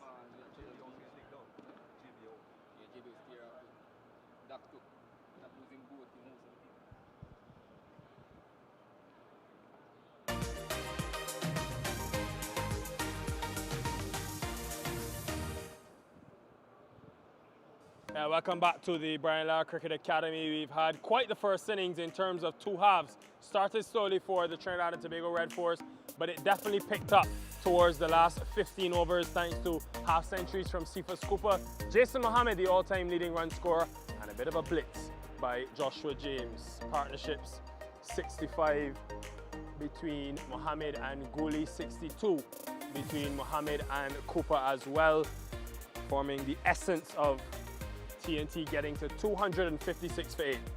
And the bowling, well, Marquino Minley from last season, the second leading wicket taker. He's picked up right where he's left off. 5 wickets already in 2 games in the tournament. 3 for captain Brad Barnes as well, and 2 for the left-arm pace of Kerry Campbell. And we've got the great pleasure to speak to Marquino after that bowling performance. Marquino, the surface and conditions, what did you make of them? It's a pretty slow surface, but my plan was very simple. Just try to finish the ball on the stump, and the batsman make a mistake. Yeah, just ask you to hold that mic a little higher, we can hear you. Tell me about this Super 50 Cup. There's something about you and the CG United Super 50 Cup. You always get a lot of wickets. What is it? It's just, as a player, I take responsibility as a senior player, and I always tell myself I'm the bowling captain, so whichever the hard over come along, I always choose to bowl it. And on a pitch like that, favouring the batters, what do you do with your line and length as you go through the different phases of the innings? Early up, I try to finish the ball on the stump, bowl as close as possible, get them no hit. And in the back end, I just back my skill, my slow ball, my yorker, and hopefully everything pay off. 256, what do you think about that score?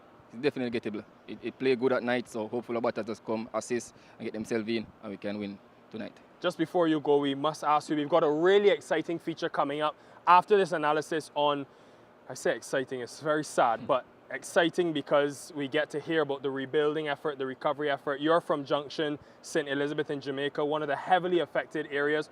What does that rebuilding effort look like back home? I can't say much about it because it is slowly coming along, but we need a lot of help back home, to be fair. Yeah, we will show you that, and we implore you to help Marquino and all the Jamaicans watching and everyone in Jamaica. Marquino, thank you very much. Well bowled today, and we'll see you. Hopefully not with a bat, but we'll see you at some stage. Thanks, bro. All right, we'll go from one Jamaican. We'll get another one in very soon. But Marquino Minley was critical in restricting the Red Force to 256. Now I've got Jimmy Adams, a former Jamaican captain, and of course, West Indies batter alongside Jimmy. We just heard from Marquino there. What do you make of the way the Red Force batted 256? Well, I think they would think that they're maybe 20 runs short of where they could have been, given the partnerships that they had and the starts that some of the top batsmen had. The Dew might play a role later on, but I think Jamaica will be backing themselves to get this total. They have good batting, they have deep batting, they have a lot of all-rounders going deep down to number 7, number 8, and they would think that this is gettable. And if we break down that innings, the first highlight was the man from Moruga, about 2 hours away from the Brian Lara Cricket Academy, up in the countryside, getting to a 50. What impressed you about the way he went about the innings? Well, I think the key thing for Cooper was that he was prepared to really make sure that the bad balls counted. Whenever they strayed in line and length, he capitalized on boundaries, and he scored on both sides of the wickets. His running between the wickets was actually very good, very positive, and it was a shame that he didn't go on from his 72. He batted well enough for 100. Number of sweeps there against the spin, and if we look at the other half century, it's almost two sides of the spectrum. One guy beginning his journey, the other guy has played for so many years. He's the all-time leading run scorer in the CG United Super 50. Jason Mohammed, he was 9 off 34 balls at one stage, Jimmy Adams. Yeah, he got off to a slow start, but credit to Royal. I think the spinners from Jamaica really had the plans worked out to him, but he battled through that period, and then he started to open up with a few maximums in the middle of his innings, and he went on, crafted a really good half-century that Trinidad built around. And Trinidad can thank him for weathering that storm and getting them to the 250. You could see the intelligence as well. A number of those sixes over there with the wind, which has just seemed to die down as we go into the evening.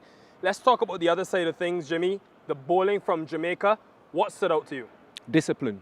I think that was the key right through. Nobody tried to fight the wicket. Nobody tried to make things happen. They kept it simple. Marquino led the way at the top, going around the wicket to the left-handed Utley, frustrating him, and there was a lot of that happened. Dot balls went through the entire innings, and that created pressure, that brought mistakes, people trying to take risks to score runs, and in the end, I would use that one word, it was a disciplined performance from Jamaica. Yeah, Captain Brad Barnes as well, snaring 3 wickets in his spell across the phases of the innings. What role will he play for this team going through the season with his off-spin? He showed tonight, he has a big role to play. There are a lot of spin options, but as we saw this evening, somebody like Pete Salmon, who also goes off spin, but not really pitching up to the party tonight, Brad carried his set of overs right through, and actually it was critical for when he came into the innings to bowl, that he did what he did. It's a fantastic effort from him. Yeah, you look at this bowling card and you really have to credit, we won't talk about him much, but Javor Royal, majority of his overs in the power play. The team scores at 5 and over, he goes at just 2.2 and over, really valuable. But towards the end, Jimmy, 76 of that final power play. Did they just lose it a bit, or did Trinidad bat well? I think Trinidad batted well. I think you get a situation where it's skill v skill, and credit to it started from Jason Mohammed and it went right through to Joshua James at the end. You know what is going to happen. Bowlers know where they have to bowl. Batters know what's coming. And people like Joshua James did really well to power Trinidad to 250 plus. Right, one eye will be on conditions for TNT fans. If I go down here, Jimmy Adams, I'm feeling just a touch of moisture. Do you think with the drew we had the other night and 600 plus runs, is that a winnable score?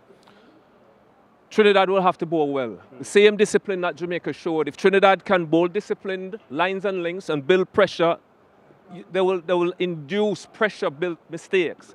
But I do think 250 is gettable. Drew means it's hard to grip the ball. It might be hard for the Trinidadian spinners, and I would expect Jamaica really to chase down this total. A huge opportunity awaits this evening. Who will it be, Jamaica or Trinidad? We'll find out after the break.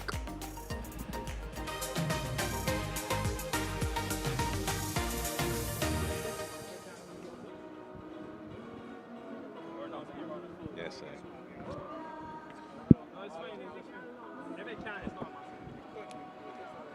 Yeah, man. That's good. Yeah, but we already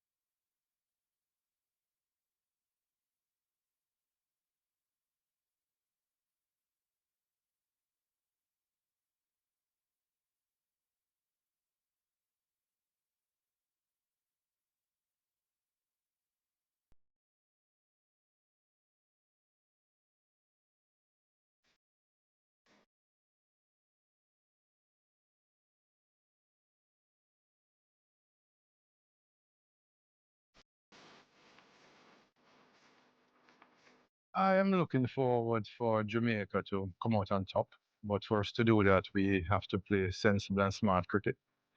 We have been having some good sessions in Jamaica, so we're hoping that we could get everything right now that we're in Trinidad.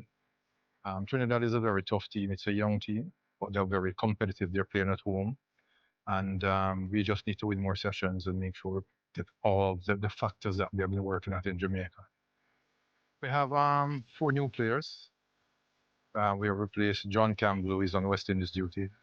OJ Shields, West Indies duty. We have Makati, who haven't been selected, and Odin Smith, who is in Dubai playing in the T10. But we have some competent players. We have Mansingh, who is in Bailey, medium pacer. We have Kari Campbell, left-arm fast bowler. Young Jordan Johnson, who have been doing so well in youth cricket and also for West Indies. So we have a very balanced squad. We have 4 seamers in our setup and 5 spinners. So each bowler will complement each other. They have been working as a unit. They have been working together as a pair. So I am very much appreciative of what the selectors did in terms of the squad that they selected. The team strength will definitely be around the batting. We have Kurt McKenzie, a West Indies player. We have Carlos Brown, who got 100 last year. We have Brad Barnes, captain, who did really well last year. Glenn, who made 100 last year in the semi-finals. And when you look at the depth of the batting, I don't think there is any team in the competition right now that will produce the depth batting that we have. We have Royal, Mansingh, Pete Salmon, all these players who are good players in their own. These guys have about 3 are open for their clubs in Jamaica. So we have a very strong unit. And I think overall, when we look at the youngsters like a Jordan Johnson, who is very talented, he's getting into good shape. He's getting into form. He got some runs in Jamaica. We're looking for good things for him. And our wicket-keeper batsman, Morris, was in tremendous form. So our batting is probably our strength right now as we speak. But then again, on the day, you don't know what will happen. The team that I'm looking forward to face is all. I'm looking at all teams. We are looking to play 6 games. And basically, when you reach the 6th game, you're in the finals. So that is our plan. We have set out from Jamaica to leave here on the 30th of November. So basically, it's just to go out there and execute and play some good cricket. The last Super 50, it was a very good tournament for me. As bowling captain, I always try to lead from the front and set a good example for the team. How I describe my game? Just very simple. Just try to put the ball in the right areas. I'm a swing bowler, so once I get the ball in the right areas, just let the ball do the talking. How do I prepare for a tournament? It's very simple. Because as I say, as a senior player and the captain for the bowling unit, I always go through my paces. So before a match, I bowl like 12 ball, go through my pre-abs and make sure everything is click and my mindset is ready. I like playing in Trinidad and Tobago because I have a lot of friends from the under 19 level. So we always have rival and even bragging right competing against each other. No, there's no rival between none of my teammates. We all family, so we just gel together and we come here to win the title. So hopefully we can bring it home. Scoring my list century, maiden century at Brian Lara last year was really an incredible feeling for myself, my family members, and my teammates. To be honest, Trinidad is a really wonderful team. So playing against Trinidad every time, it's a rival between Trinidad and Jamaica since under 15, under 17, under 19 cricket for me. From the hotel, I will have my AirPods on or whatever on, my music on, get the vibe going from there. And when I reach the ground, one time into my pre-abs, my warm-up, and just my bat and my glove onto the wicket, checks what's up with the wicket, and yeah. As a young man, I used to watch Christopher Henry Gale playing cricket for West Indies and around the world, and I really like his style of cricket and inspired me of playing. The general in the team is really good. This is a Jamaican team. The vibe is always going to be there because we're a Jamaican culture. We always enjoying ourselves in whatever situation we ends up in. But I always rival with Jabbar Royal in everything, like warm-up matches, training, wherever. He's always coming at me and I'll just pull back and throw my 1 and 2 punch at him. But the closest person in the team I'm with is Markina Minley. He's my roommate.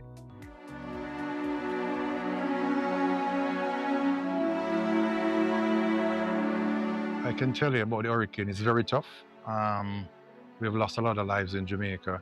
The players have trumped up, and we have bought a lot of stuff where they hand out to players. We have players in this squad who their parents lost their home. We also have a lot of the young girls in Jamaica, under 19 girls. At least 2 of them lost their home completely, and others, their family would have got affected. So I think this will be a great win for Jamaica, because we also know that the Reggae Boys are playing to qualify for the World Cup. They played against the Soca Warriors. This was a 1-on draw. They have a game on Tuesday. We need to bring some pride and joy to the Jamaican people by playing excellent cricket. Even if we don't win, we have to give them something to cheer about.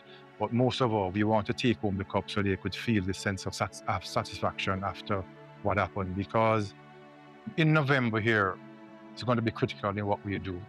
But with the festive season coming up in December, a lot of these people would not get to celebrate Christmas. So it would be good for us to win for them and to make sure that they feel as if we have represented them well. Well, actually, I'm from St. Elizabeth. That's where the hurricane hit. So we get destroyed a lot down there. Even my family member, most of them are without shelter right now. Some of them lose everything. Even my personal home, I don't have any light at the moment.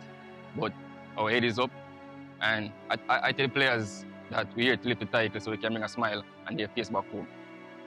I was located in St. Catherine, but it didn't do much damage to St. Catherine, but it did St. Elizabeth, Westmoreland, Portland, St. Anne, a lot of parishes in that south region, really bad, you understand?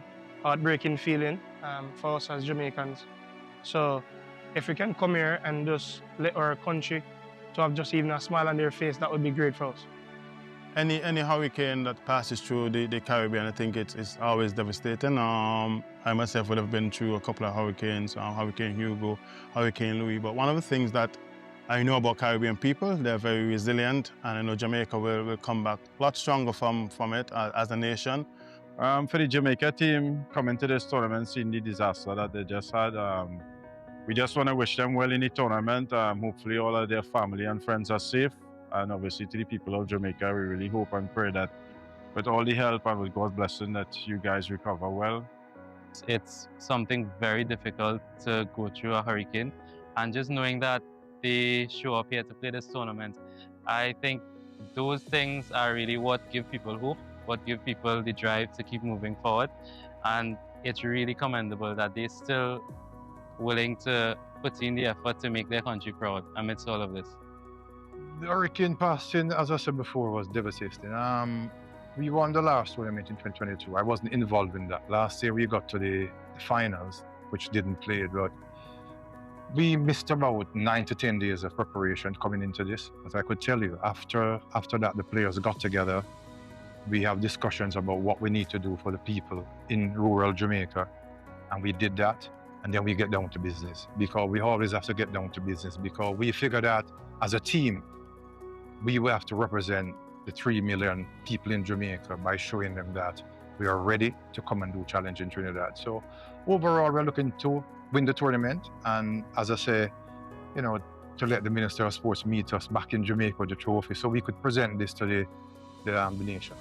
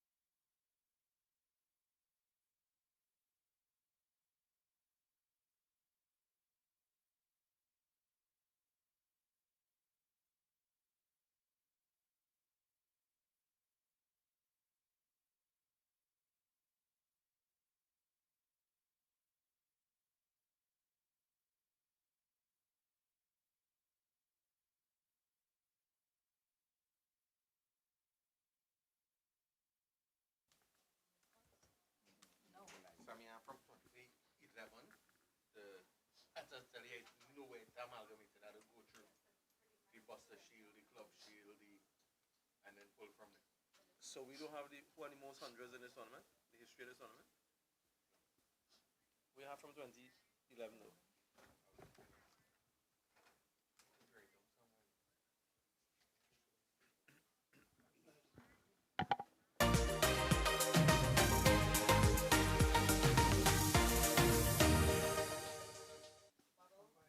Welcome back to the Brian Lara Cricket Academy, the match between the Trinidad and Tobago Red Force against the Jamaica Scorpions. Well, it was the Scorpions who won the toss and they wanted to bowl first. Red Force in their innings got to 256 for 8 on the back of a couple half centuries from Cephas Cooper and Jason Mohammed. Mohammed, the top scorer, with 87. A few partnerships there. They got just over 250. Will that be enough? Well, we'll find out in a few hours' time. The bowling for the Scorpions, 3 wickets for the captain Barnes, 3 for 43. But Makino Minley was extremely impressive for his 3 for 39. Royal, quite frugal and parsimonious, 10 overs, none for 22. And a couple wickets for Campbell as well. Nikhil Uttamchandani out in that mid-innings analysis mentioned that there was slight dew formation already, no doubt that will increase as we go deeper into the night. 257 then the target. Making his last minute notes there, Leslie Reefer Jr. perhaps updating his score.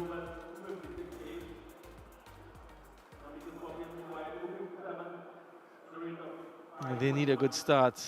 I think that is stating the obvious. Kirk McKenzie has international experience, played test matches for the West Indies, batting in critical positions. So they'll need that sort of experience. Alongside him, Carlos Brown. We saw him in the field with a spectacular effort. Relatively young in terms of his experiences at this level. Terence Hines, the bowler, and he will be operating from the southern end.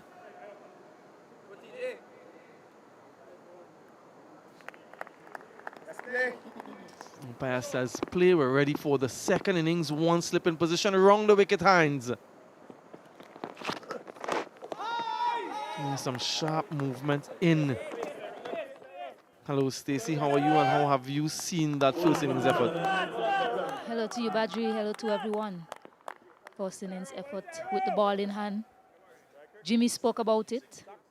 It was a disciplined effort from the Jamaican bowlers. Trinidad and Tobago, though they have a score to play with, over 250 on the board. So something to work with. The ball in hand. Kirk McKenzie, he was hit with that first delivery from Hines. So he's down. Be hoping that he'll be okay and able to resume his innings. Yes, somehow the ball always tends to hit you where there isn't any protection. You have the thigh pad, you have the inner thigh pad, you have the protector, but somehow the ball seems to miss everything and just hit you in that fleshy part where there isn't any protection. Maybe even closer to the midriff. Yeah, that's an indication of where he probably got struck. And as Danny Morrison would say, he's got something for that. The cure for that? Well, time. You give it time. Fortunately, you don't have much. You gotta get up and get ready to go. First ball, a little bit of an event taking place. He seems to be okay now. Utley, who opened the batting for the Red Force, not able to get going today. Right, good. Seems to be ready to continue. Use your bat, is the message for Mackenzie.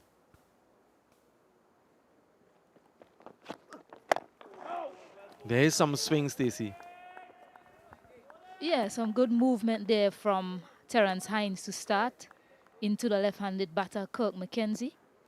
He too will be very important to Trinidad and Tobago if they are to pull off a victory here, much like Makino Mindley.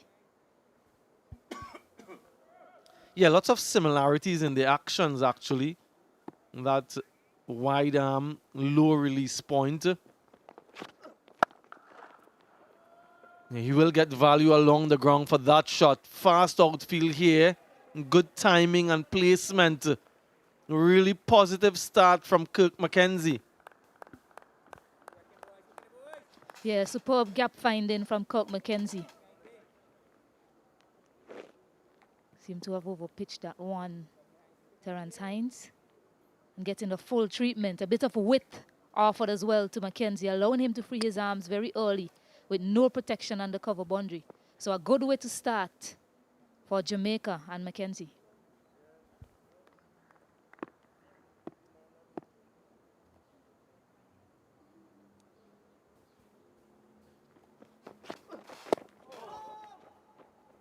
And McKenzie has played 6 test matches for the West Indies. So he's been at the highest level before. 32 first-class matches. Been around for some time. We heard during the interval, those of you who stayed on with us, a lot of the players and support staff speak about the destruction back in Jamaica during the passage of Hurricane Melissa and the need for support in rebuilding. And once again, want to urge all of you, if you are able to, please support that rebuilding effort.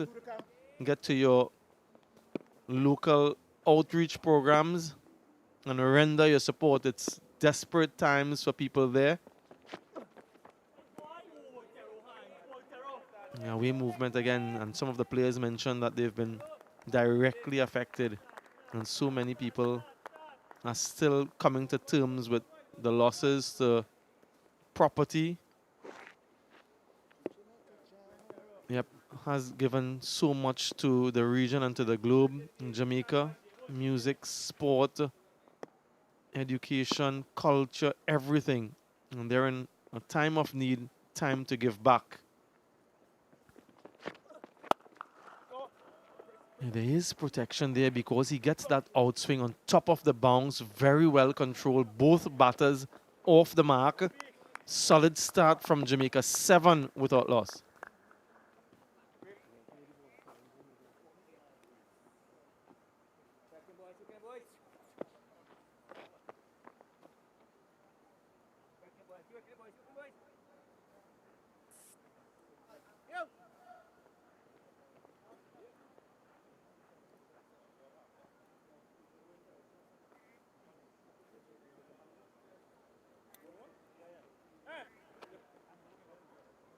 Voting for Trinidad and Tobago Red Force coming out of the rookie Guy Paul. Target of 257. Just like the Jamaica Scorpions did with Javor Royal, the Trinidad and Tobago Red Force is doing with Ricky Jaipal, a man who's plied his trade domestically here for such a long time, usually among the top wicket takers every season. And he's finally been rewarded. Ryan Banwari, he too has been rewarded with another list A game.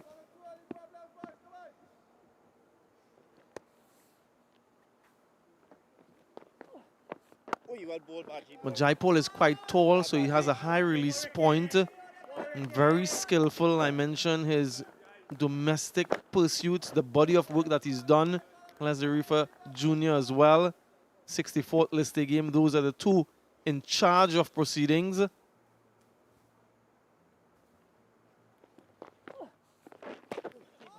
down the leg side, nice to see that Jaipal has gotten rewards for the grind, the tough grind over a number of years. Television umpire Dayton Butler. From your neck of the woods, Stacey. One.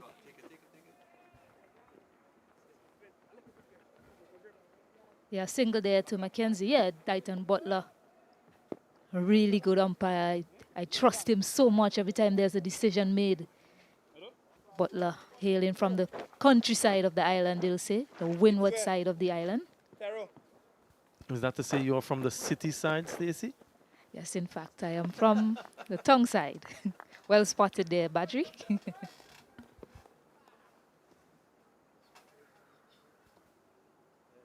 Dighton Butler represented the Windward Islands and the West Indies with distinction, particularly the Windward Islands. Oh, well bowled back. Now that he's transitioned into umpiring, he knows what it's all about. But for now, it's this battle. Right-hander against Jaipal, who's looking to turn, as opposed to what we saw from Royal with the new ball firing it in. And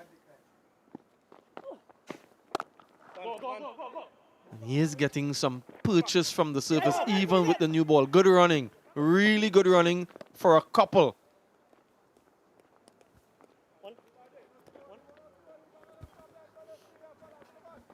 Yeah, a bit of weight on offer, but you waited on it well, Brong, and placed it into the gap. Just 2 runs, but good signs from Brong so far.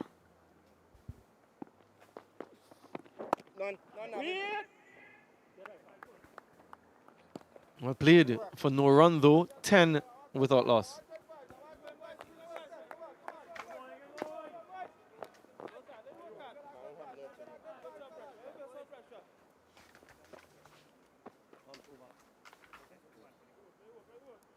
Right arm over. Right arm over.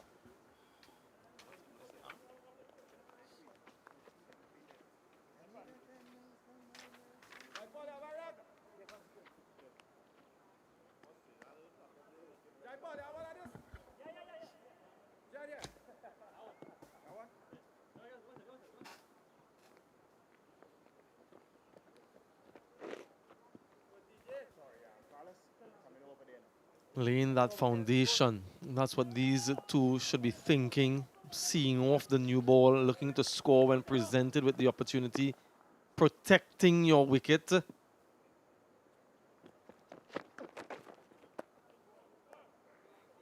Right, no wide signal. The batter looks a little bit perplexed, but as I've mentioned in game 1, there is an experiment on offer at the moment. You see that line just outside his leg stump. Once that ball passes within that line, there isn't going to be a signal for wide. So it's the protected line down the length of the surface. And that guideline has been extrapolated so the umpires can see it easier. And so it's a very good call. What you found previously was that anything down the leg side was signal wide.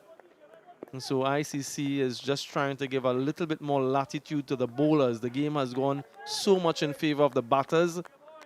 And so maybe a correction to give something to the bowlers with some leniency down the leg side. So very good call there from umpire Leslie Reefer Jr. And so if you're seeing these markings for the first time, there are a lot more lines on the pop and crease area these days. Yeah, and I agree with that move, Badri. The word wide tells me that it should be a delivery that's hard to make contact with. Very good seam movement from Terence Hines. He'll be instrumental in this match. And it'll be doubly important for these opening batters to see him off. He has that ability to swing the ball away. There is no wind at the moment. Very, very light. I look at the flag poles and the flags are quite limp. And there is a fortification though in that slip cordon, a gully in position. You'll be looking out throughout the course of the innings for this, the running between the wickets, drop and run, get those singles, try to convert ones into twos. Yep, limp flag, so not much wind at the moment. So nothing really to assist Terence Hines. It tends to die down at night, generally at the Brian Lara Cricket Academy. During the day, it's quite windy.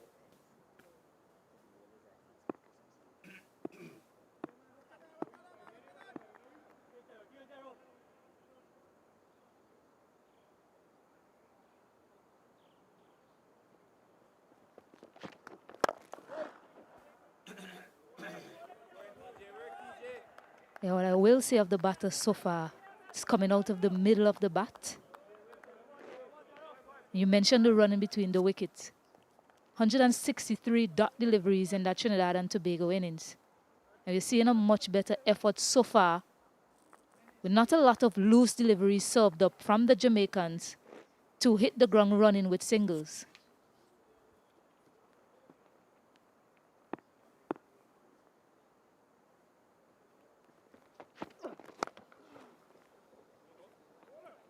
Just maybe thinking that it was shorter than it was. In the end, he got their top in, almost made a meal of it. 13 without loss.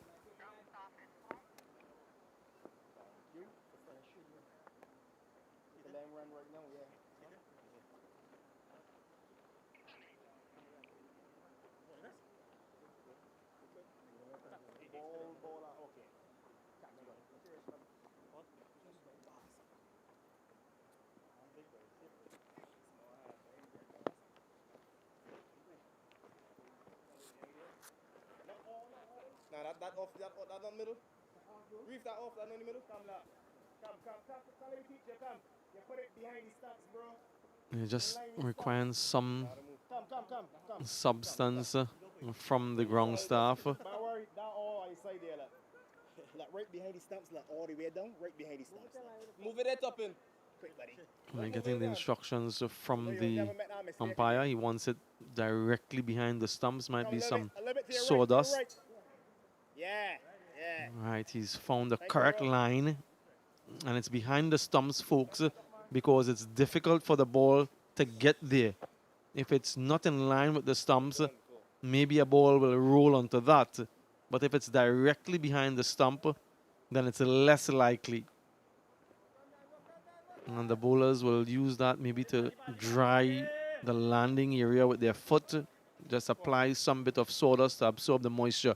Anyway, I don't think Jai Paul has that issue. He will continue.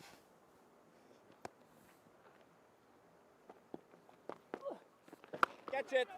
What a shot. Picked that up quite early. And it's got the distance. Really well struck by Kirk McKenzie. You get loose deliveries. You need to punish them. And punish it he did.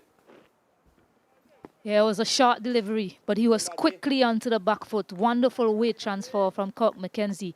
He's ditched the helmet and has been rewarded with 6.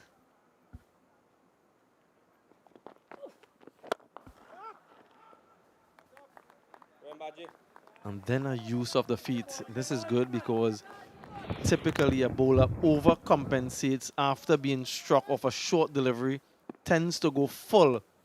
Couldn't find the gap, but that was a good 6 from McKenzie.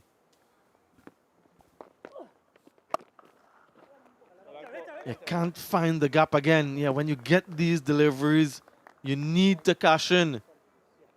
Bowlers at this level generally don't give you too many of them.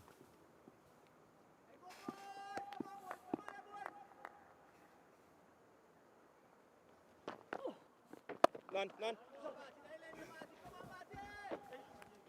Yeah, a sweet song off his bat, McKenzie. It's as if he's decided to take on the bowler.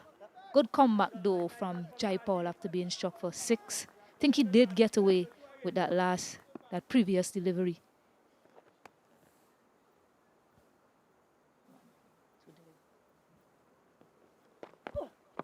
None. It's the first time that he's bowling for his country. He did play in that first game, but that was a truncated affair. Red Force only bowled 5.1 overs, so he wasn't called upon to bowl then. So there would be some nerves around. He's waited a long time for this opportunity. And he goes on with the arm. Good end to the over after being struck for 6, 5 dot deliveries, 19 without loss.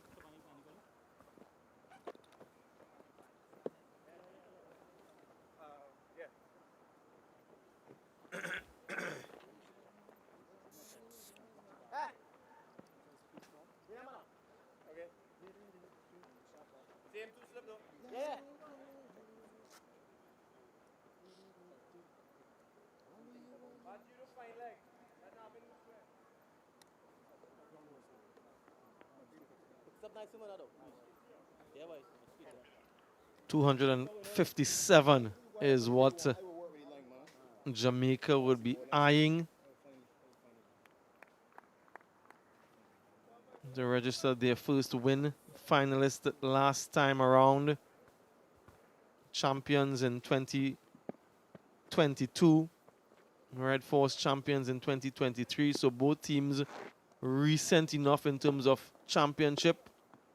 Leslie Reefer Jr. just making sure that he has sighting of that mark. Terence Hines applying the sawdust where that front foot lands, because as we've mentioned before, the moisture on the surface now, and he slides a little bit. Right, slip and gully still in play. Beats the bat again, wonderful delivery. The batter nods in approval.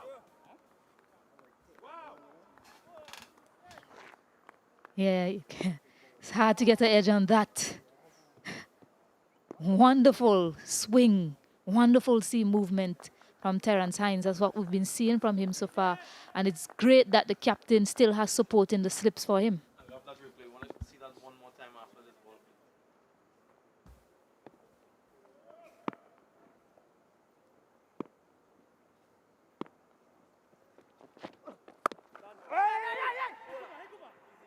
Dot delivery. Just want to have a look a little bit closer at that previous ball that beat the bat of Carlos Brown.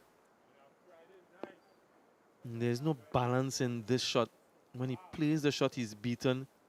Look at how he moves quite a lot. Yeah, that back foot comes to the front, so he's squared up. And there's no equilibrium in the stroke. That's very good bowling from Hines. Can he string together a few of those again? Again, he gets it. This time, even better. He bites the edge. And that celebration that we've seen from him so often. An early strike, exactly what the Red Force needed. Hines provides. Yeah, you mentioned it, Badri. A great call from you. Ended up getting it to pitch in that similar area. A bit touch straight at that time. And you mentioned the lack of balance from the batter. So slightly falling over as well to the offside. Brown, no footwork, not coming towards the ball. And really smart bowling from Terence Hines. Brown has to go back for 5. 19 for 1.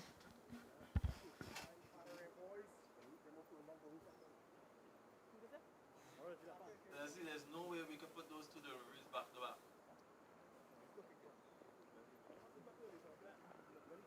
Number 3, Romy Mark. Oops. Brian, take the helmet. First one and then we can take it. Just now here? Yeah, back now. Shot!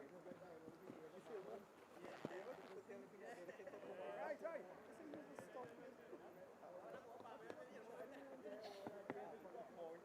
Choppers. Middle stump. That's middle stump. Leg. One leg remains. Yeah. No, we can do that. New batter for the Scorpions, Romain Morris, a best of 96, a couple half centuries for him in early, in the 5th over. Terence Hines is getting the ball to swing back into him, stays over the wicket this time around.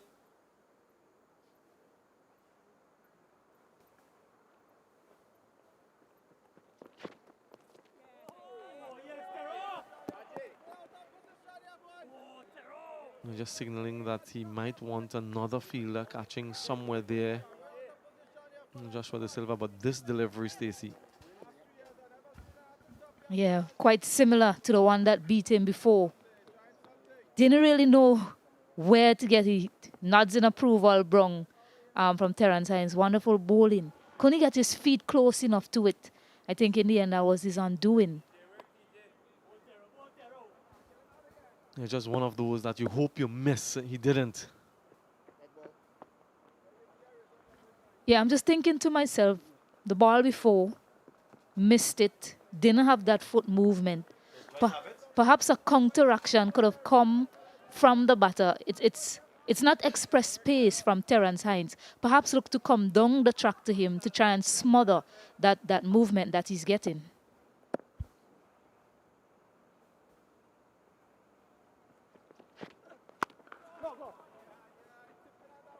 Very good bit of advice there from Stacey, the batting coach. I see West Indies just put out an ad for a specialist batting coach. Maybe send in your resume, Stacey. But you're right, that previous delivery exposed a little bit of a weakness there from him. And then Terence Hines was able to exploit it. So very good work from him and from the Red Force bowlers. And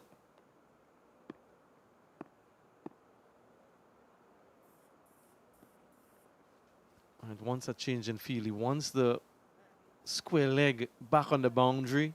Have the batter think about something short mid-wicket as well. Is this a bluff, or is he going to actually hammer one in? Either way, there's something different for Mackenzie to think about. Is it short, and does he take him on? Let's see if it's the typical double bluff from the quick. Here it is, goes full, keeps it out. Successful over, comes to an end, 20 for 1.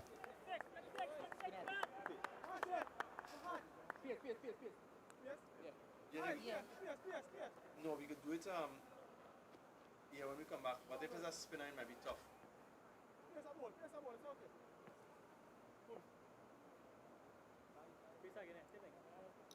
Joshua James, so we have time. Yeah, Joshua James, we have time.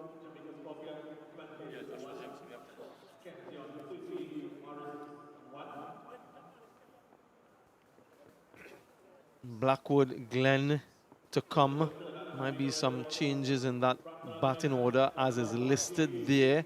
But Blackwood, with all of his experience through that middle order, will be looking to be that glue that everyone bats around if he comes in early. Joshua James replaces Jaipal from the northern end. Very muscular, very tall. Had to remodel his action. Has done the hard yards, and he's back bowling again. Joshua James.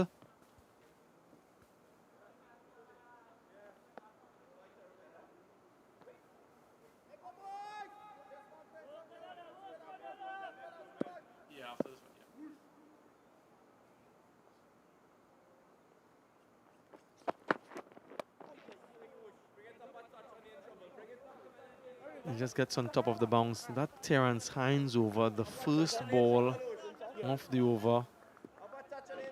So Brown, just look at where that pitched. He's on the move, he's squared up, and then a little bit of an adjustment, and this time gets the edge. So two wonderful deliveries from Terence Hines. And that bit of celebration in memory of his family members who he lost during COVID. Mentioned that quite a lot every time he's been asked about it. He still remembers them, and every time he does well, it's a tribute to them.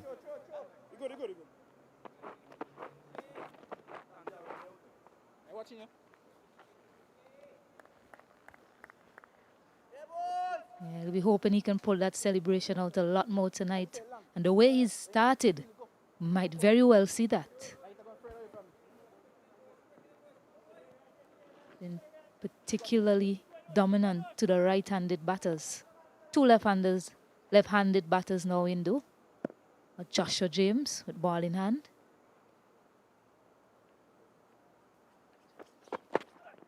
And consistently hitting that 6-meter length.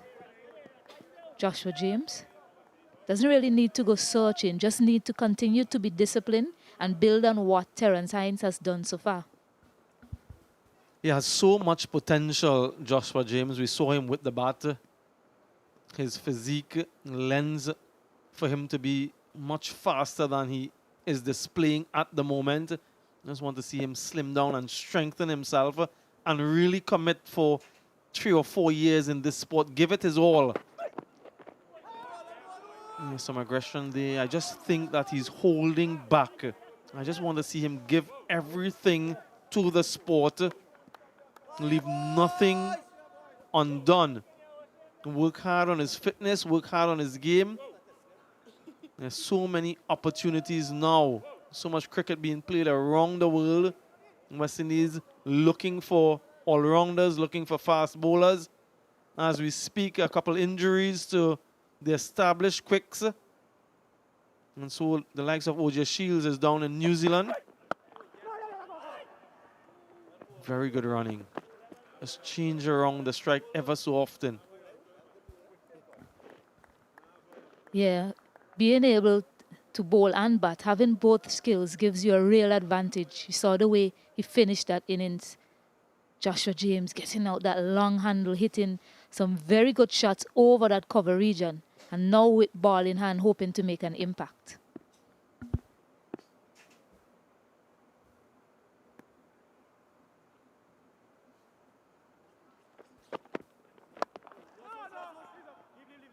No single this time.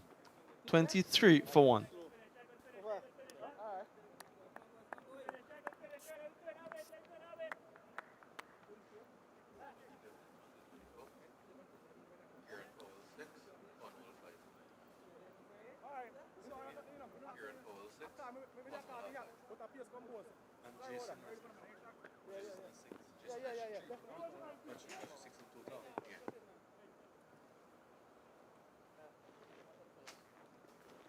Find that out from it. Overall,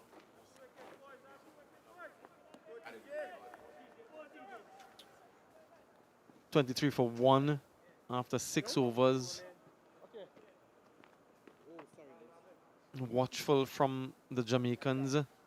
Given the target score, they can afford to do that. Hines continues this time round the wicket.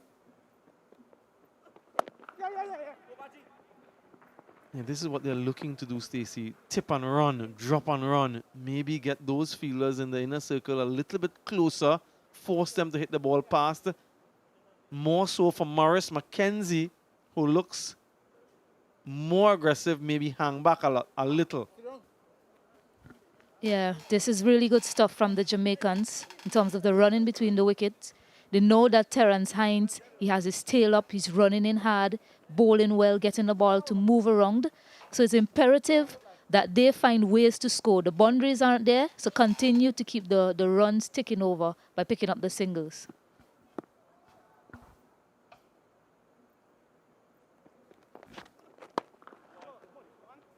I really want to see Mackenzie construct an innings of substance. He's one of those batters who likes to feed off boundaries and likes to keep that scoreboard ticking over through the boundary route. In the absence of boundaries, I want to see him rotate the strike. I want to see him run hard between the wickets. He's tasted international cricket. No doubt his ambition should be to get back there. And when you get an opportunity like this at the Brian Lara Cricket Academy, cash in. Well played. No one moves. Hold your pose, Morris. Wonderful strike for 4.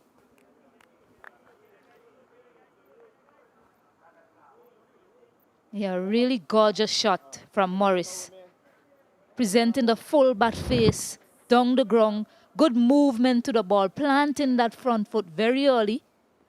And just getting that full face to the ball to collect 4. Yeah, the key there was that he didn't close the face of the bat to go towards that mid-wicket region. Kept it facing the direction of the ball. One of the more difficult shots in the game. He changes his angle now over the wicket.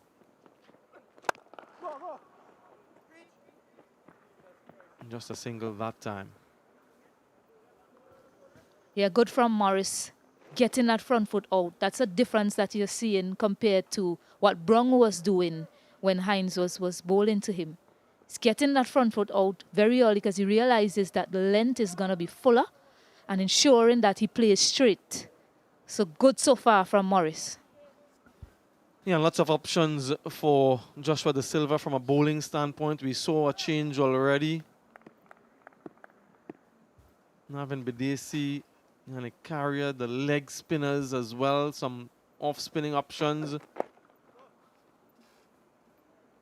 There's another quick in Abdul Rahim Toppin. So Jid Guli bowls some off-spin. There's a lot of options, so it'll be interesting to see how he manages all of the resources that he has. Yeah, when they played that game versus Barbados, I noticed that they were going all around the park. Yes, it was a truncated game, eventually being rain affected. But I noticed that he was hesitant to go to the leg spinners because Kyle Mayers was probably batting the left-hander. I'll wait to see how early he goes to them with two left-handers batting tonight. Solid in defense. 7 gone, 31 for 1.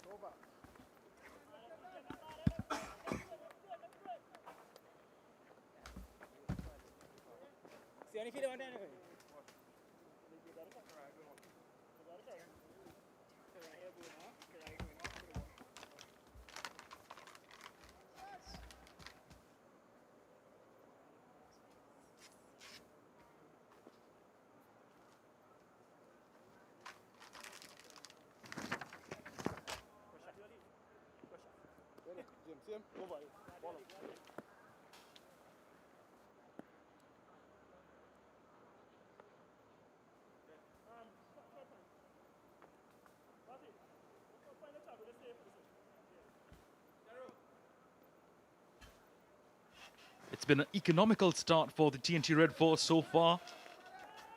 Started off with pace and spin, but now option number 2, pace and pace.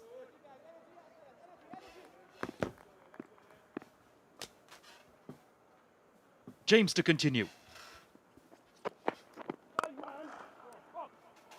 Hit uppishly in the air. Will not have the timing. Lands like a cannonball in the ground. Will pick up a couple nonetheless. Good evening to you, Sally. Hello, Sachin. Yeah, just another issue with the landing. Some more star grass being required.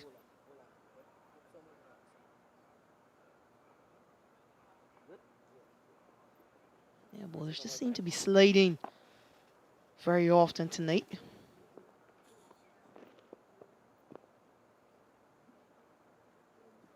Could be quite worrying when you feel as though you don't have a good footing.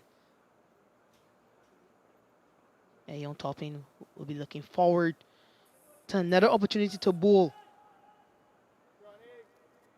Stacey and Adams just alluded to the fact that the Trinidad and Tobago fast bowlers in particular were under the pump in those few overs against Barbados.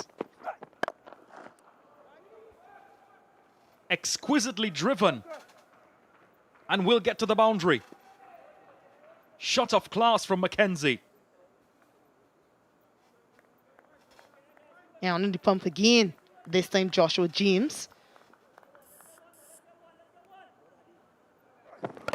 Yeah, over pitching after short delivery the previous ball. And beautifully driven all along the ground.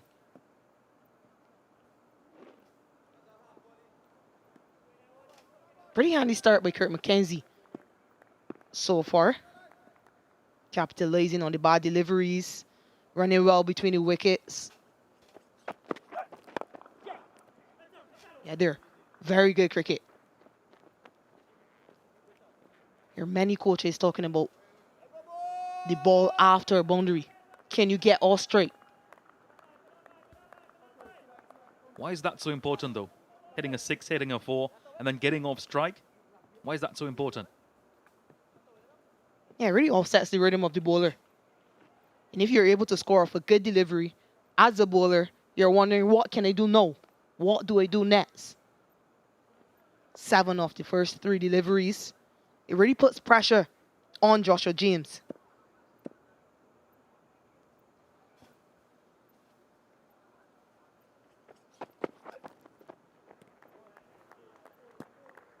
And then he has to formulate a plan to the other batter as well, even though they're both left-handers, two completely different batters. So good from Jamaica so far. Yes, they have lost a wicket, but good positivity.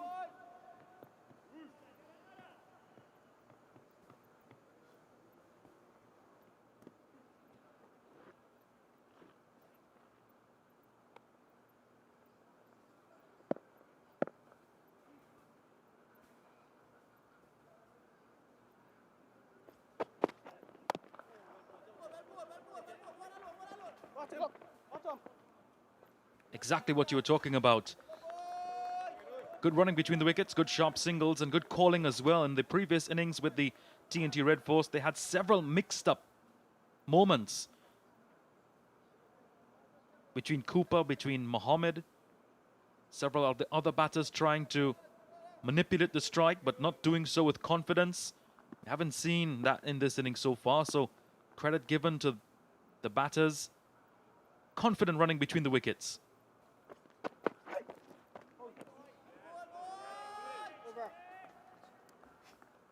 Count himself has missed out on that occasion. 8 overs gone, 39 for 1.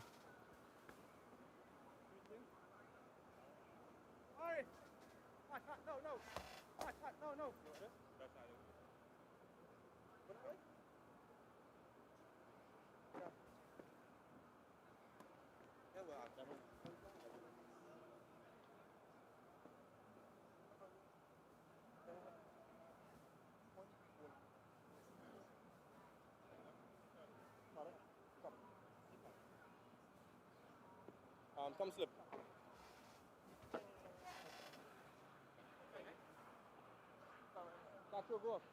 The option to remove the helmet, protective gear, employing yet another spin into the attack. So Joshua Da Silva deciding that now it's time to bring on an additional type of attack. And the Red Force, they were 20 for 1. The Scorpions are a bit ahead. But in terms of required rate, they're very much on par with the rate that's required to achieve the victory here tonight. Jed Gooley picks up the attack. Throw it up, Jed. What a welcome that was. Welcome to the party, Jed Gooley. Up and over, inside out, half a dozen. What class. Expansive and impressive from Romain Morris. Yeah, welcome to the attack, he says to Jay Gooley. Yeah, this is really good, though. This is really good. Don't let the new bowler settle, especially when it's a part-timer. If you want, yeah. Very similar to what Trinidad and Tobago tried to do to Abijay Man Singh. They never let him settle. We need clarification. I can ask her. I get drop, brother. Yeah, Joshua Da Silva opting to go to the off spinner with two left-handers at the crease.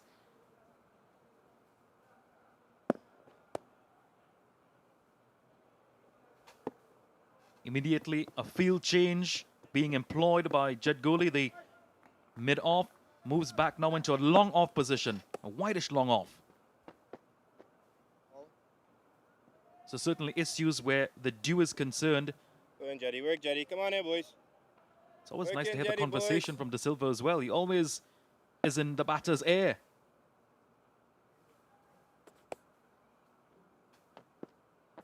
Not catch it. Yeah, yeah. Good shot. He gets the reprieve. Hit for a 6 in his first delivery. And a taste of victory for Gooley in the end. Soft dismissal for Morris, though. The Red Force pick up their second.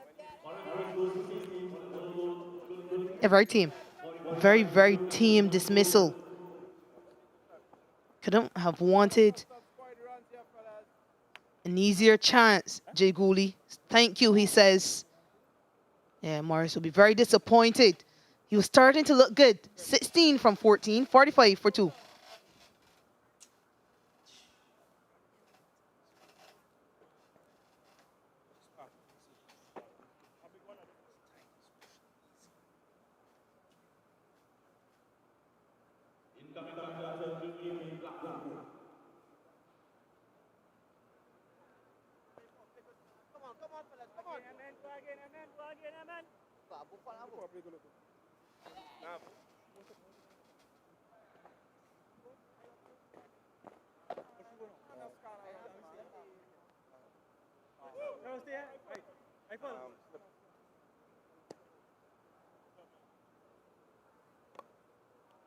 Right arm over dads.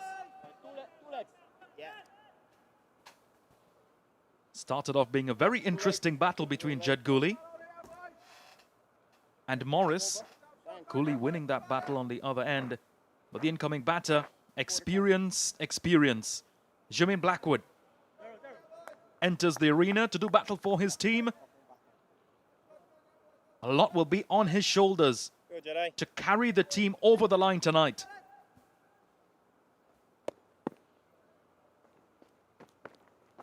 None, Jay. Oh, GM. Wait. No, get down. Two is the call. Opting to remain just for a single at the last moment.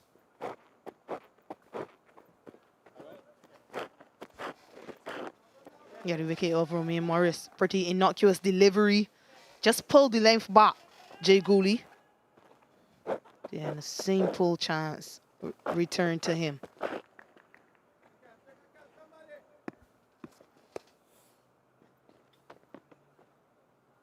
Push. Get some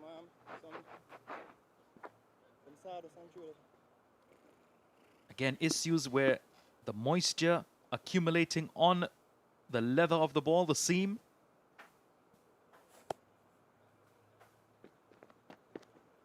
Oh.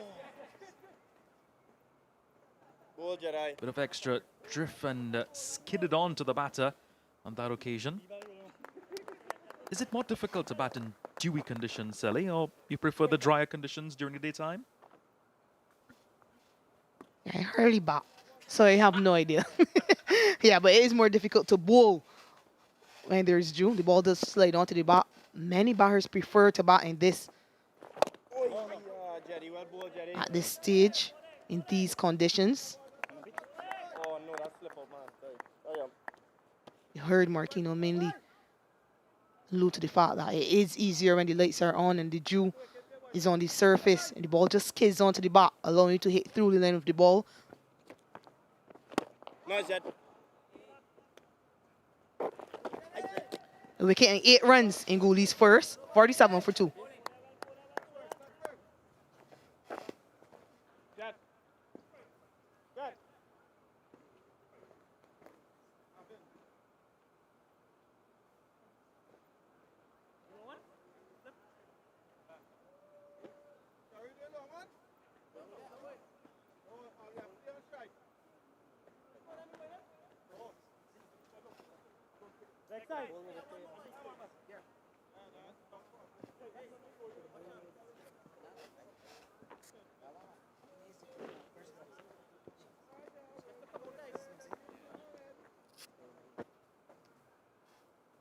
Just a quick summary of what transpired so far. TNT Red Force posting to 56 for 8 if you just joined us, utilizing their full quota of 50 overs.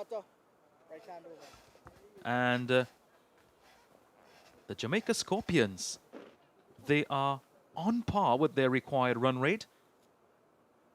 Just losing out on a wicket in the last over. Soft dismissal though, Sally. But we are very, very happy that each and every single one of you could have joined us this evening.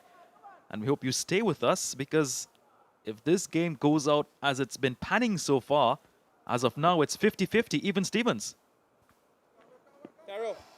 Yeah, just that second wicket put Trinidad and Tobago Red Force back into the game. Just swung the momentum back into their favor slightly.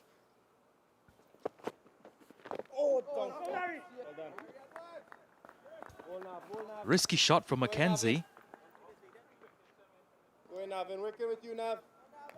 You were making the point earlier, though, about bowling in dewy conditions. We'll continue that point right after. I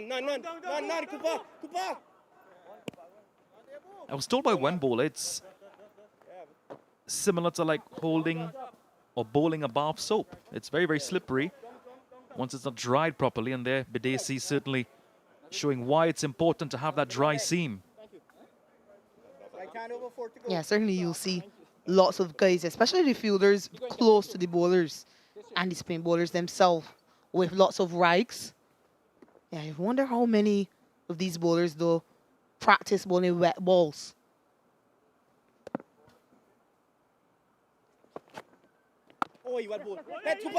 Yeah, quick single, chance for a run out. Yeah, excellent running again by these two.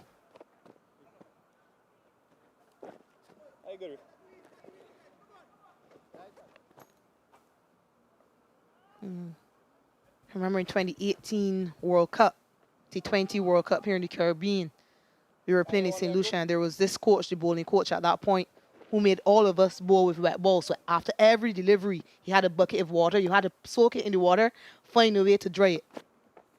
One. Schultz of 2, they're going to come back quite comfortably. Jai Paul a bit slow on the approach to recover that ball in the deep. 50 comes up though nonetheless in 9.4 overs.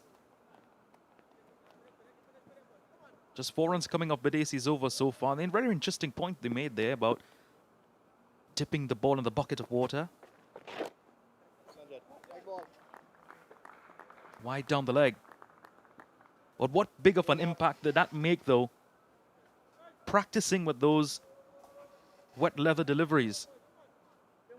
Bidesi trying to overcompensate on that occasion. Missing his line. Smashed in the air. Over the infield. But lands heavily.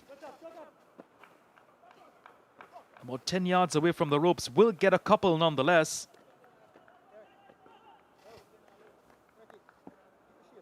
Yeah, the ball just seems to be plugging in the outfield. Started to see that towards the end of the first innings. But yeah, you were prepared. It's about preparing for conditions. Well bowled. Yours, Cooper. Cooper! Come on, man.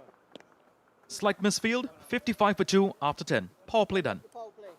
First foul play. It's been a balanced innings so far from the Jamaica Scorpions and also the TNT Red Force, the Scorpions, in pursuit of their victory target. Lovely shots off the front foot, taking a full advantage of any poor delivery, and that was the first wicket to go down. But that did not deter the Scorpions batters driving through the line. Any chance they got to free their arms. Wicket number 2, soft dismissal. That was Morris, who was looking dangerous, looking ominous and threatening. Will be Gooley to continue, and confirmation. The power play comes to an end. Just take a look at Jed Gooley's t-shirt. It's drenched in sweat. Really paints a picture of how humid it is out there. One.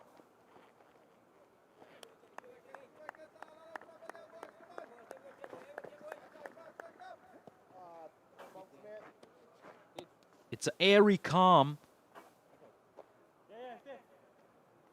Not a shake of a leaf. So no wind blowing from the east. Usually it comes over the hills from the east. But continuous humid conditions resulting in the formation of tons of dew on the surface as well.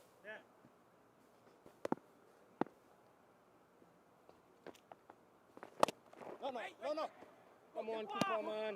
Ready. Cephas Cooper's struggle in the circle continues.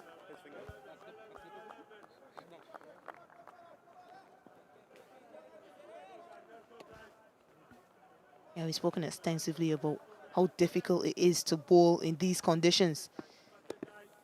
And as a result, how more important it is that fielders support the bowlers. And anyone who was watching that game last night will know The Hurricanes actually gave up lots of runs in the field, dropped a few catches, ended up costing them. Another misfield. Fortunately, doesn't cost the Red Force. Yeah, they need to do better, the TNT Red Force, in defense of a smaller total from what we've seen on match day 1. Right now, they're a bit sloppy. Oh! Well, Jerry. Goalie not known to get much purchase off the surface, just holding the line and length, skidding the ball through to the batters, asking them to take a chance, take a risk. Oh, catch it. Well, Jerry. Slight turn on that occasion, though. End of the over, 11 gone, 58 for 2.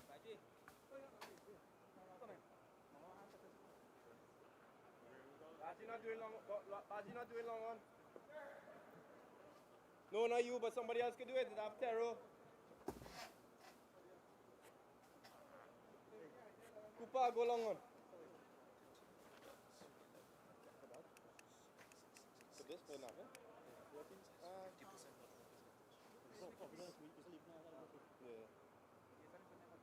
Navin normal for? Okay. 50% dot ball percentage for the Scorpions. But at this stage, they're still managing to get more singles, more twos than the TNT Red Force. The Red Force accumulated around 68 to 70% dot balls at the similar stage. So in terms of running between the wickets and strike rotation, manipulation of strike, they've won that head-to-head so far, the Scorpions.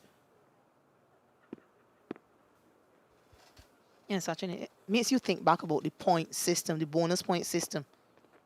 And that's the reason teams can get 2 points if they have fewer than 50% dot balls. It's what West Indies is trying to avoid. Darren Sammy and co want teams to do better, rotate the strike more.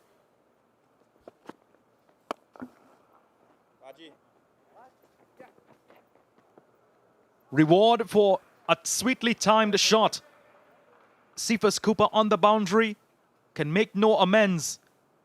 His difficult night in the field continues, but a boundary for the Scorpions.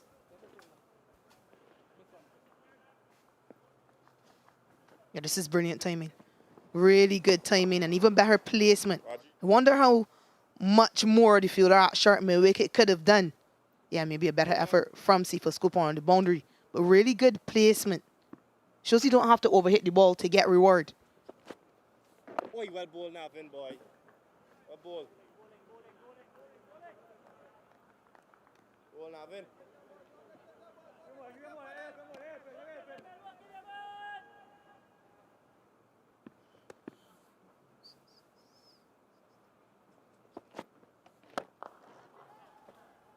Comes down the track, but again falls short of the fielder, but will complete 2 runs nonetheless. Good intention though from Mackenzie, looking to push Badesi off his mark, off his line as well. Good use of the feet.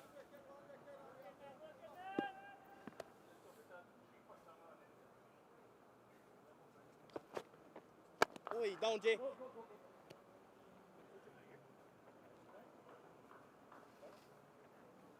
Bring one out there. Yeah, I spoke to head coach Robert Haynes before the start of the game. And he said he was very pleased with the preparation and the output from the players, especially the batters. Felt as though the batters were coming into this competition well prepared. One push. Bowler.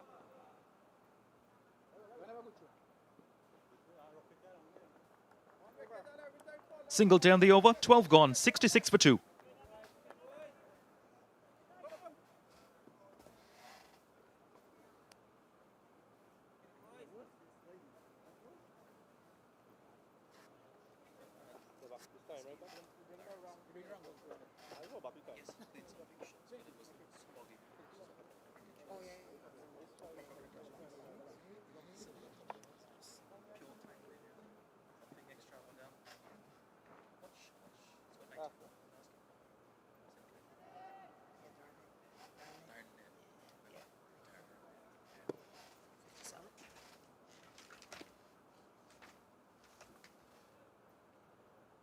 Scorecard led from the front by Mackenzie.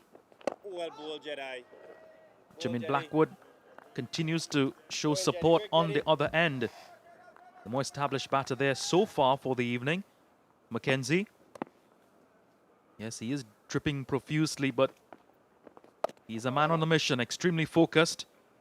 And he has the perfect partner on the other end. Blackwood with a world of experience. Made his test debut in 2014, just about a 40-minute drive up the road from here, the Queen's Park Oval.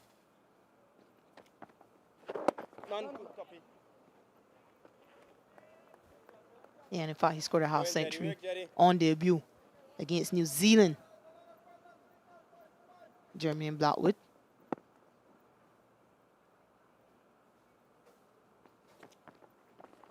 One.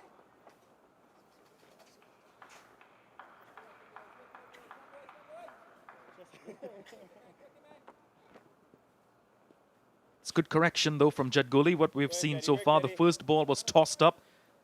Basically a freebie to the batter. Now he's corrected his line, corrected his length. Bowling a more attacking line to the left-hander. Will Mackenzie look to take him on, or will he continue to just rotate a strike?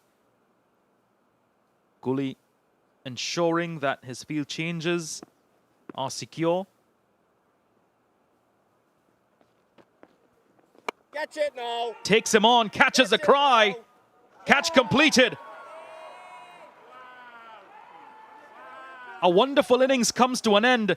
Yet another soft dismissal for the Jamaica Scorpions. Jed Gully gets his second.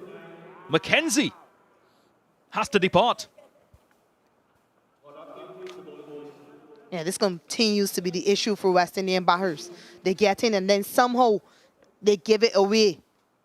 A well-set Kurt Mackenzie trying to take on Jay Gully.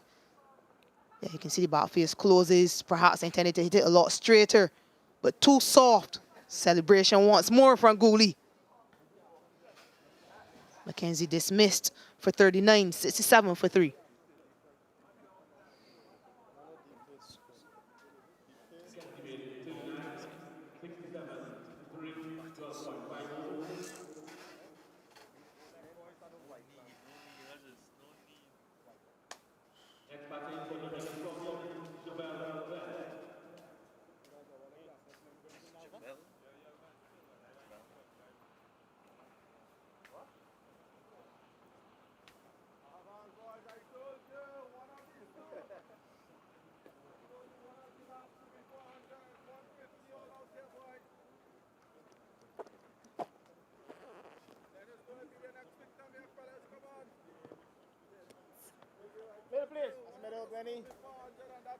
Right turn. Then coming back to Javel Glenn. Standout player from the last season. Scored his maiden 100 last year. He would want to better that. Contribute to his team's victory. It's a decent platform to begin mounting on. Gully now placing a bit of a more attacking field. First slip and play. Short mid-wicket and short cover.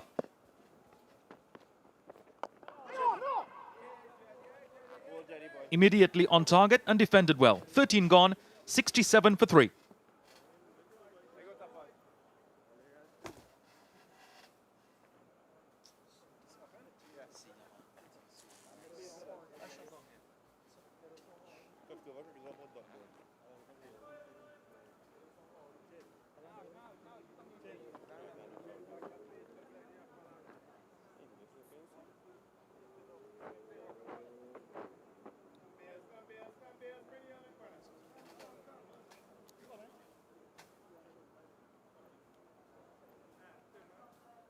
$67 for 3.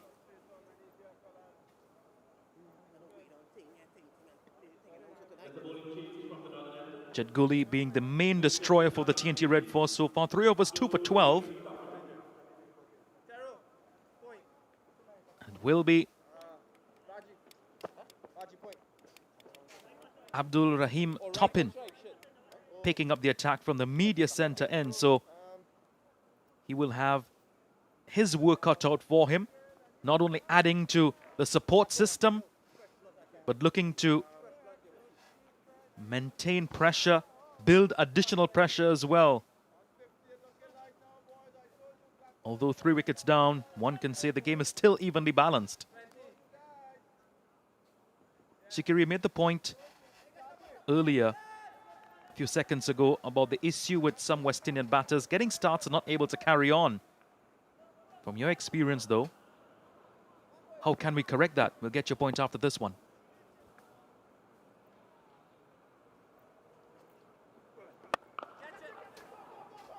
Hit in the air. The fielder is in hot pursuit. But just for the retrieval, goes all the way for 6.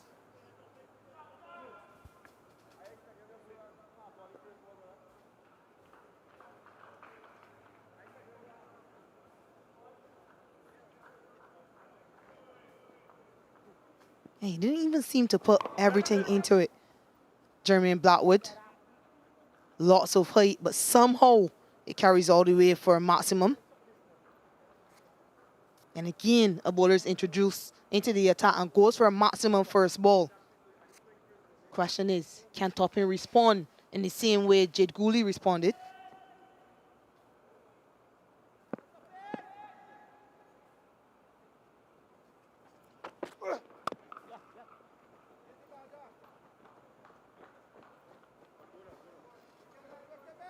Yeah, just to answer your question, I think it comes down to focus. Focus and value on your wicket. You have to value your wicket, put a price on your wicket. Kurt McKenzie has played international cricket for West Indies already. He has to be hungry enough to know he has to score hundreds and big hundreds if he wants to get back into that side. He's just one example, one of the many we've seen do this time and time again. When you look around the world, you don't have to look too far. You look at Shea Hope with 1900s. You see how much value he places on his wicket.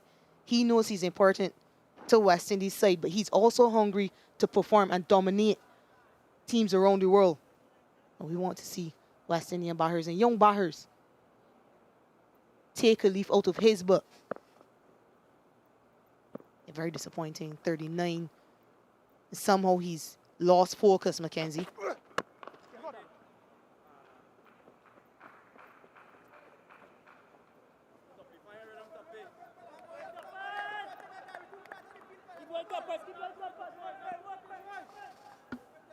They're really bubbling around now. They're humming and buzzing, the TNT Red Force players.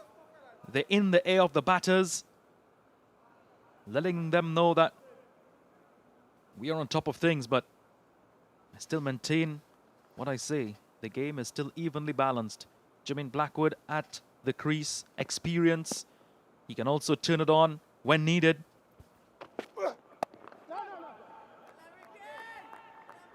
And Glenn is also no miss with the bat. So this partnership needs to rebuild for the Jamaica Scorpions.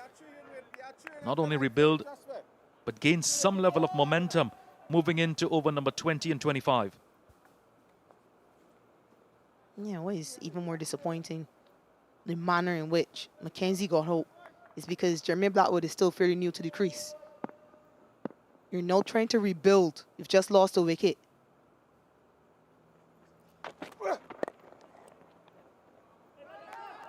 Well fielded by Otley.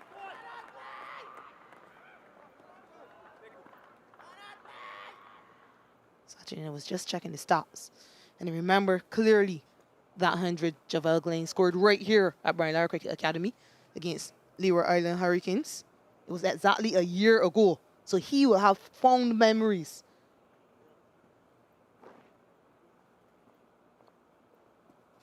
And you saw how much it meant to him. Remember, he fell to his knees when he scored the century.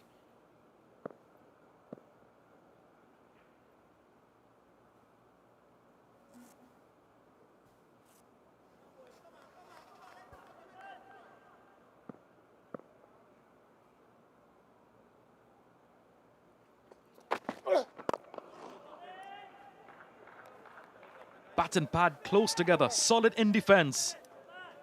Over comes to an end, 14 completed, 76 for 3.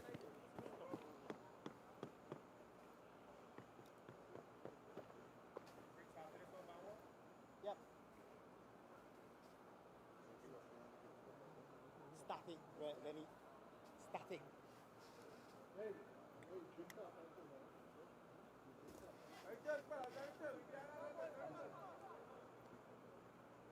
very static, huh? Static. Good, Jedi. Top in. That's a look at your line graph or your womb comparison. 2 wickets tumbling for the Red Force at the same stage, 3 for the Scorpions. And almost even Stevens. Will be Gooley to continue into his 4th. None. One. I think they'll be happy with this, though, the TNG Red Force. The Scorpions just picking up the odd singles. Once the boundaries are not coming by, I think they'll be quite happy with just allowing the singles to build. Dead.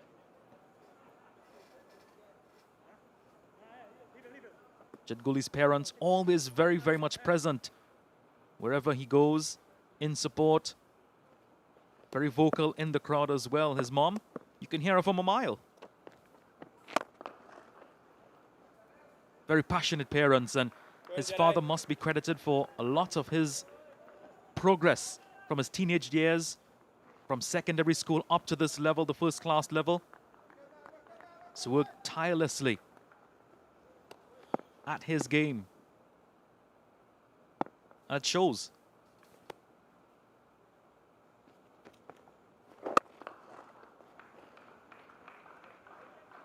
Go in, Jetty. Work, Jetty.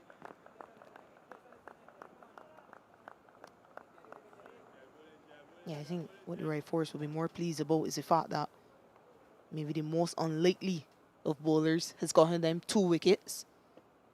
And they're being allowed to get away, sneaking a few overs from Jay Gooley.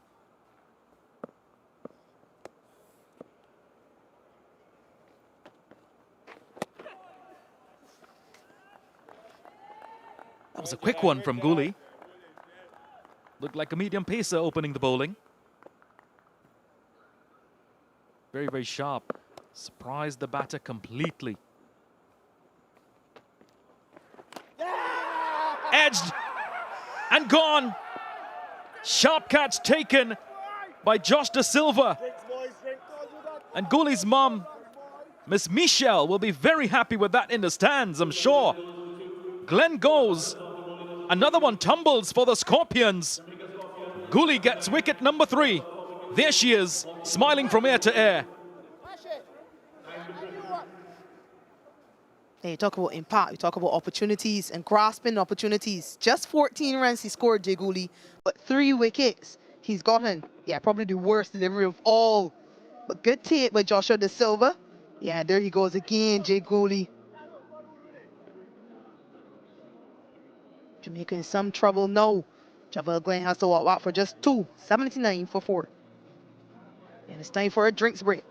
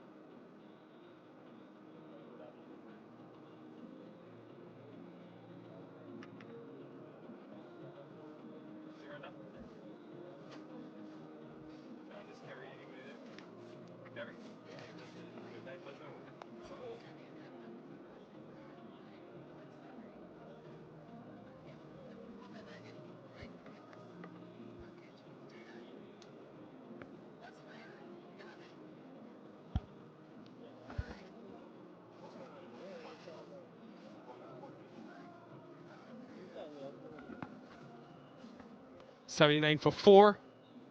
Yeah, lineup dominated by left-handers. Mackenzie, Morris, and Glenn, all removed by the off-spin of Jid Gooley.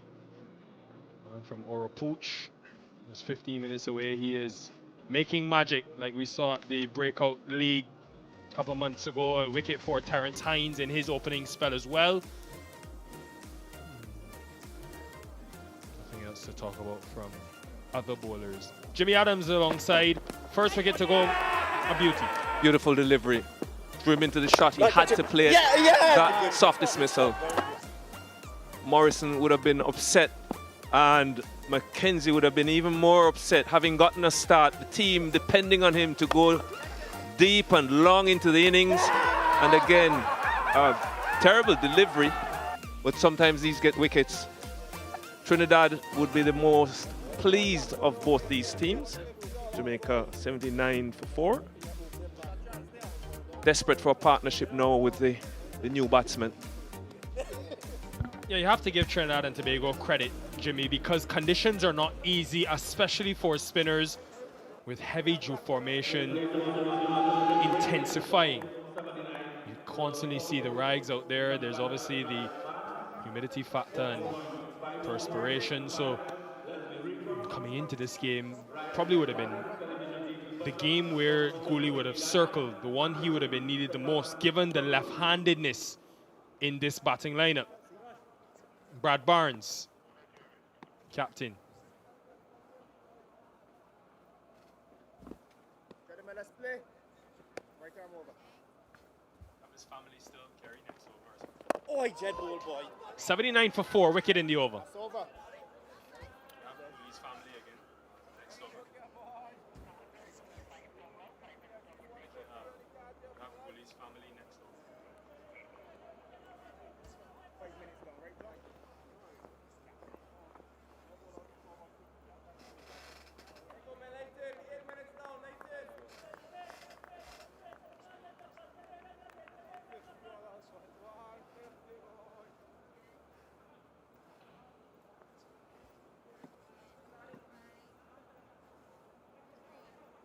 Middle and leg. Thank you. Right hand over. Thanks. Yeah, captain has just come to the crease. You heard Sachin Ramsubai just now, Jimmy, talking about the familial impact in Jid Gooley's career. His mum Michelle, right-hand side. Father Derek, from 7 years old, his father's been coaching him. He's actually a level 1 certified coach just to help his son through. Topping.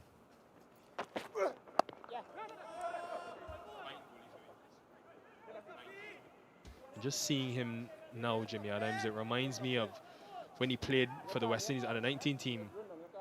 He was mainly playing as an off-spinner who could bat. In different teams, he's become a batting all-rounder, but he's very handy, and especially when you come up against oppositions like this, he can be very valuable going forward in this tournament.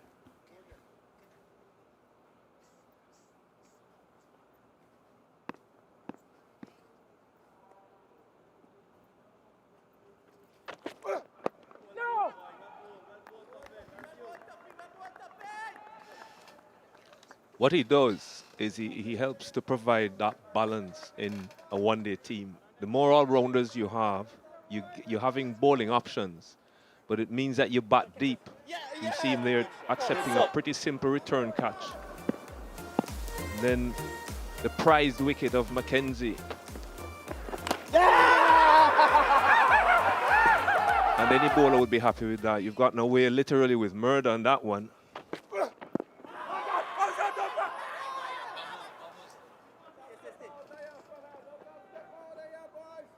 But it's good to see young players getting the support, the family support. A lot of cricket systems, high-performance systems, are built around parents and families providing support for young players.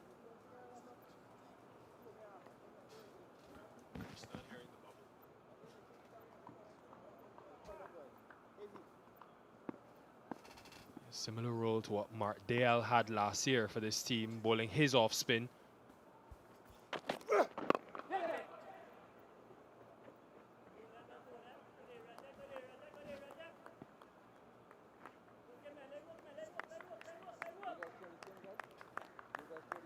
That Kurt McKenzie dismissal. And this is one of the things I'm looking at Jimmy Adams coming into this tournament. How can you get more batters? We only had 900s in the entire tournament last year. How can you get more batters converting to big hundreds, especially when McKenzie was set? And I know hindsight is always 20/20, but did he have to go after that? Well set, well ahead of the rate as well. Gone. What a moment for Abdul Rahim Topping. A maiden list day wicket in front of his home crowd. Well, it's all Trinidad at the wicket. Halfway through the Jamaica Scorpions batting lineup, the 5th wicket goes. Jermaine Blackwood, a man with international experience, a man Jamaica would have been hoping would have stayed and built an innings, trying to guide it down to third man. He'd played so many of those shots up to that point. The ball bounced a bit more than he thought, and he ended up giving Joshua De Silva, the Trinidad and Tobago captain, an easy catch. So Blackwood has to go, 16 from 20, the score 81 for 5.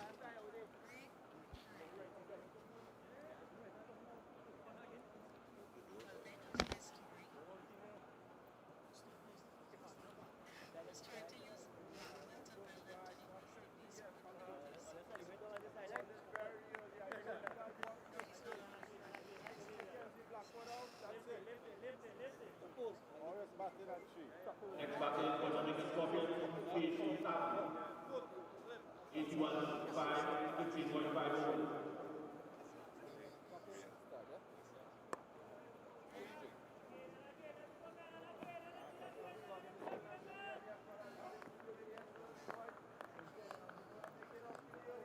Jump there, Jay. The head coach told us at the interval they've got the deepest batting lineup in the tournament. And today we'll find out. Pete Salmon. And at 7, there's still Abhijay Mansingh to come. There's also Javor Royal. Both very capable. And they're 176 runs away. What a moment for the man from San Juan, Trinidad.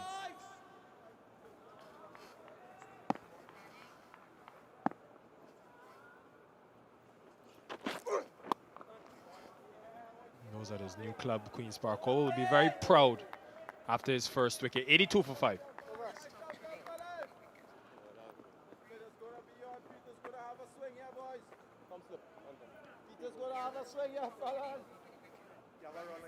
I love to see the jubilation, Jimmy, when you get that first.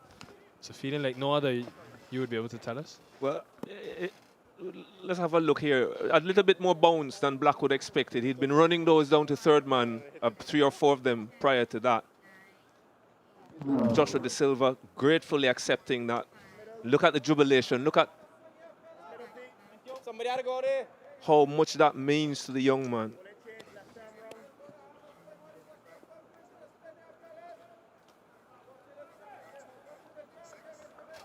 And now with the removal of Glenn and the 3 left-handers in that Scorpions batting lineup dismissed, allows Joshua De Silva to go to his left arm spinning Ricky Jaipal. A couple of overs in the first power play. And he's back. Yeah.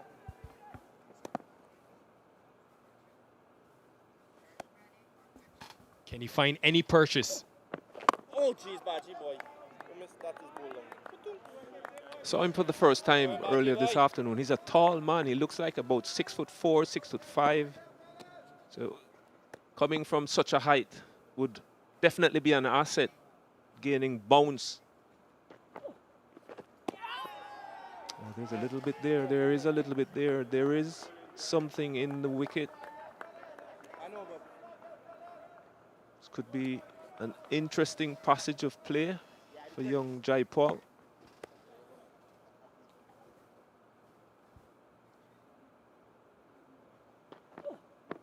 Oh, ball long. Oh. Ball Baji. And no Carey Peer this year with the West Indies team. So Jaipal getting an opportunity. Not easy when you've got Pierre and Akil Hossein above you in the pecking order.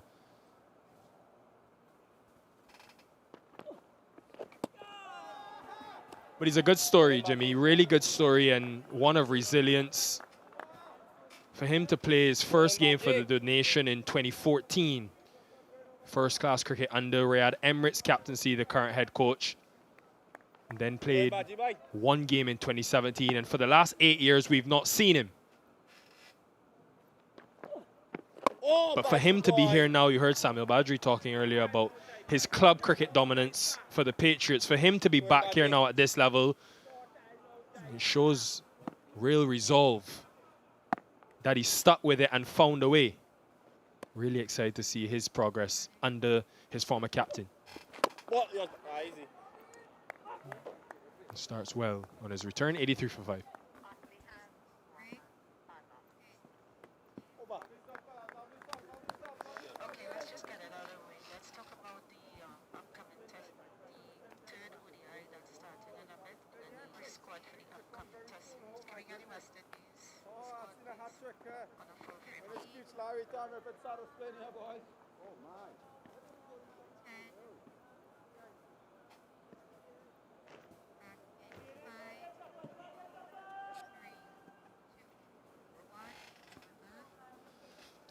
Recently announced the West Indies test squad of New Zealand. OJ Shields, the newest member. He was originally slated to be with the Scorpions, but then getting the call up.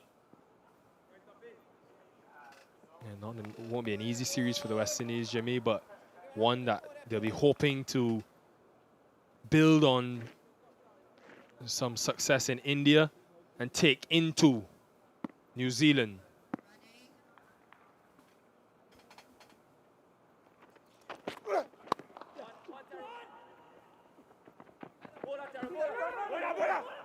Of course, the third ODI, West Indies, New Zealand, is tonight, 9 p.m.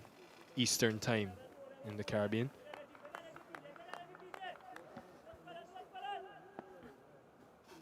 A lot of cricket happening around the world at the minute, Nikhil.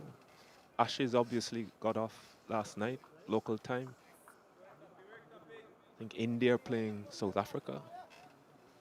West Indies playing New Zealand. There's no shortage of cricket to watch if you're a cricket fan. CG United Super 50, of course. West Indies under 19s.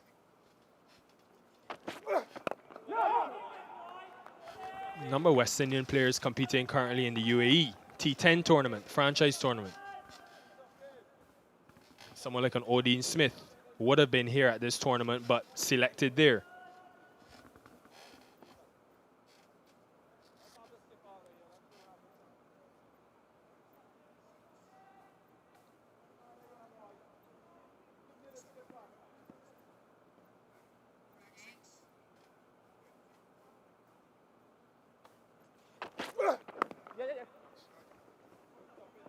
So important that they continue to tick things over, to keep picking up these singles as and when they can, but be alive to putting bad balls away for boundaries.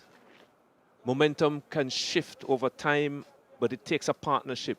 Get your first 10 runs as a pair, build it to 20 to 30, and then there comes a point in time when you can feel this momentum shift from one team to the other. So it's really important that Barnes and Salmon find a way to start a partnership, put a foundation in for the next 10, 15 overs.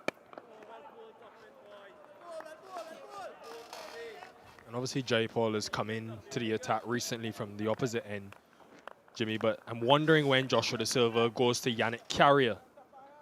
Most wickets for the Red Force in last edition of the Super 50 tends to prefer to bowl to right-handers, so he can set up that googly. When does he go to his wicket-taking option? Especially with some dew around as well.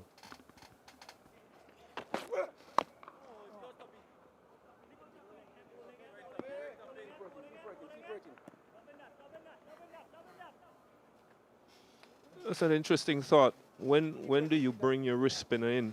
We saw Jamaica having problems with their issues with Mansingh earlier. He bowled a couple of one-over spells. which wouldn't have been ideal for either him or the team. Correa, it would be interesting to see when Joshua Da Silva decides to introduce Correa.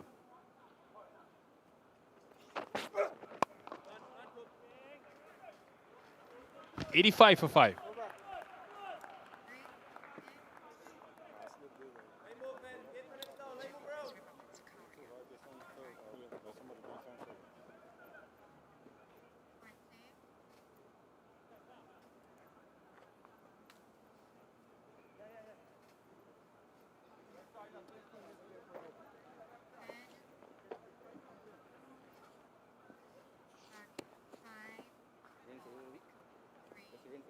That's what's supposed to be. Those are the grounds in trouble. This one will get. Yeah, there he is, Yannick Carrier. Yeah, boy. 35 years old now. It was just a couple of years ago in this tournament. He had that prolific season. 18 wickets, couple of fifers here at this ground. Sure we'll see him soon.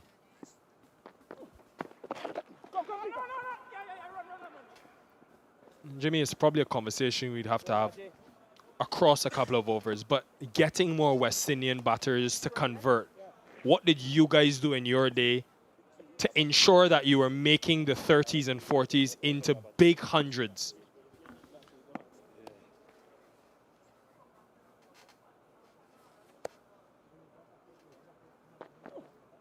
Oh, he non-touch it. Oh, come on, Sato, man. Bit of a misfield will bring another run. I think part of that was the grounding that we had. As from school, we were playing time cricket, a lot of it. So we had experience in 2-day and 3-day cricket before we left under 19 cricket. So we knew what it felt like to bat for 2 sessions. Coming into 50-over cricket is relatively short compared to 2 sessions. So having 50 overs in front of you as a batsman wasn't particularly difficult to negotiate mentally. Yon, Shadow. Well done, GM. Up, up, up, up, up. Well done, GM. A lot of our young cricketers now don't get so much exposure to batting time like that in the early stages of their development, and therefore when they have 50 overs in front of them, it actually seems like quite a lot. You also think about the advent of the T20 format and how maybe that's forcing players to feel they've got to continually put pressure on the opposition bowler, even though sometimes you're ahead of the game, like Mackenzie was in that partnership. That's definitely a part of it. That's definitely a part of it. There's so much shorter version cricket being played now. And again, I come back to that development period, 17 to 20 or 15 to 20. It's difficult when you see certain situations. The little man keeps telling you that you're running out of time. Do something and do it quickly.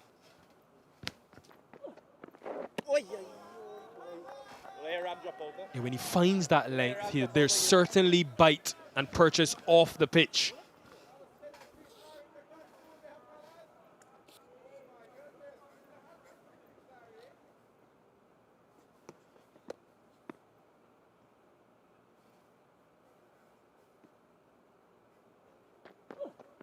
Oh, well pulled, Badgie boy. There's 2 from the oven, 87 for 5.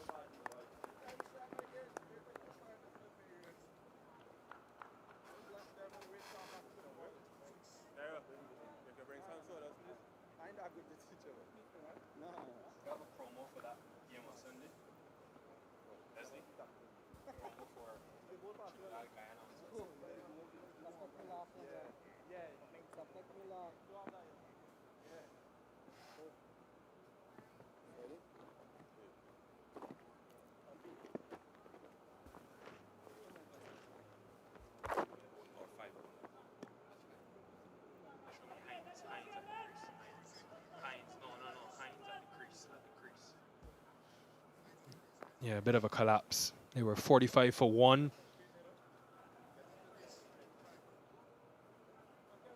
You just saw Terrence Hines there taking some sawdust to that crease. And he tells you about the dew formation and moisture around just at the landing.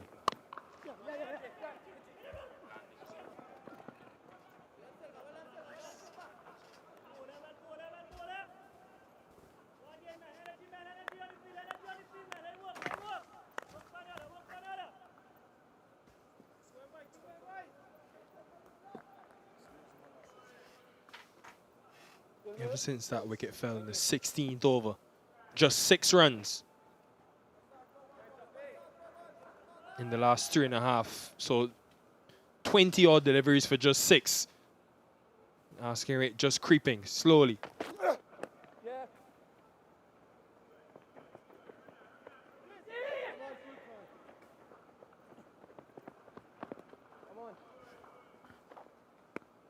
Good running from Captain Barnes and his partner Pete Salmon.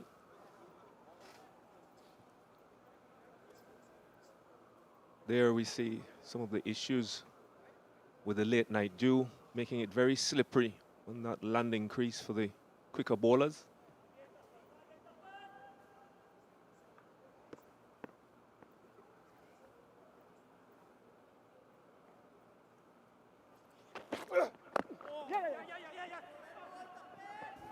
He's hovered around that length, that hard length that we sometimes say, maybe about 8 meters.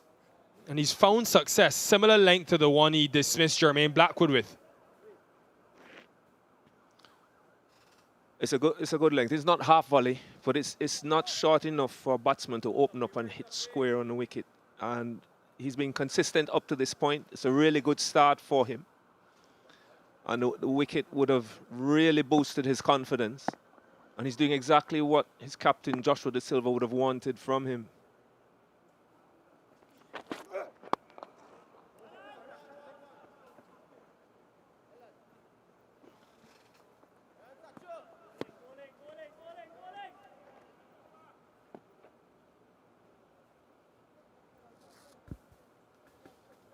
And I suppose for De Silva, it's constant thoughts going through his mind. Can he maybe get one fielder up? He's still using the 4. On the other hand, he may be saying, we can just, if we continue to prevent boundaries, that asking rate creeps up. Yeah, deep point, deep third, a fine leg, and deep square.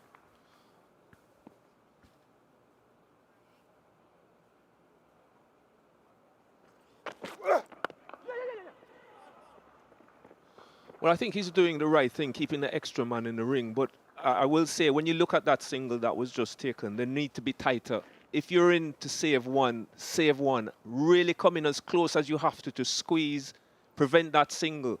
What you don't want is your bowler bowling his best ball, and batsmen getting what in the end was a comfortable single. If they want to take a single, that should be a risk, a chance of a run out. Back your bowlers. Your bowlers are bowling well enough. Come in and support them and cut that single.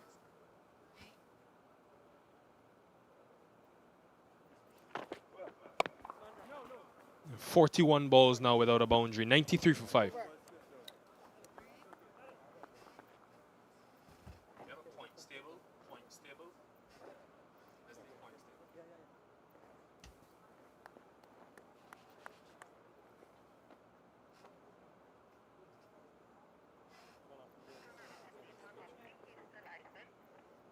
After 20 overs, Jamaica Scorpions 93 for 5. Barnes on 7, Salman on 6. 93 for 5 after 20. Only 6 teams in this year's CG United Super 50 Cup. It means that the margin of error minimal. Last year, Academy and CCC teams maximized the bonus points against them. Challenge is different this year.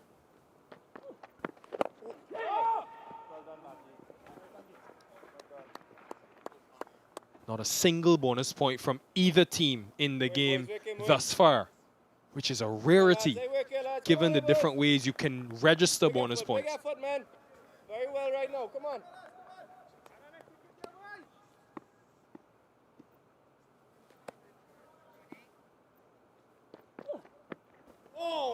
Lovely, lovely again. Just in front of Barnes, that length, perfect. That's sweet. This is excellent bowling from the young man. Excellent bowling. That's sweet, boy, boy. Good pace, forcing the batsman to play and getting enough purchase to ask questions of that outside edge. Catch it, Jason. Oh, my goodness. Well done. He offers a different skill set to what they had in Carey Peer when he was available. Carey Peer obviously will arm the ball into the right-hander. Jaipal's stop ball is the one that spins away, the orthodox ball.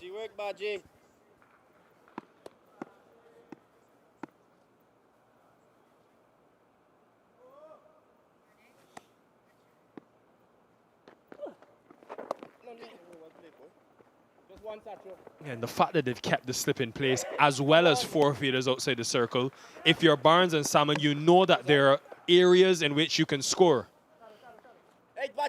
They're opting to be aggressive but still have the field spread. So how can you take advantage? That was a mistake.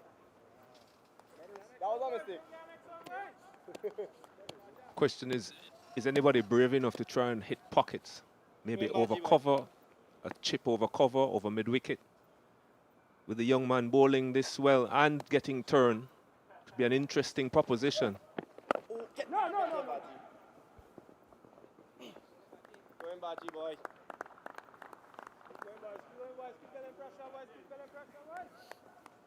Interesting listening to you provide this history on Jaipal. What he does have is a stop ball. He's landed pretty much everything he's delivered this evening, and really you can't ask for more than that under pressure. Dot ball to finish, 21 completed, 95 for 5.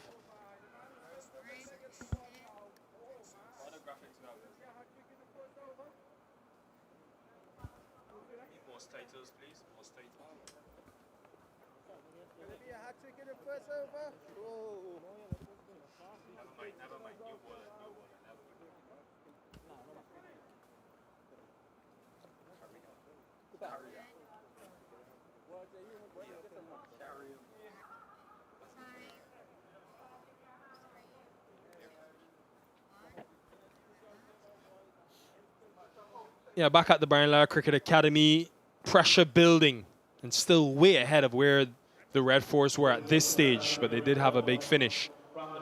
Yannick Carrier, another option. The 6th introduced for the Red Force. 2 of those 5-wicket hauls here at this ground back in 2023. Slip. Salman.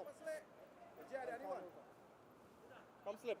Or go mid-wicket, whichever one. Has a phenomenal record here at this venue, 24 wickets in his list A career. Can he, like we've seen from Jaipal, get something out of this pitch?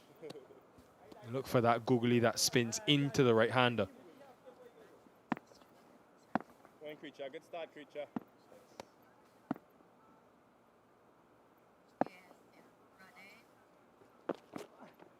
Catch it. Let's stay too deep there. Let's stay too deep there.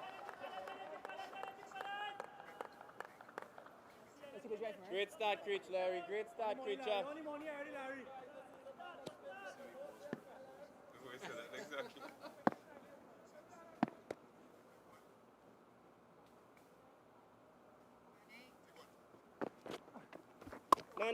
What do you do if you're the Scorpions here, Jimmy? Are you picking a bowler that you think maybe we can get a few more runs off of?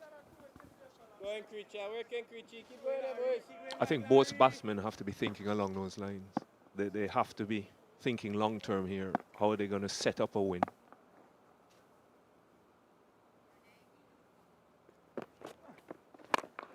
And there we see Pete Salmon deciding that he's had enough.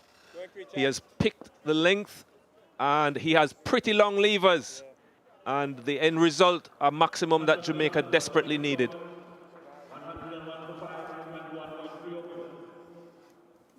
Shackles broken. And is this now the start of a relief of pressure? Again, another 6 to the leg side from this end. Breeze is a slight one, but still playing a part. Seen Jason Mohammed use that win often this afternoon, earlier. Rip it, Creechy. Rip it, Creechy.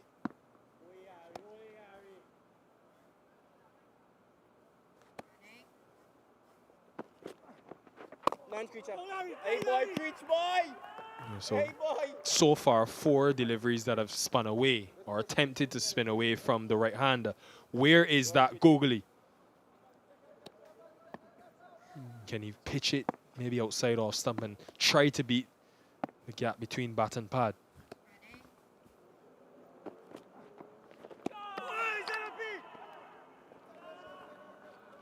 Well, that definitely wasn't it, but it still didn't stop Pete Salmon from signaling intent.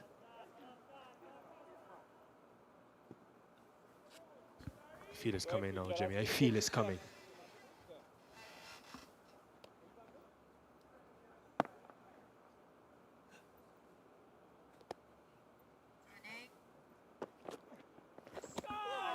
No, it's not. But Samuel Badri is next over to tell you about this leg spinner. 101 for 5.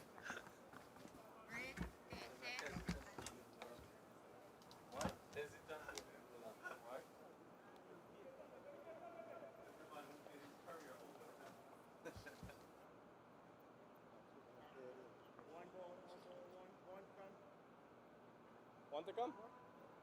One more, Chris. One more.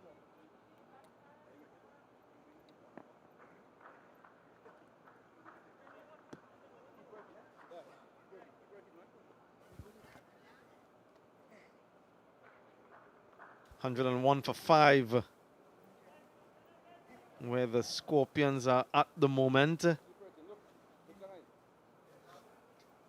Partnership of 20 between Barnes and Salmon, looking to stitch together something.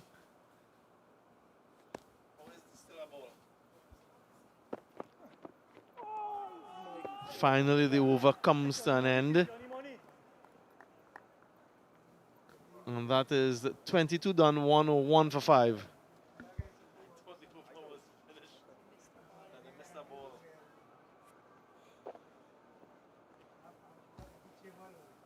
Go in, Baji, bye. We still on? Are we still on, Gary? Get my over it, check there. Yeah, just trying to recover the innings, the Jamaica Scorpions. And these two would have seen what has been thrown at them. A lot of overs remaining, so that's not an issue. The required rate just above 5.5, so that's okay. That's manageable. Jai Paul continues. Catch it, catch it. Hello again, Stacey. Hello to you, Badri. Hello, everyone. And I'm so pleased to be. I know you're probably too modest to say it, but in my opinion, a leg spinning great. Bowling great, Baji. Keep going, Baji.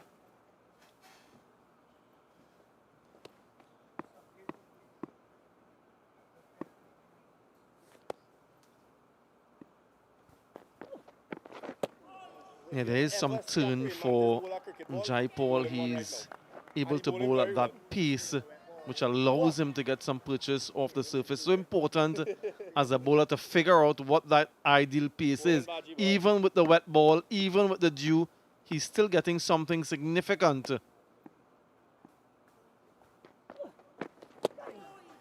Quicker delivery, beats the bat.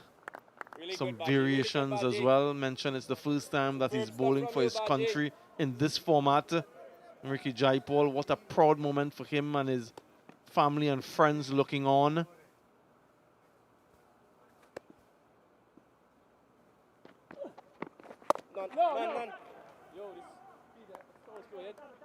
Strong enough club system, so he's come through that tough grind. It was a system in St. Vincent, the club cricket system.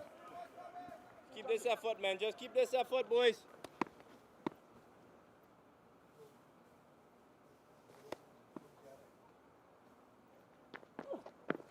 None, clipping. I'll describe it in not so many words. Chance for a run out. Signal by Joshua De Silva just saying no, perhaps he didn't collect it cleanly. We'll await the replay. But I'll answer that and I'll say not as strong as what you have in Trinidad and Tobago. Yeah, I find this to be very strange. The captain is saying, no, we're not appealing, it's not out, but he still wants to go up. So if this is out, I wonder if it will stand, because if the captain is saying that we're not appealing, I know it's not out. Even if it's out, it shouldn't stand. So this is a little bit strange to me that the umpire has decided to go upstairs. The wicketkeeper, who is also the captain, is saying to you that it's not out, and even if it is, I'm not appealing. Confirmation there anyway. He didn't collect cleanly, and that's exactly what he was saying.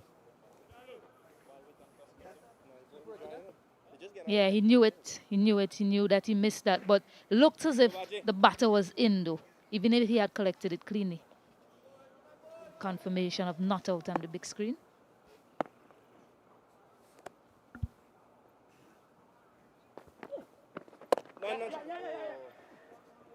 A single to end the over. And 103 for 5.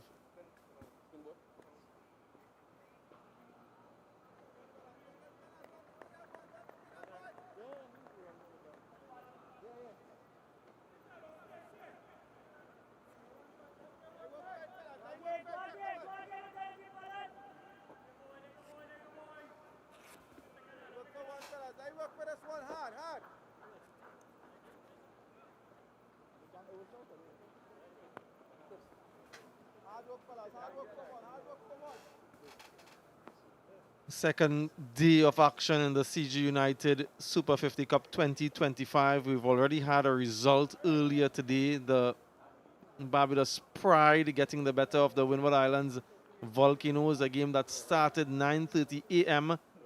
in local time. The other one at UV Spec, again abandoned without a ball being bowled. And this one here, which we were expecting a lot of runs from based on the earlier game a couple of days ago, it hasn't panned out that way. Yeah, the leg spin away turning and hitting with the turn for a single. Yeah, certainly expected to see more runs on the board. At the halfway mark, I guess a lot of people would have been saying, given what transpired in that first game, perhaps Trinidad and Tobago is a bit short. However, they have runs on the board and they've made a game of it. Jamaica, on the other hand, struggling to get to those runs that they require. But a partnership building here between Barnes and Salmon. You know, a lot has been said previously about the manner of the dismissals. You and I were looking from the other room as well, and we were commenting how soft and tame they were, giving their wickets away. Someone like Mackenzie, who has played international cricket before, you'd expect him, after having gotten set, to really take the innings deep, but he's done what we've seen him do so many times: get set and then get out. Yeah, there's the googly. Maybe started it a little bit too wide. And someone commented a while back, Stacey, that when you see someone get out in a similar fashion so many times, it's not that he's played 25 innings or 30 innings, it's that he's played the same innings 25 or 30 times. There's no learning, no development. There he goes again, the long handle from Salmon, and all the way for 6. Another one deposited in successive overs in a similar direction of Carrier. He's loving the leg spin of Carrier, Pete Salmon. Getting that long handle out and depositing that for a big 6 in that long on region. Just guilty of tossing it up. Not a lot of turn on that one away from the blade of that man Salmon. And boy, does he like the look of Carrier tonight. Massive hit down the ground. Yeah, there is no half measure from him. If it's close enough, there is conviction in the stroke. Can he pull the length back slightly? Yeah, better length. You can hear the applause from his teammates because they recognize a 6 the previous delivery and then a single to follow things up. Carrier, the man from Coal Mine in Sangre Grande, East Trinidad. He's played international cricket, has been a long-time servant for Trinidad and Tobago. Can bat can also bowl, so a good all-rounder, still plying his trade, very experienced cricketer. Yeah, I was just saying there, Stacey, so instead of playing 25 innings, someone like Mackenzie has played one innings 25 times. And I really want to see the young players developing from one match to the next, from one season to the next, learning from previous mistakes. I'm not convinced that there's that development and learning. Oh, well bowled, Chris. Yeah, I agree with you totally, Badri. When you've been playing this game, you want to be able to see persons grow. And growing, evolution is very important if you are to get to that next level and stay there. Mackenzie, he has played Test cricket for West Indies. You would want to get back in that frame.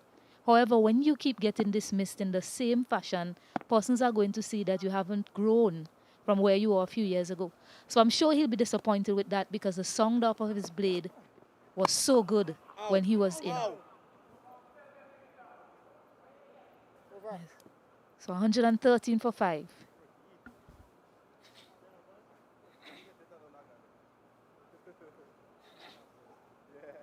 Sure.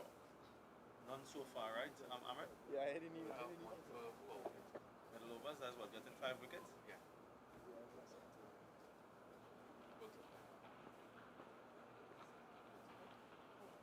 Okay. Listen, if you bring in this thing, that will be so faster. You understand me? What's the squad, the first power play? Yeah, these are the bonus points allocation in the CG United Super 50 Cup 2025. Power play 1, if you can get that run rate and lose less than 2 wickets, then you can acquire that. And as we go through the different phases of the games, points on offer.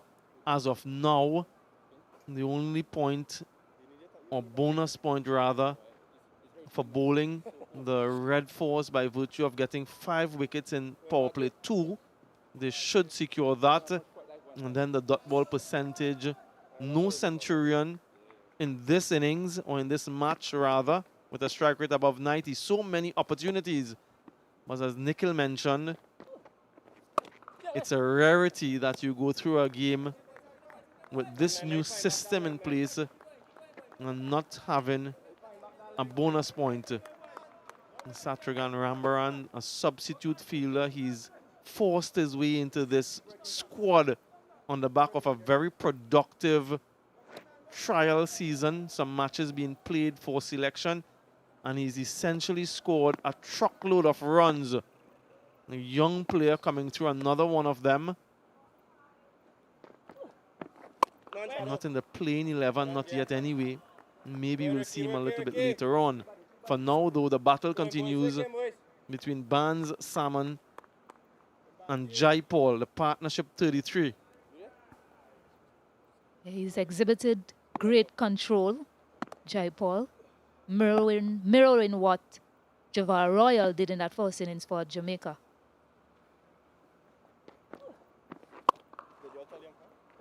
The difference that he'll want to see, though, is a wicket in that first column. Yes, Satragan Rambaran, who comes from not too far from here. A quality young player coming through. Very productive lead up to this campaign, and hopefully for him and for his fans that he gets a game in one of the upcoming matches.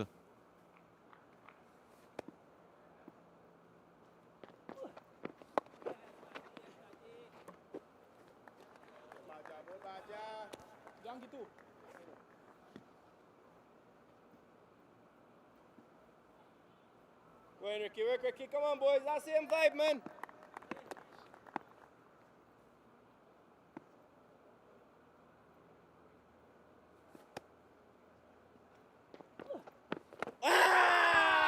Huge shot.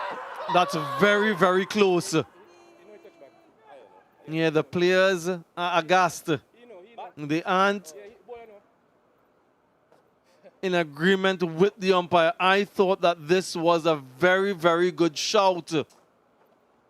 He doesn't agree, though. We'll have to have another look at some point. My finger went up straight away, Badri. We should have a look. You're an umpire as well, Stacey? No, definitely not. And that's probably why I'm sitting in this chair. Have a look for yourselves, folks. Did this hit in line, and was it going on to hit the stumps? My, oh my. Still waiting for his first in this format, Jaipal.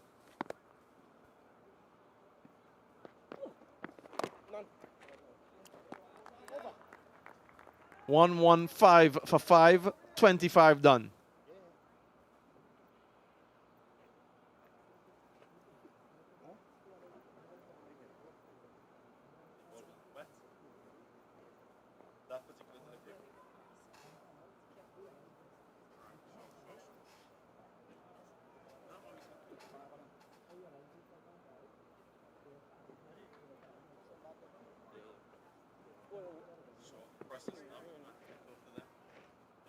Oh.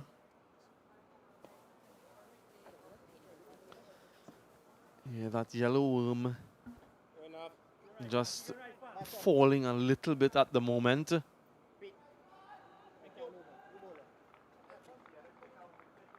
142 needed from half the overs, but they only have 5 wickets in hand. And now we're going to see the reintroduction of Navin Bidesi, the man from Bish in East Trinidad. Another one who has broken out on the scene, burst out into the scene.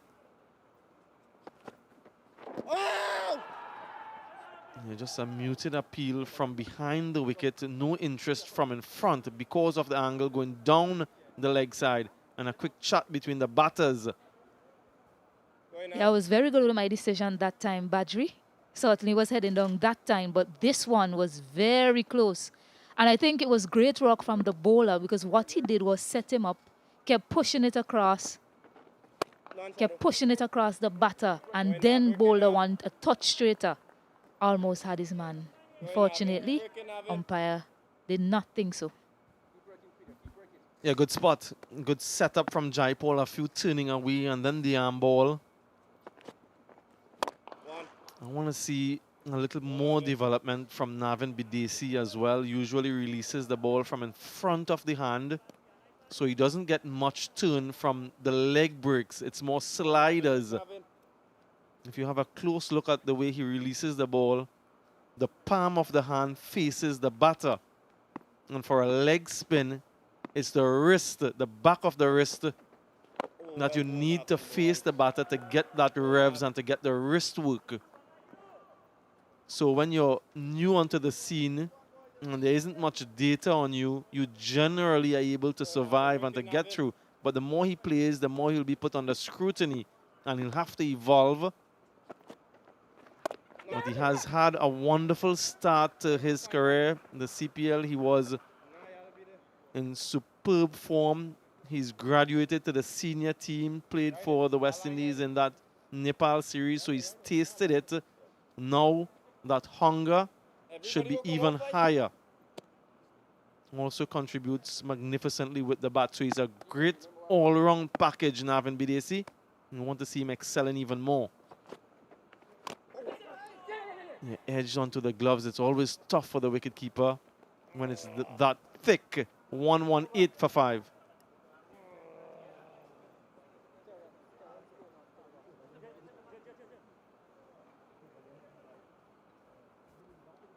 Right, how possible is it for us to see that release from Bidesi with that front of the hand?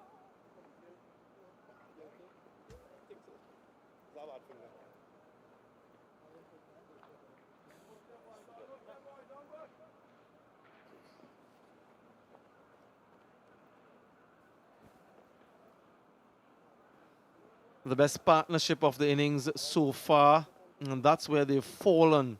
The Jamaica Scorpions, nothing of significance early in the innings, and so a lot of the heavy lifting has to be done by these two and the batters to come.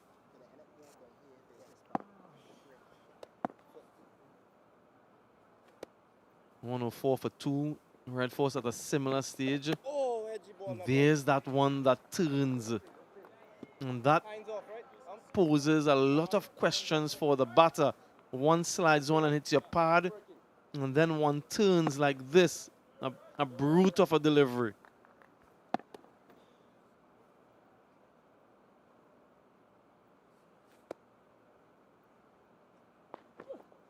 Oh, boy, Baji boy. Yeah, sensational stuff we're seeing here from J. Paul. Mixing up his pace well, his length also. And he's a taller man, so he'll get that extra bounce. And just got that previous one sliding into the bat at that time. Just managed to get his bat down in time, Salman.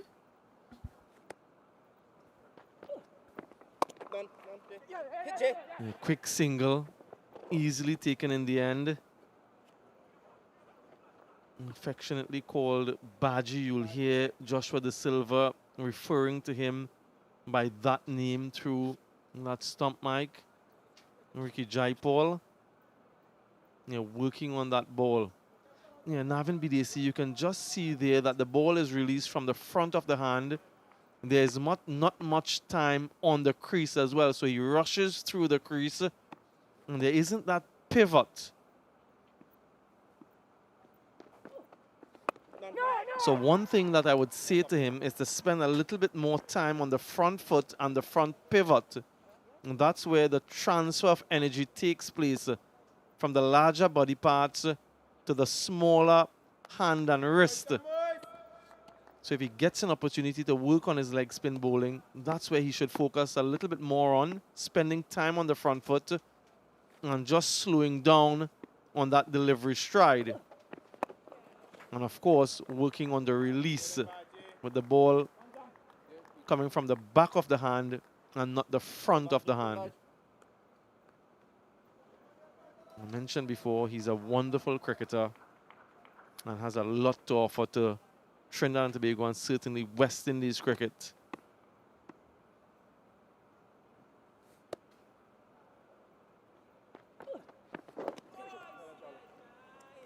And just a single from that Jaipal over, 119 for 5.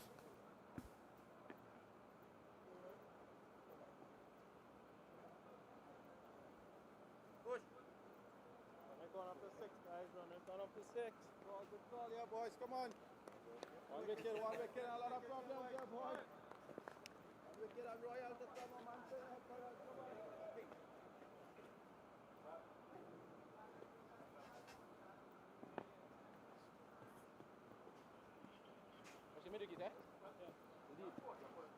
And that's the batting to come.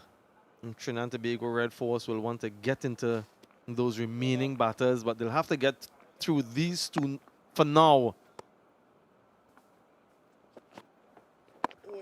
Come on, Toy. Hey, one other cut, one other stay. No call, just a look and a run. Non-verbal communication. He picked the gap well. He knew where the fielders were and judged quite well between these two long legs of Pete Salmon.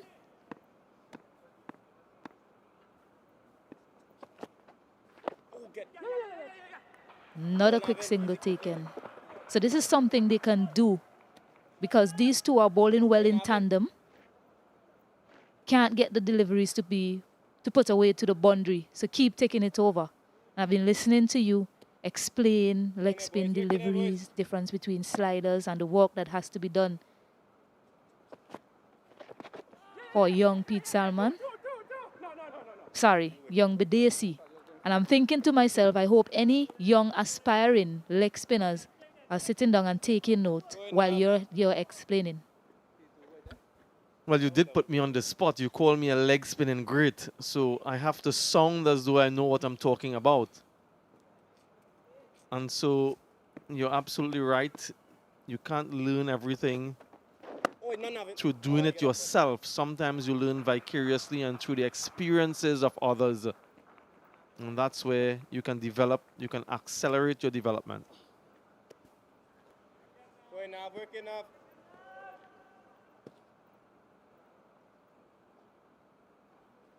Keep working, Peter. You keep that front pad out of the way. There he goes again. That's an area he really favors. I make it 3 sixes there for Salmon. And off the leg spinners. Wonderful striking. Anything that's close enough to him, it disappears. Yeah, wow from Pete Salmon. Anything that's pitched up, he's going to take you apart. Particularly brutal against the leg spinner. Head down on contact, eyes firmly over the ball, and an uninhibited bat swing from Pete Salmon takes it all the way for another 6. Brutal hitting from him.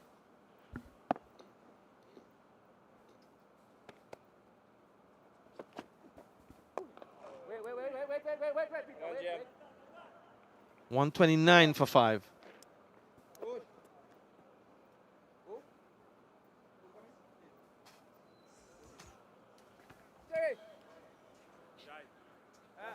Cherry, type part 2. Cherry.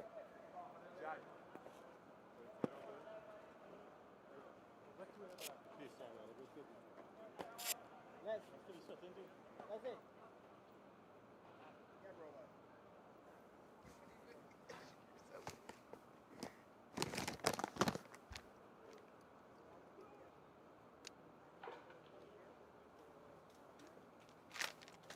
Jamaica Scorpions struggling during the mid phases of this competition between the TNT Red Force. But this partnership looking quite good. 48 from 73 deliveries. Barnes and Salmon would want to push through. Barnes on 16, Salmon on 32. The only other top scorer there, Cook McKenzie, getting 39. So they would want to continue to push on and build from this reconsolidation period and push on to get that 128 runs for a much needed victory. Both teams need to get a win here tonight. Minimal bonus points on both sides of the tables. Barbados on top of the table currently.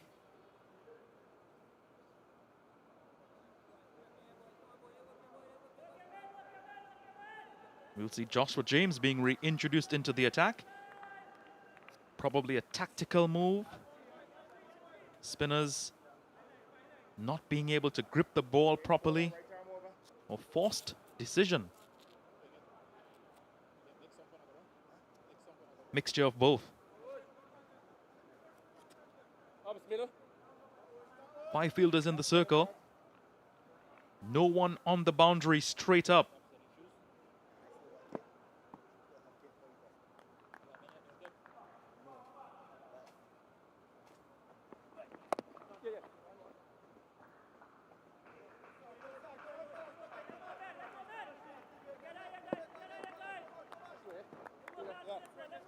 Good evening, Shakira Selman. How are you doing this evening? Thank you. Hope all is well. Right arm over 5 to come. Good evening, Sachin. Good evening again, viewers. Yeah, a bit of a fight back by the Jamaican Scorpions. Captain Brad Barnes, partnered by Pete Salmon.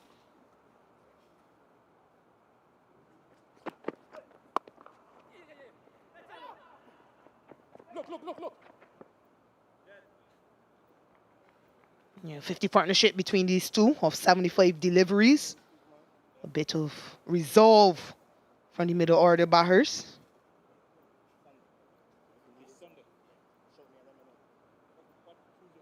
And innings that ebbed and flowed for the Scorpions.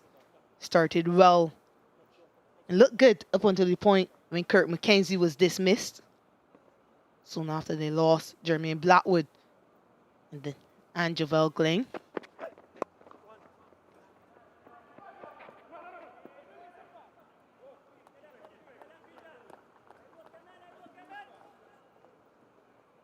Yeah, certainly, even though head coach Robert Haynes will be disappointed with the score so far in the manner in which the batters, the top order batters, were dismissed, certainly he will be pleased to see some resilience.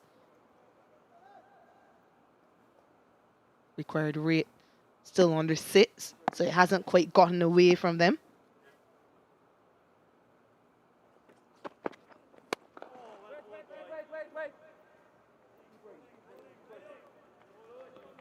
It's a period of play. We have not seen much boundaries being scored, but the singles are coming by. This partnership, 51 from 77 deliveries. Credit to the TNT bowlers, though. They've been on point, only 3 extras. James and company, the spinners, doing the bulk of the work. Jai Paul already delivering 8 overs. He's been economical.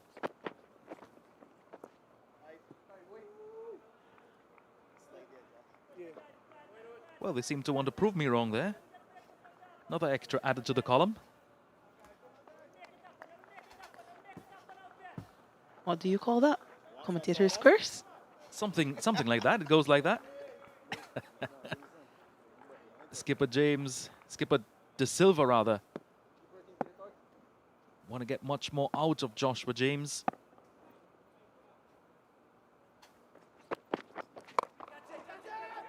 Hit in the air, cries of catch it, catch taken. So said, so done, pointing to the floodlights. Missing it in the atmosphere, but taking it with some ease, Navin Badesi. Joshua James picks up his first wicket of the evening. And this is exactly what De Silva wanted from Joshua James. Return to one of his faster bowlers. Yeah, extra pace. I just wonder if he was through the shot slightly early though. Extra bounce, but really good catch from Navin Badesi. Never easy looking into those floodlights.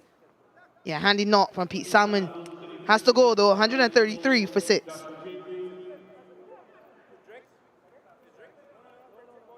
Jamaica's scoreline 133 for 6, 28.5 overs. Incoming batter, Abhijay Mansingh.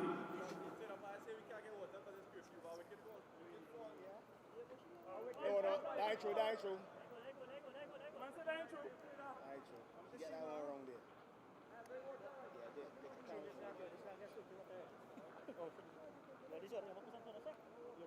But too late now.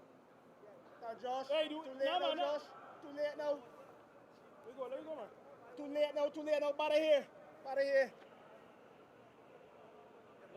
Middle.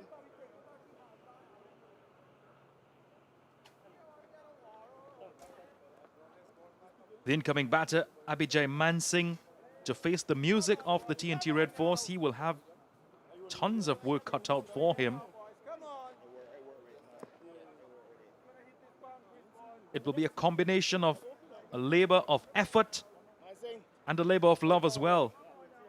A labor of passion. How much would you want this victory?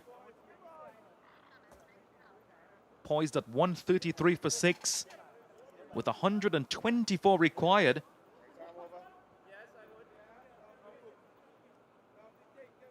Seems gettable at 5.86 runs and over. But the issue is only 4 wickets in hand.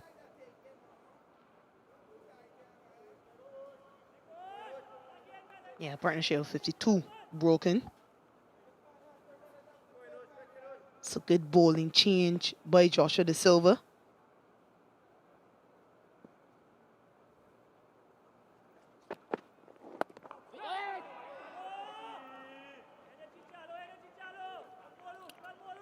End of a successful over for Joshua James. 4 runs and a wicket coming off it. 133 for 6.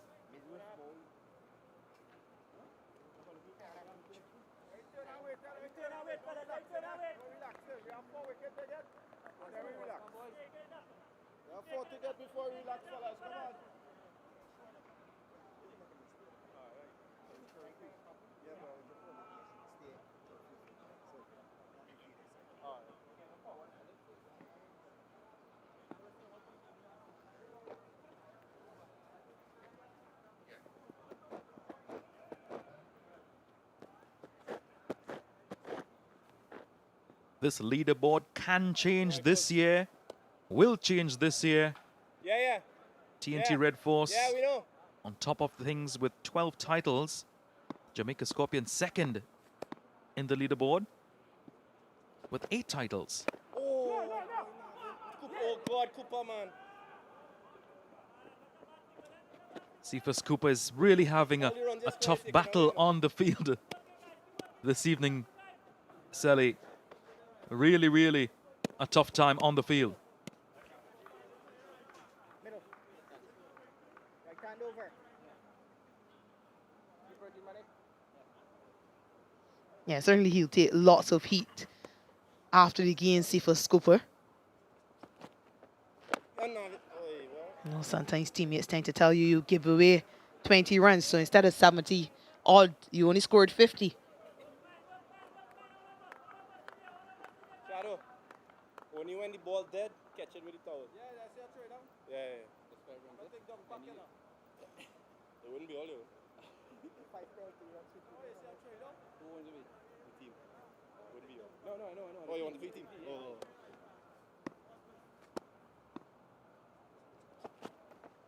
None. No. Going rifle.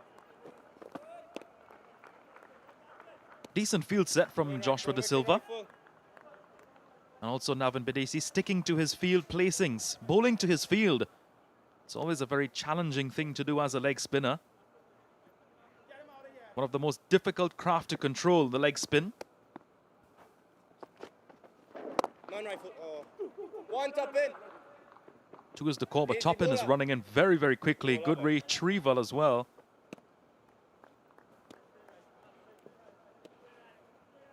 It's been a decent spell from Navin Bidesi. 4.4 overs, none for 31. One rifle, work rifle.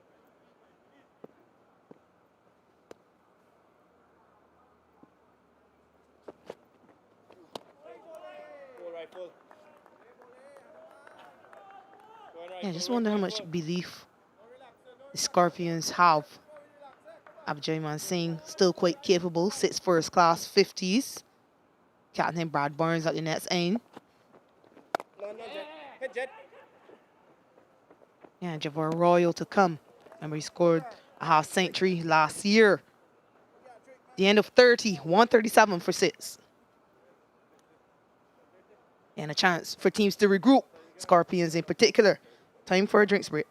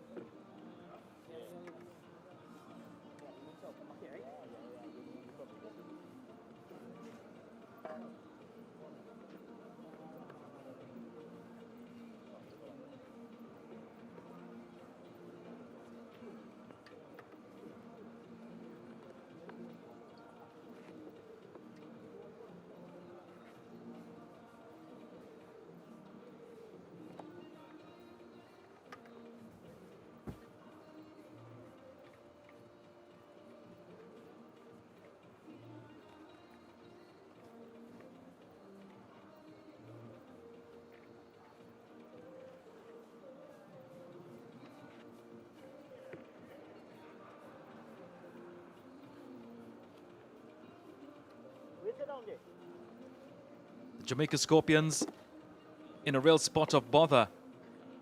And that batting card tells the picture. Mackenzie still on top of things with 39. That partnership, the only real standout partnership between Barnes and Salmon getting 52, was looking quite promising. And the Scorpions would have been heavily dependent on that pair to carry them through within touching distance of the winning total. A look at the wicket so far. That's the first one to go down. Not catch it. Yeah, Soft yeah. dismissal to get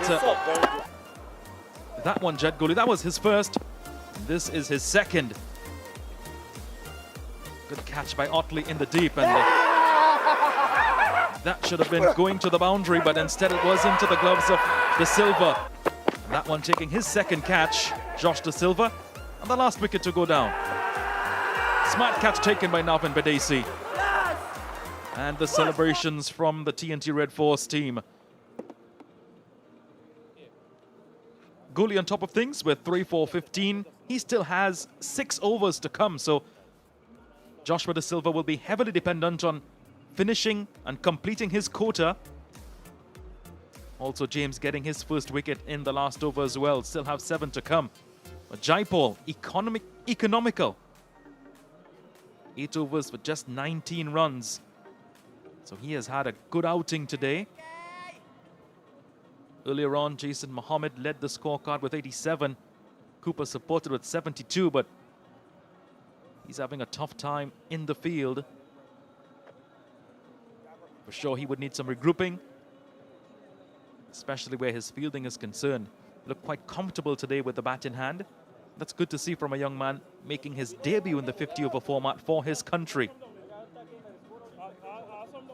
But again, Salman, the continuation of the innings, getting starts, getting a foundation like that, 72, and not able to carry through, and being dismissed in such a manner, being stumped out with your foot gently dragging out of your crease. Certainly things to be mindful about. Certainly Cooper will be proud of the innings he's had. Remember, he is on debut for Trinidad and Tobago. Maiden list a half century. He'll learn. Also was clever bowling by Brad Burns. Just load it up, pull the length back and drag him out the crease. Yeah, another guy that will be proud, Jaipal. He's been very good in tough conditions. A good control of length. Good variations as well. Full array of skill on display.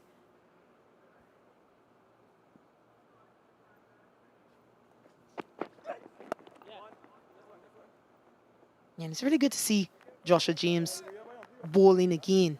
Remember in the Breakout League, he was called for an illegal action. So he's obviously done some remedial work. Youngster from Tobago. Yeah, the type of all-rounder we're looking for. Almost reminds you of Andre Russell. The ability to hit a long ball and then bowl a few overs as well. Heavy balls. Struck in the unmentionables. Pain, grimacing, physio.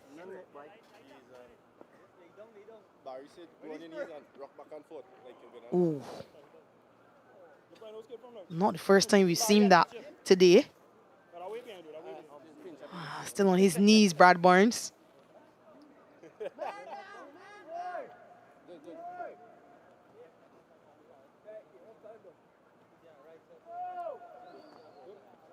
The thing though, Sally, when you get struck in your rib cage or your arm or your leg, the magic spray comes out, but there's not much you can do there.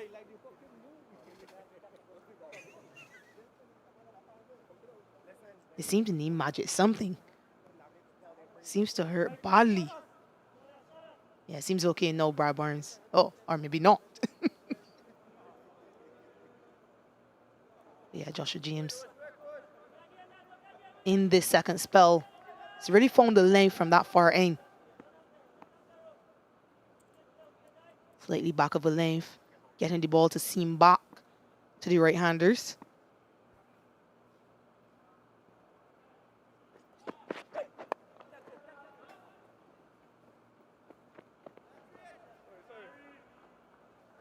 Still protection on the fine leg boundary.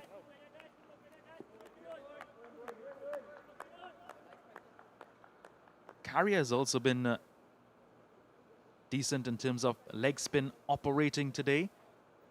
2 leg spinners being employed by the TNT Red Force. Lots of spinning options. Apart from the regulars, Jed Gooley, Carrier, Badesi, Jaipal. Still have Jason Mohammed who can still come up and bowl a few.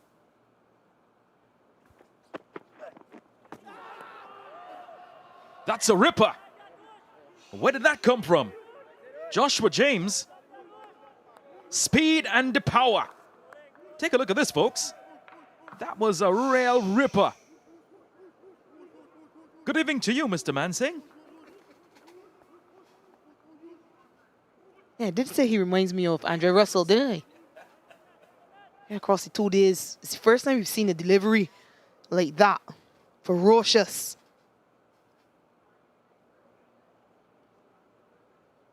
Yeah, watch out for the follow-up delivery.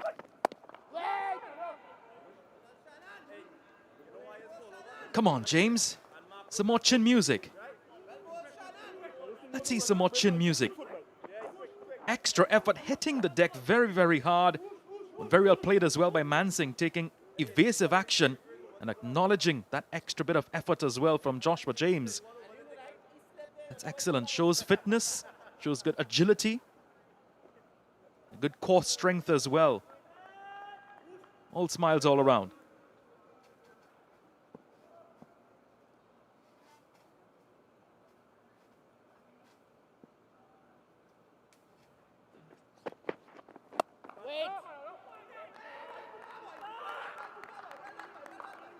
Dot ball to end the over, only 2 runs coming off it.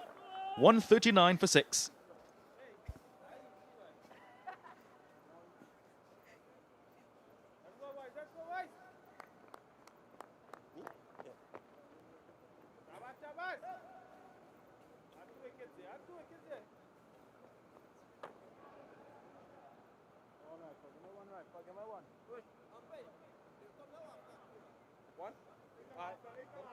I like that.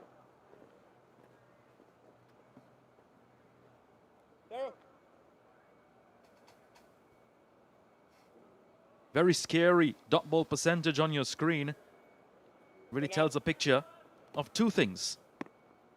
Good bowling from the TNT Red Force, and also, in contrast, not enough strike rotation from the Scorpions. Sharp delivery from Badesi to begin.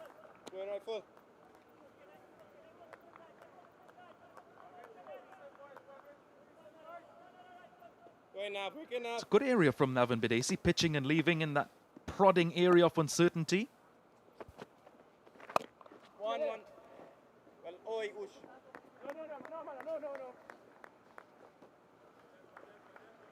And this certainly will be a discussion point after this game, regardless of who wins the game. Both teams will have to reflect and figure out a way to reduce the number of dot balls they're facing. Over 16 overs of dots for Jamaica Scorpions already. And I suppose when you're losing wickets, it's bound to happen. The most concerning thing for me is the number of dots we've seen in the middle phase of the innings. Even though 4 fielders are out, which means there are more gaps. Catch it. Shot of class. Pierces the gap with surgeon's precision from the bat of Mansingh. Play that on repeat. Yeah, one of the many gaps in the field. Supposed to be this way. He did say he is capable. Mansingh, pretty handy with the bat. Jed, if you move in, you don't let me know. But it's the balls in between. The balls on either side of that boundary. Can he find a single? No, at the very least.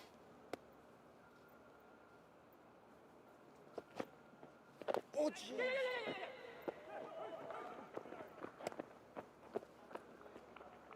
Excellent variation and pace from Navin Badesi. That one was much slower than the previous delivery. Offered some flight as well. A bit of inter-movement to the right-handed batter. Attempting the googly as well. Not getting the purchase that he would have wanted, but still will have the batter thinking twice. Should I play back or forward? 32 completed, 146 for 6.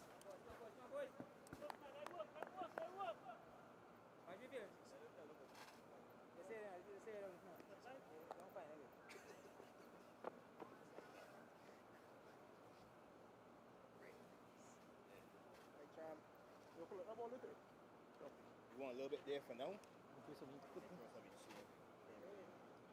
Good? Give me a little bit more, I think. Yeah, a little body to work. Yeah, man. Control that. Straight down the middle. Please.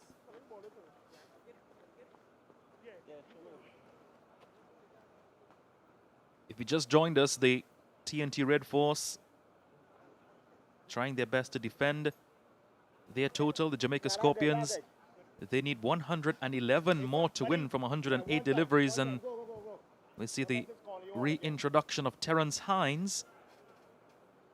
He's bowled 4 overs so far, picking up that solitary wicket, the first wicket to go down, for just 18 runs.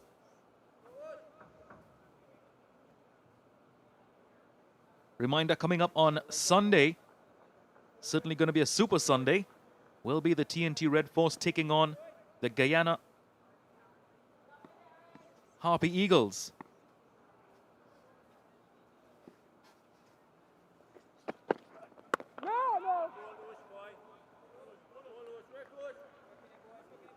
Actually, they've opted to not bring on Hines and stick to Joshua James.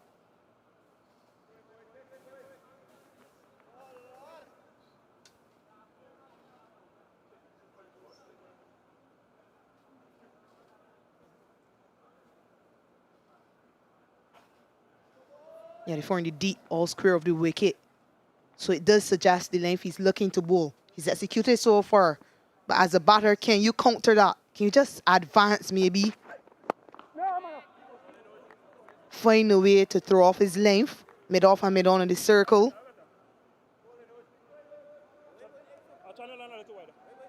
Can you maybe back deeper? So you can ride the bounce and get a single.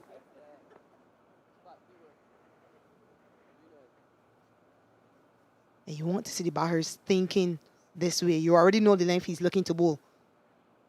How can we find a single with this view from that length? How can we hit the sweepers hard? Or find a quick single?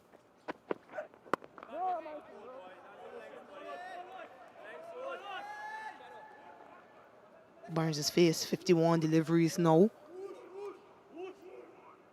Without taking a risk, he should be able to rotate the strike.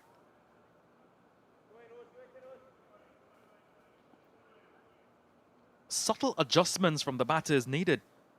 Yes, you're defending. James is bowling that very hard length and defensive line, but just gently opening the face of the bat will allow the ball to trickle left or right. Then allow that single to come up. Much better. Yes, the pressure is building, but they still only require 6.5 runs and over. Currently going at 5.14. After 32.4 overs, the TNT Red Force, they were 135 for 3. Currently, the Scorpions 147. However, they've lost 3 more wickets than the Red Force. Certainly playing on the back of their minds.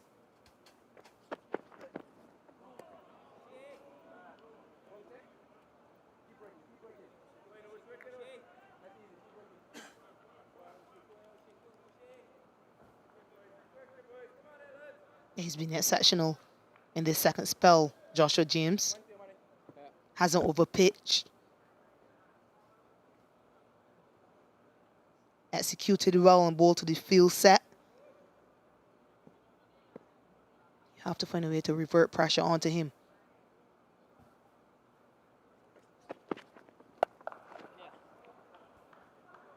Short and pulled, but not confidently, more of an evasive pull shot to end the over. 33 completed, 148 for 6.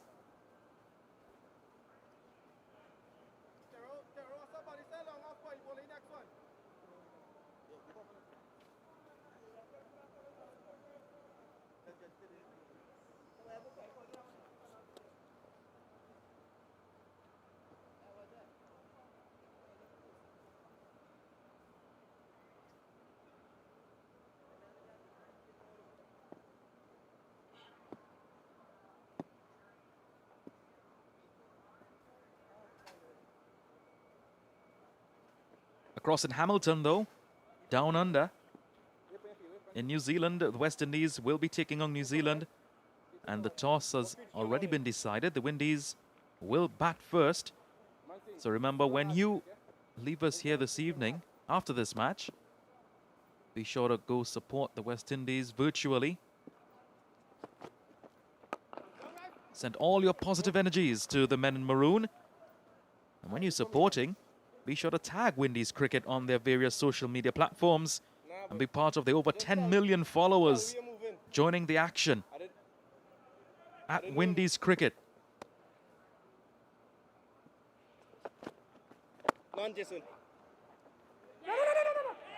Chance for run out here, but Jason Mohammed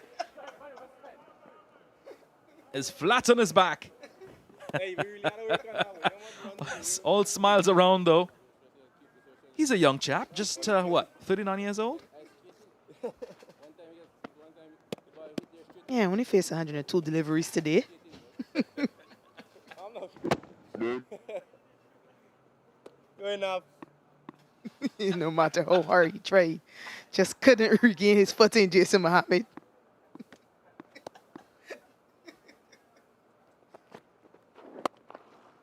I hope somebody clipped that. I want that in the group later. What? If I see PLA, you do me. 150 up for the Scorpions. 107 more required for 99 deliveries. Going up.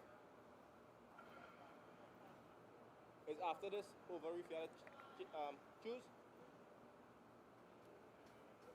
73 deliveries for this last 50 to 150.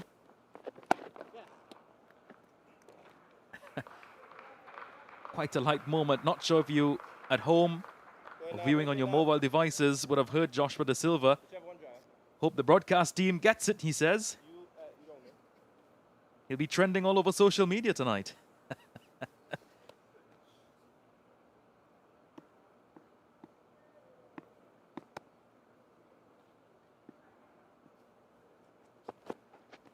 Done, have it. Come on, man. We say good evening to all our viewers across the world, wherever you're joining us from, on ESPN Caribbean, Fan Code, ESPN Plus, and the Disney Plus app, and also in various other parts of the world as well, on the Windies YouTube channel. We say thank you for joining us and appreciate your love and support, wherever you're looking at us from.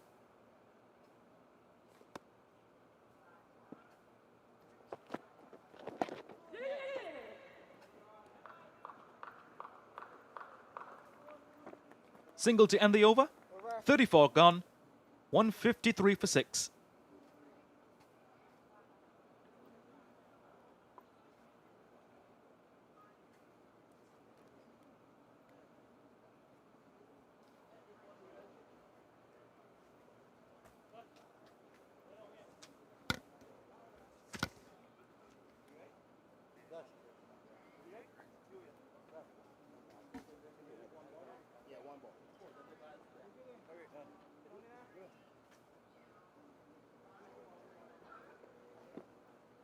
Bowler, right arm over. Same thing, doggy.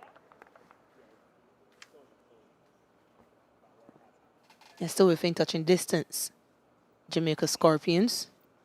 The issue, though, they've lost 6 wickets. Right Force had only lost 3.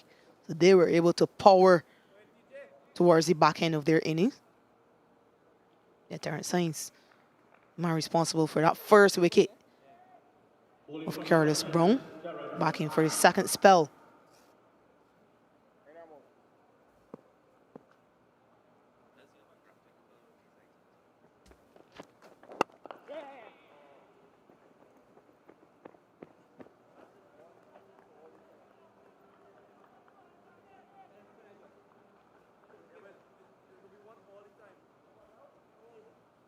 Yeah, 6.5 required every over from here on in for the Scorpions. They've managed to score off 6 of the last 7 deliveries. Can they keep that going and then put away the bad delivery? No.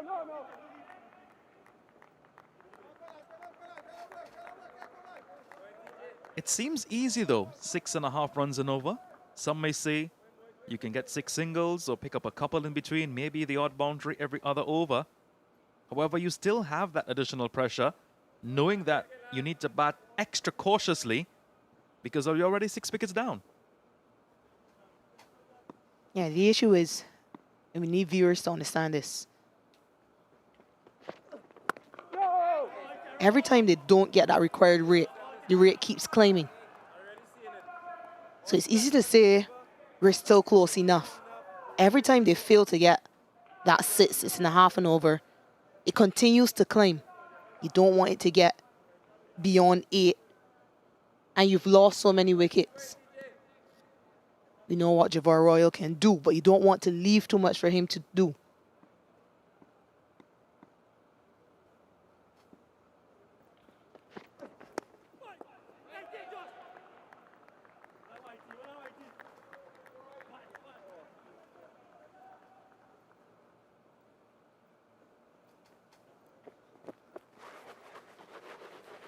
Joshua De Silva trying to get extra bit of traction onto his gloves. Apart from his perspiration, lots of dew formation as well.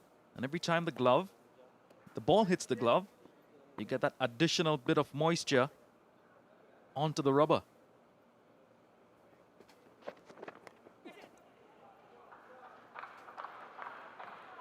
Positive intent on display from Captain Barnes. Gets a much needed boundary for the Jamaica Scorpions. Down to the fine leg region. And it's really all you've been asking for, more intent. Do something to throw the bowler off. Prior to this, they've just been batting and allowing the bowlers to get into a rhythm. Finally got on the boundary after some time. 5 from the over now. You want to score at least a single from this final delivery so you get the 6 required.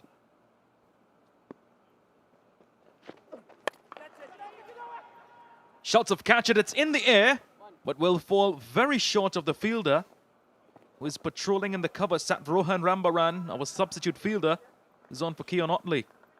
Brings it into the over, 35 completed, 159 for 6.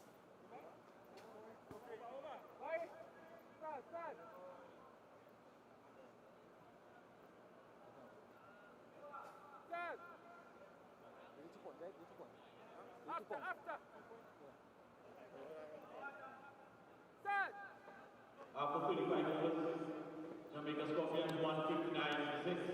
Barnes on 31, Mansing on 13, 19 runs required, 19 delivery. Bowling for Trinidad and Tobago Red Cross. Last 8 overs, 5 runs and over. Bowling changes continue. On command from Josh De Silva. We'll see Yannick Carrier picking up the attack from the media center end. Now, folks, I know you're enjoying the action live on air with us, but be sure to follow the Windies regional Instagram page for behind-the-scenes action of this year's CG United Super 50 Cup. Certainly very intriguing and interesting stories being told over there.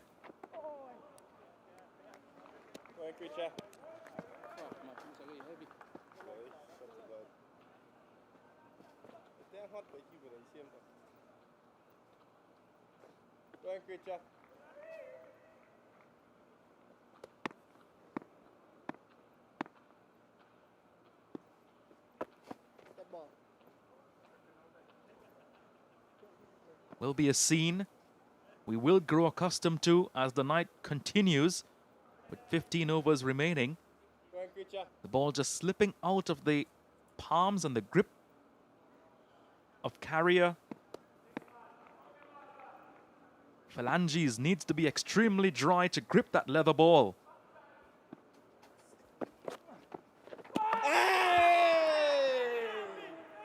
Big cry for a stumping. Joshua De Silva says 50-50. Yes, no, maybe. Umpire Reefer sends it upstairs.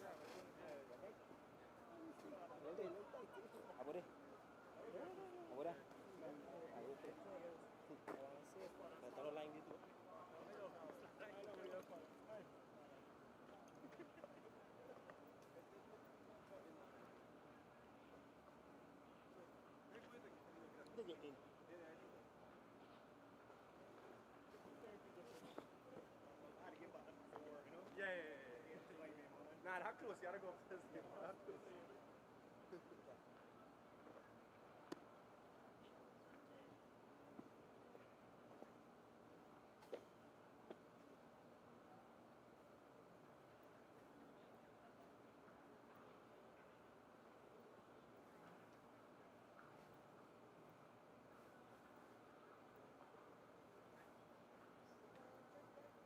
Not out, not out.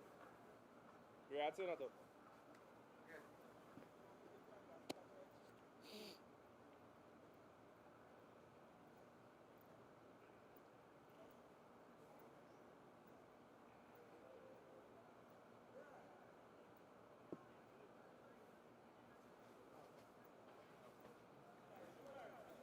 Confirmation of the decision. Not out confirmed by the TV umpire, Dayton Butler.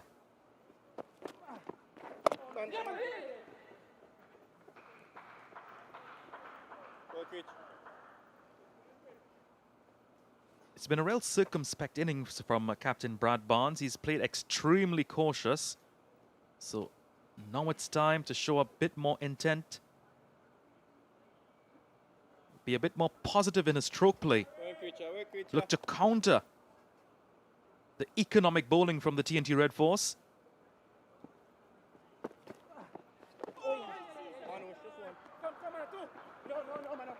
Nice touch from Mansingh. Yeah, and just in case there's a way he's listening to you, you've asked for intent and positivity and not for him to take risk.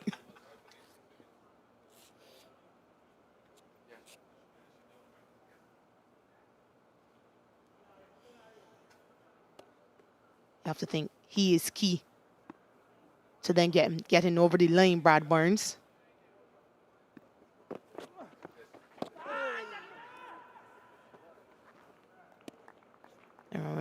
Many teams are missing their usual senior players. Barnes captaining the Scorpions this year in the absence of John Campbell, who's representing West Indies in New Zealand.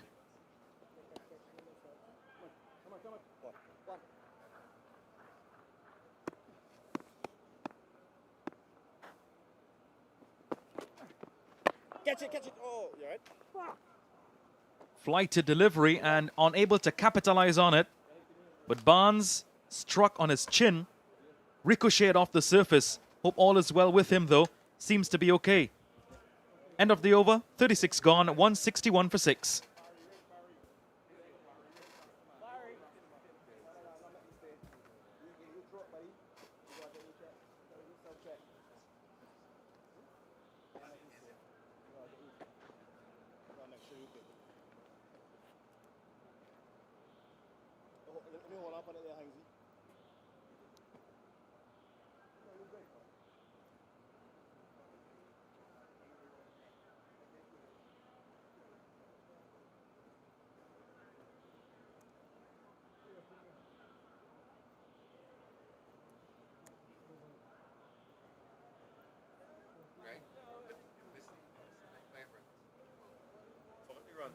Red Force need a wicket here in 4 overs to get up.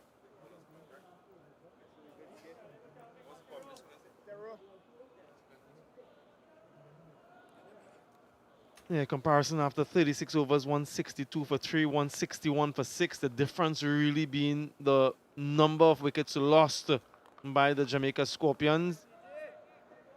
96 from 84, so still manageable, that required run rate. Last ball of the previous over just being struck maybe under in that chin region where there isn't too much protection.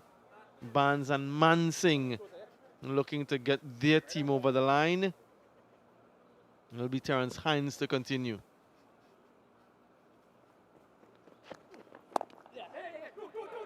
Two is the call. It is wide of the fielder, so should be able to get there comfortably. Jimmy Adams alongside me. Jimmy, how have you seen this run chase? Well, it's been stop and start. Every time Jamaica seemed to be getting a a match-defining partnership. They've lost wickets. So we're in a situation now where Captain Barnes, who's on 32, and Man Singh need to take this as deep as they can, as close as they can, and potentially if one of them can go through until the end. What they have done, as we've seen there, is they've been alive to every single that they can eke out in that 30-yard circle, which is important. But it would be good to see if they have the capacity to nominate a hitting area, boundary area, much the same way that Trinidad did through Jason Mohammed, who targeted that deep mid-wicket area of the spinners for a few sixes in his innings. We haven't seen a preference from either Mansing or Barnes to date. But we'll see.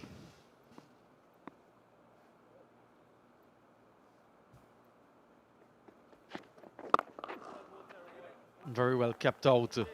Has that low slingy action which allows him to bowl that Yorker more regularly than the conventional type fast bowlers. Terence Hines, we saw Makino Minley execute that delivery to perfection in the back end of the Red Forces innings.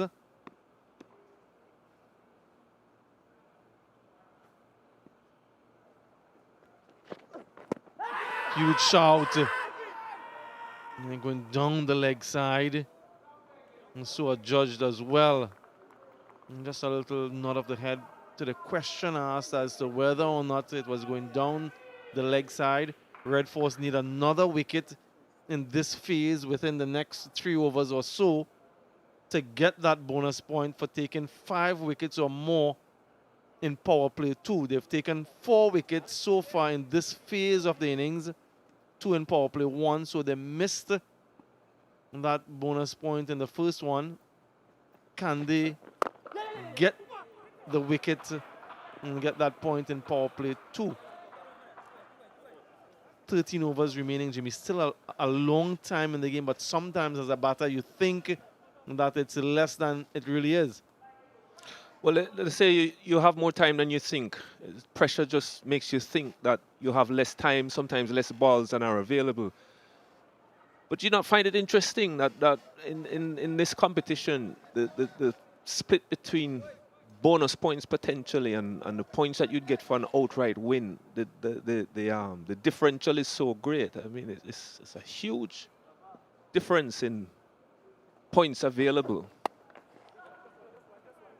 Most tournaments will reward you more for an outright win than for potential bonus points, but it certainly plays a part in the tactical approach. 166 for 6.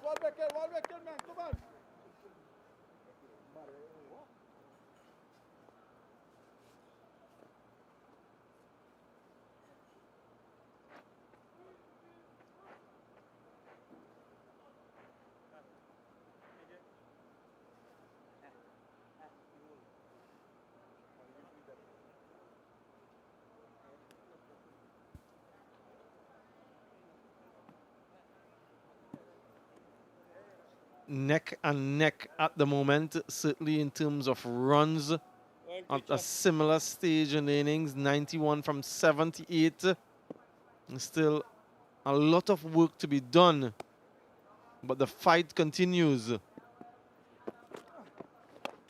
And that's in the air, should be taken. It is taken. And so one leg spinner getting rid of the other. Tossed up just over the eye line. And the temptation was too great for Mansing and Carrier into the act.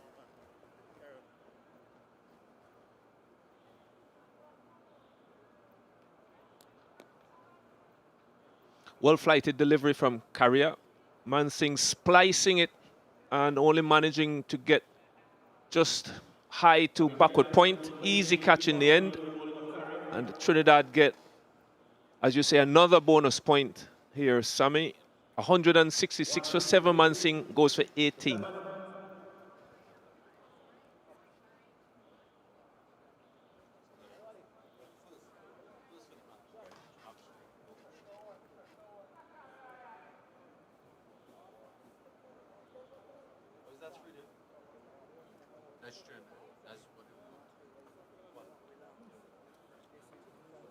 Incoming batter, Jamal Royal.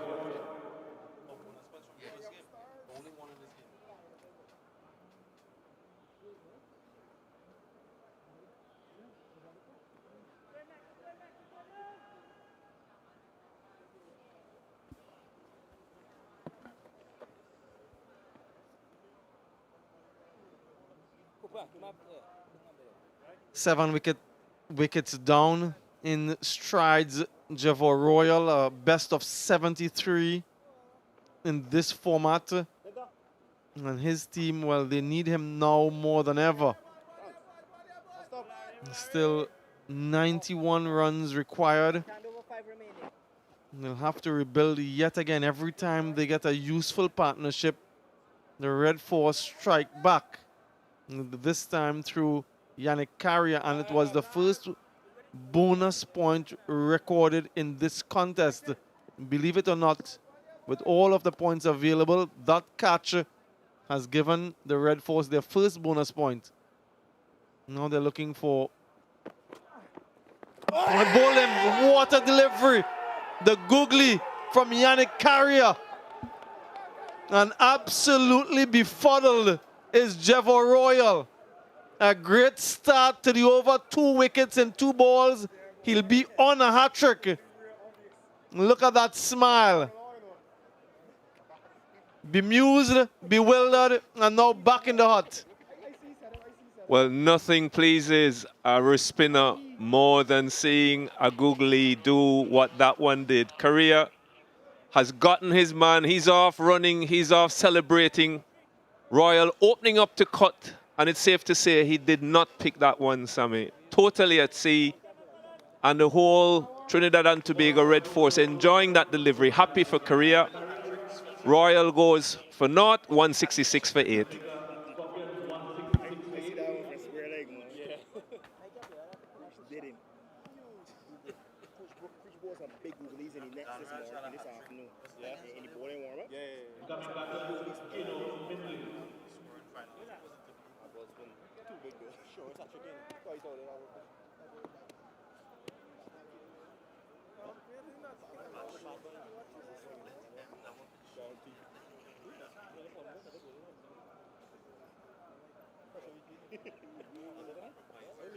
Like the moon.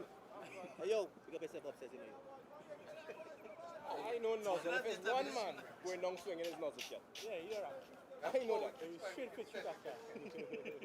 Yannick Carrier, 2 wickets and 2 balls to start this over. And he's on a hat-trick, just making sure his hands are dry. He wants some assistance in drying the ball. Not often you find yourself in such a position and you're up against Makino Minley, a lower order batter. He has a slip in position. A wonderful opportunity here, Jimmy. Come, Sammy. Prediction time. What is he going to bowl? Makino Minley, a man known to play his shots. If you were to give advice, what would you be sending out to Yannick? Another googly. Another googly. Look for that bowl again. There it is. Huge shout. Is this the hat-trick? It is a hat-trick. Wonderful stuff here from Yannick Carrier. Remarkable leg spin bowling. The googly again. Another batter not picking. 3 and 3. All smiles. Yannick Carrier from Coal Mine in Grandy. Well, he's gotten another. This is historic. We'll have a little check, though, just to make sure it's legal, Jimmy. Just to make absolutely sure. Oh, don't tell me that he spoiled a hat-trick by stepping over. It would be a travesty. Oh, that's a bit close. That is a bit close.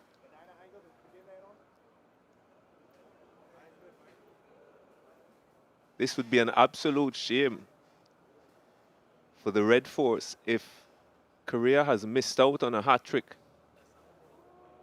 That is not looking good. This could be a reprieve for Makino Minley.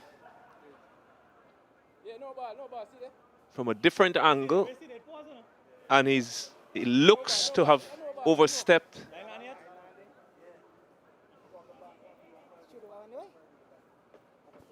It's the first point of contact, so just there where that heel touches the ground. I still think that it's very, very close. The line belongs to the umpire. Is there something behind it? Dighton Butler, the television umpire, will have to make that decision. Does he join Danraj, Pollard, and Sunil Narain as others from Trinidad and Tobago with a Super 50 hat-trick?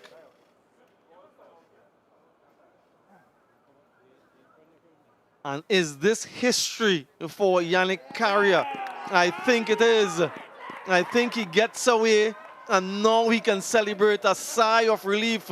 So he joins Danraj, Pollard, and Narain as others with hat-tricks. In this format, Minley goes without scoring 166 for 9.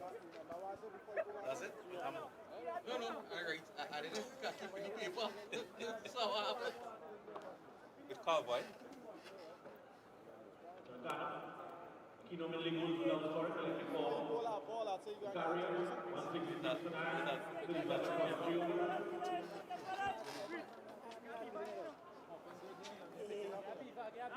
Right that ball for you, Cooper.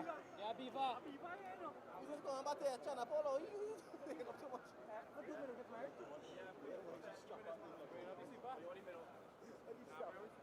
After you do all that shot,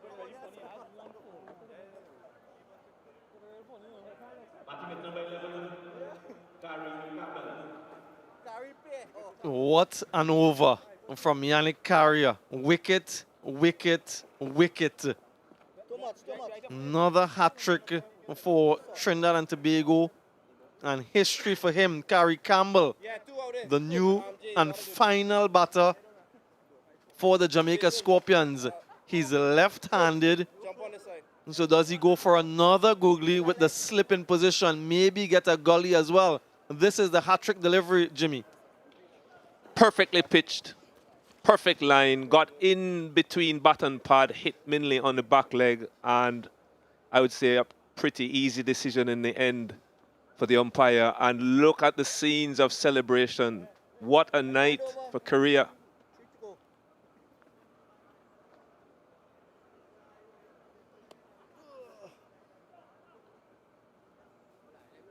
Can he get what we call a beaver trick?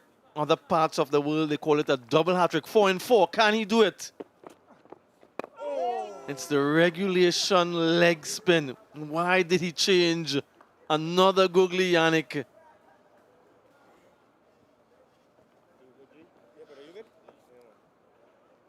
There we see it coming right out of the back of the hand, a flick of that little finger, spinning sharply between bat and pad, hitting Minley on that back leg.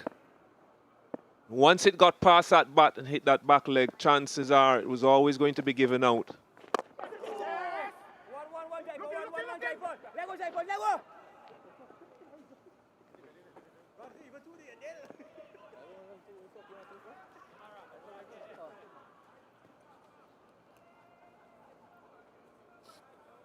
So things looking very unlikely here for Jamaica Scorpions win. 90 still needed from 73 balls. Trinidad especially coming off a career hat-trick, in total control here with Scorpions 167 for 9. No, go a bit. Middle. Thank you.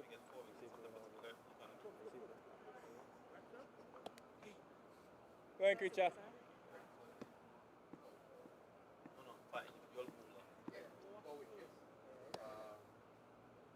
It's been a lone battle for the Jamaican captain, Brad Barnes. He's been out there for 67 deliveries. He's been fighting, he's been battling for his 33.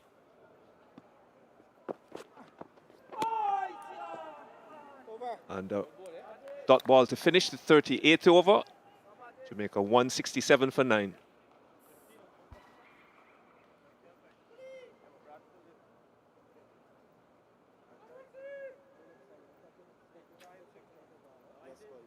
I say my ball is crazy for you, but I didn't know you think before. When you say what I see. I didn't know. You carry it from here that is impact. How many hat-tricks you have at this level? Bowling for red force from the Sutherland. Ricky Jago. 167 for 9. slip, What an eventful last over. A hat-trick over from Yannick Carrier, 33 from Barnes. He continues to battle manfully for the Scorpions. Not much support though. But this is where it gets a little bit interesting from my perspective, Jimmy. With that bonus point available, Gooley has 3 for 15. If he gets 4 wickets, he gets a bonus point for his team. And so too Yannick Carrier. But Jai Paul is back into the attack. And I wonder if Joshua De Silva is aware of what this bonus point system is. Because, correct me if I'm wrong, if either of those get 4 wickets at an economy of less than 6, it's a bonus point. So if this wicket falls of the bowling of Jai Paul, they've missed out. And so he starts with a 4. You've got to be switched on. Someone from that dugout, Jimmy, has to understand what's happening here. Your management team definitely would have to relay that message out. Keep them informed. Let them know where these points can be had. Because that could definitely be the difference between qualifying for a final. Only 2 teams from a group of 6, the top 2 teams will qualify for a final. And you'd hate to know that you've missed out by a couple potential bonus points.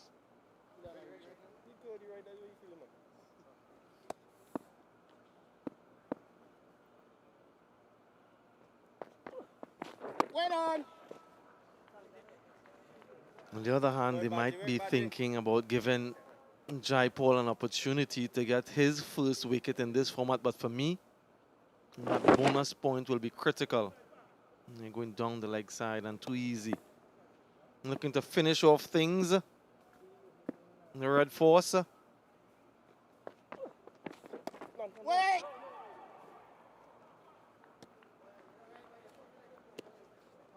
Go in, Baji.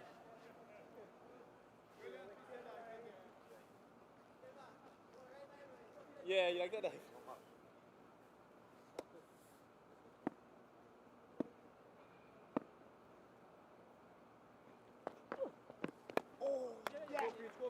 Outer portion of the bat will just be 1. So it might still work out in their favor where he doesn't get the wicket in this over and that man on screen adds another. He has at the moment 3 for 19, so his economy is under 6. And he has 3 wickets, so 1 more from Carrier to get them that bonus point. They'll get the win and no doubt propel themselves up in the standings.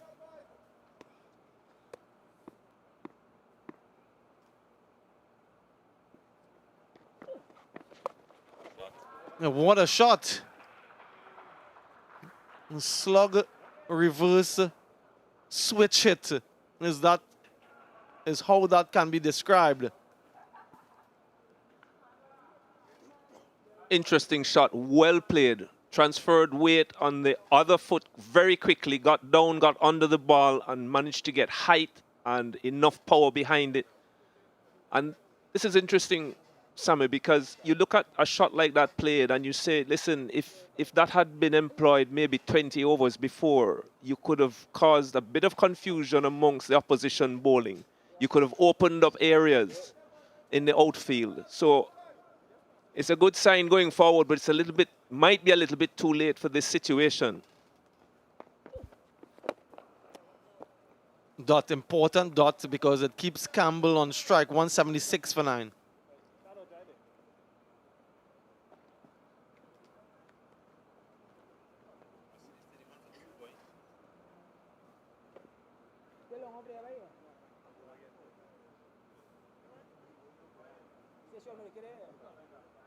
You want to stay inside Baji? I'll go down there.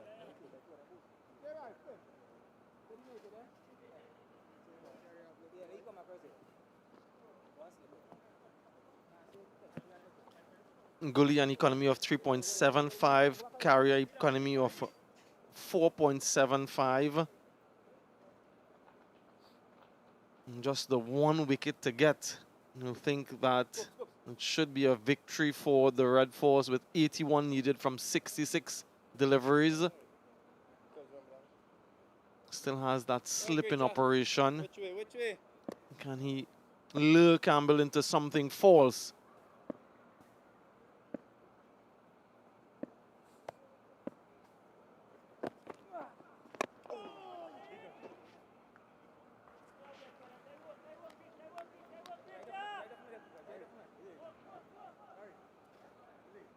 Attempted drive from Campbell, only succeeding in hitting himself on the instep.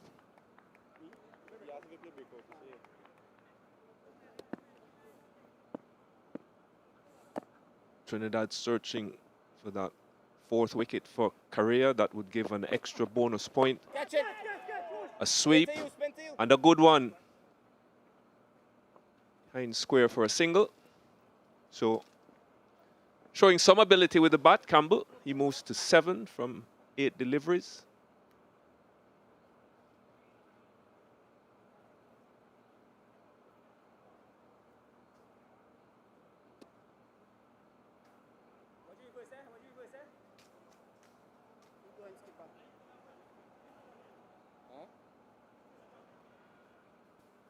Every match so important, every point so valuable.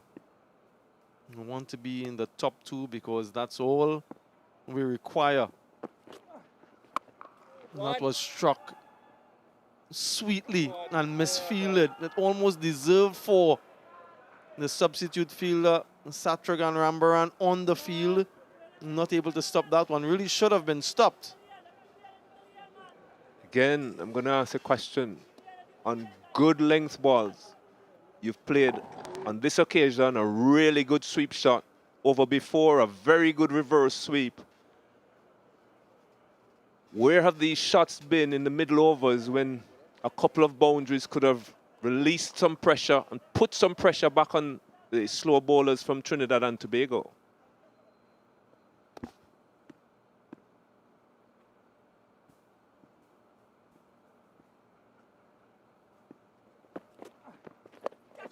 Now that's in the air, should be taken. He does get the wicket. He does get the bonus point.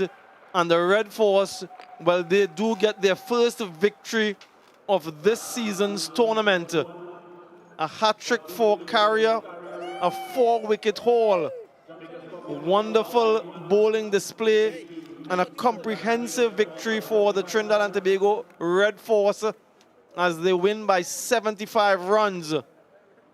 And 3 wickets for Jed Gooley as well. Maybe a couple gifted to him, but they don't matter.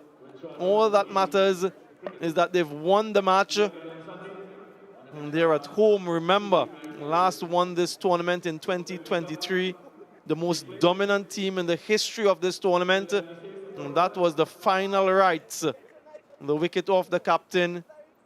And fittingly, it's Gooley who completes the catch. They came with one mission in mind, the Red Force, and they've achieved it.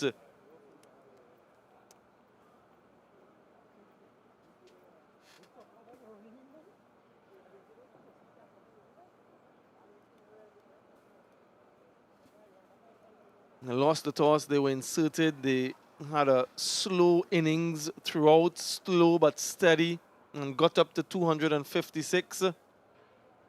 Head coach of the Scorpions, Robert Haynes, and his troops meeting the opposition, congratulating them. But Joshua De Silva will be pleased with his overall team's performance and efforts, and they did what was required today, Jimmy. They certainly did. Starting with the batting, they had to fight through some difficult periods, a very disciplined bowling performance from the Jamaicans. And thanks to Cephas making his debut, thanks to the ever-young Jason Mohammed with the high score, top score, getting them to 254 and giving them something to work with in the field. And then led by Yannick Correa with a hat-trick keeping Jamaica to a total of 181 all out and getting that all-important first win here on home soil in Trinidad and Tobago. Yeah, confirmation of the Scorpions and their innings. Mackenzie got a start but really gifted his wicket away. Brown got a good delivery from Hines, and then you look through that card and you ask yourself a few questions. Could they have done things a little bit differently? 33 from Salmon and Barnes for the partnerships at the middle phase, middle to lower phase, on the back end of the innings, but in the end they were bowled out in 39.4 overs for 181, handing the Red Force a victory. The bowling was good all around. Everyone who got an opportunity, Jimmy, came good. Well, starting at the top, Hines was very accurate. He got the breakthrough, got the first wicket. He got one.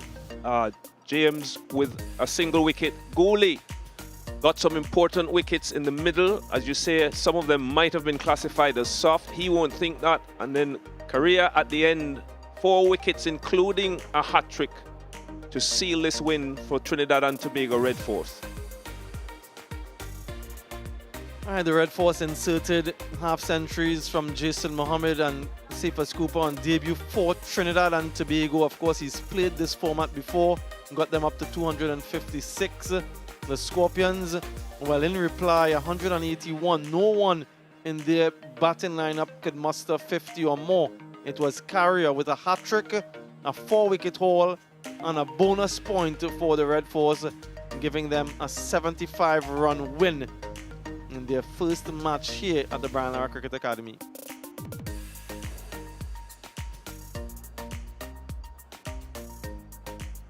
And we'll take a short break, and on the other side we'll have the post-match ceremony. Do stay with us.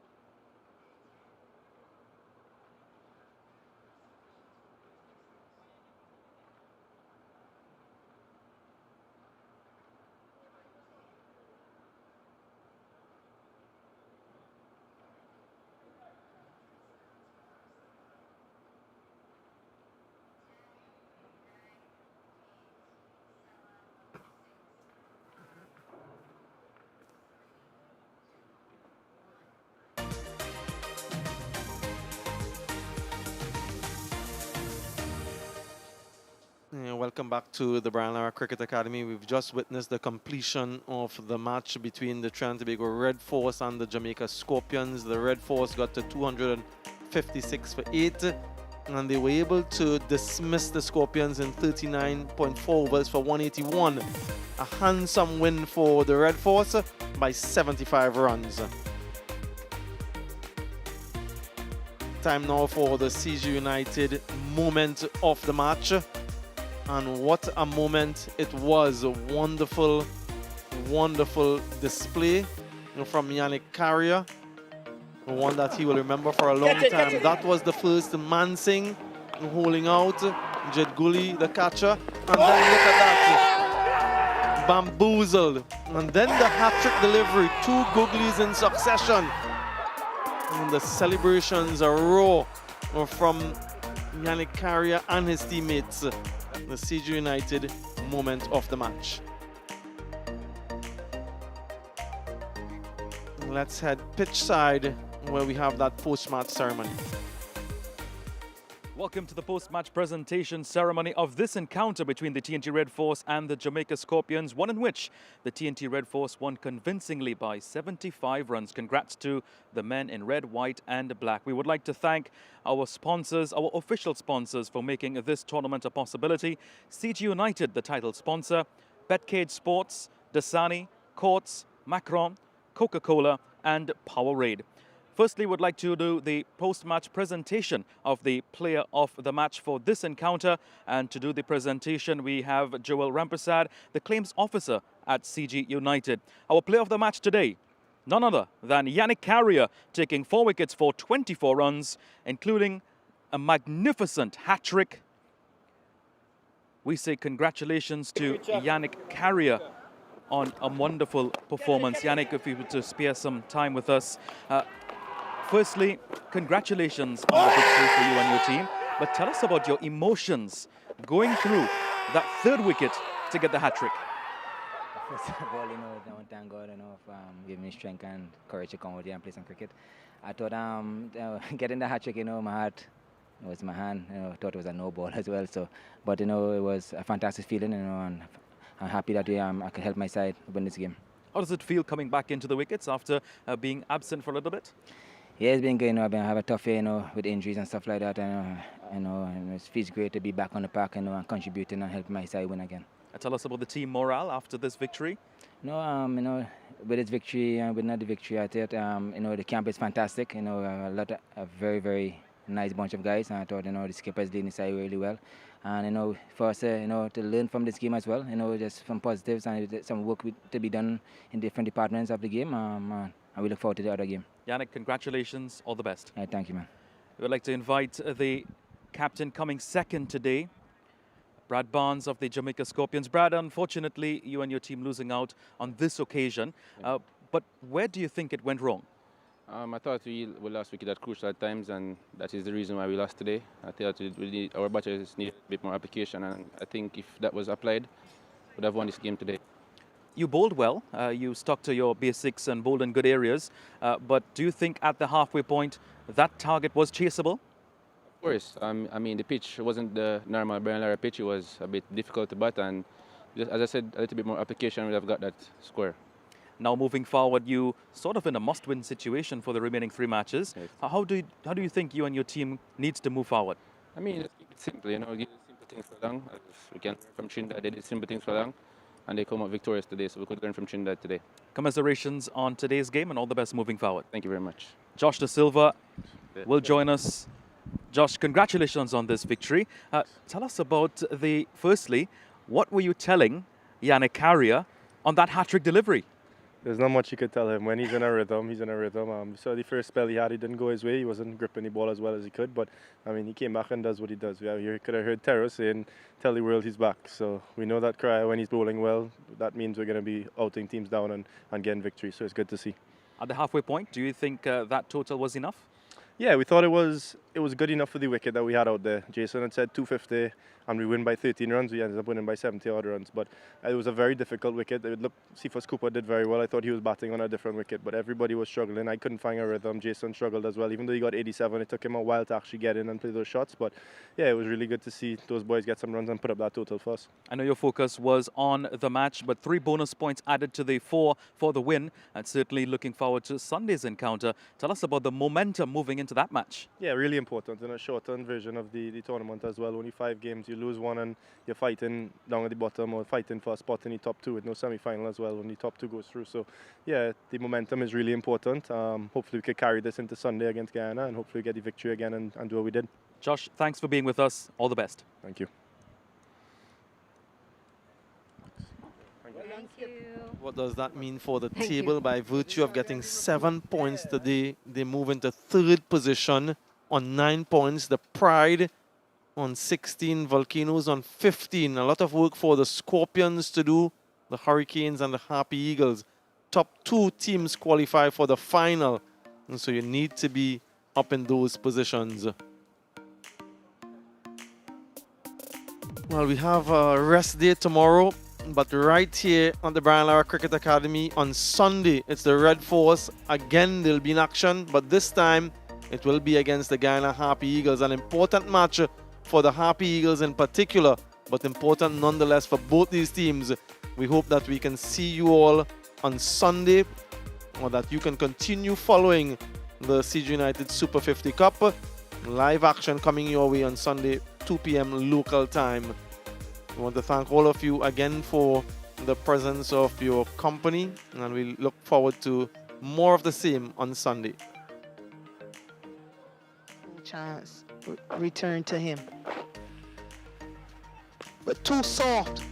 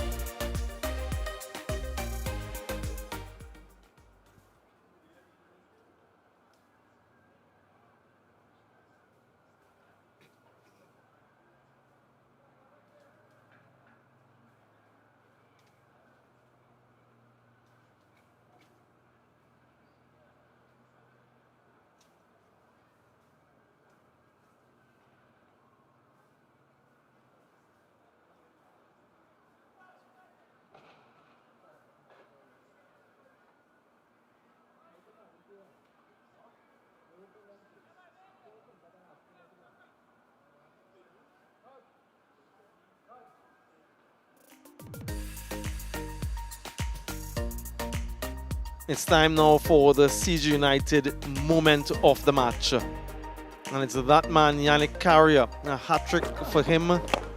First wicket.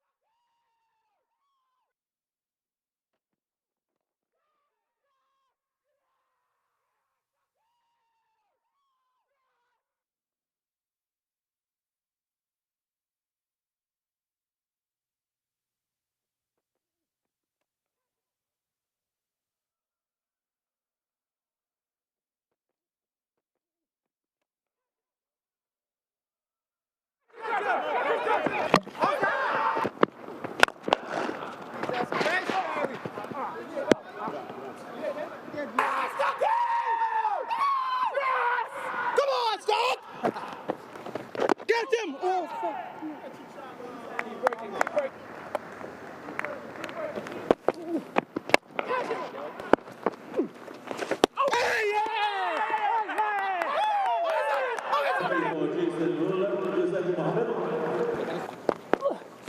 Catch it. Oh, yeah! Easy with the two things. Easy. Wow. Easy. Wow.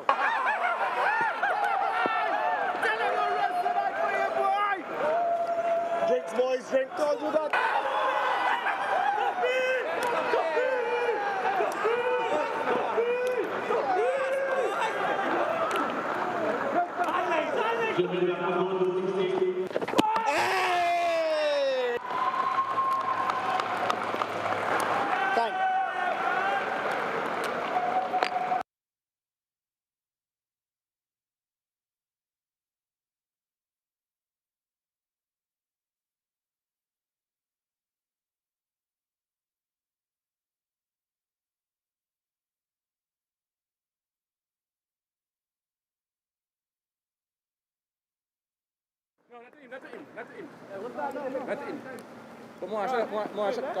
Catch him. Non Javi.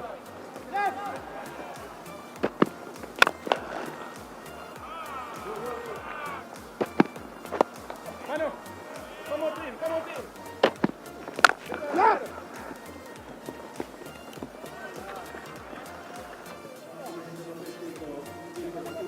Come over.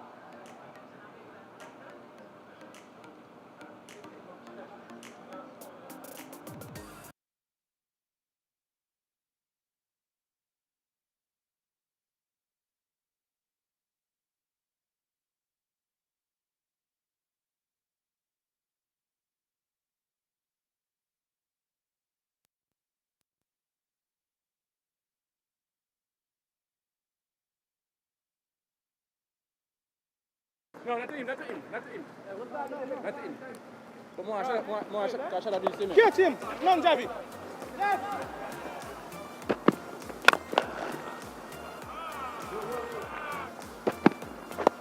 Mano. Come on, team. Come on, team. Left.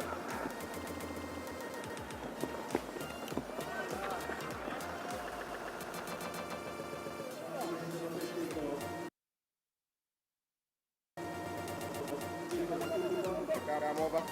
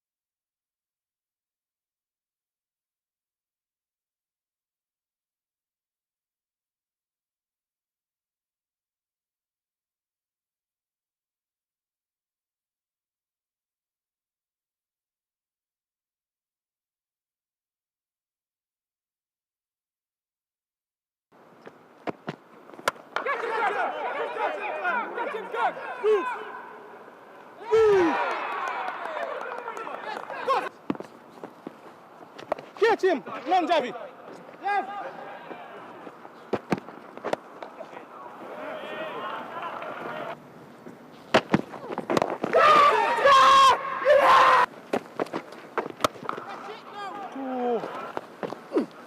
Catch him!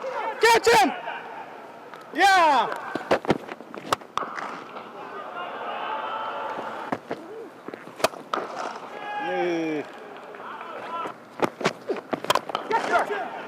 Yeah!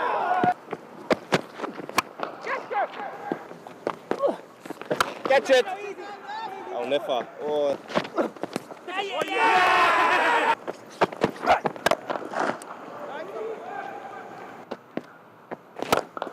Throw it up, Jed. Now catch it. Yeah! Catch it now! Catch it now! Yeah! Catch it! Go, Gerald, look up now! Look up! Yeah! Catch it!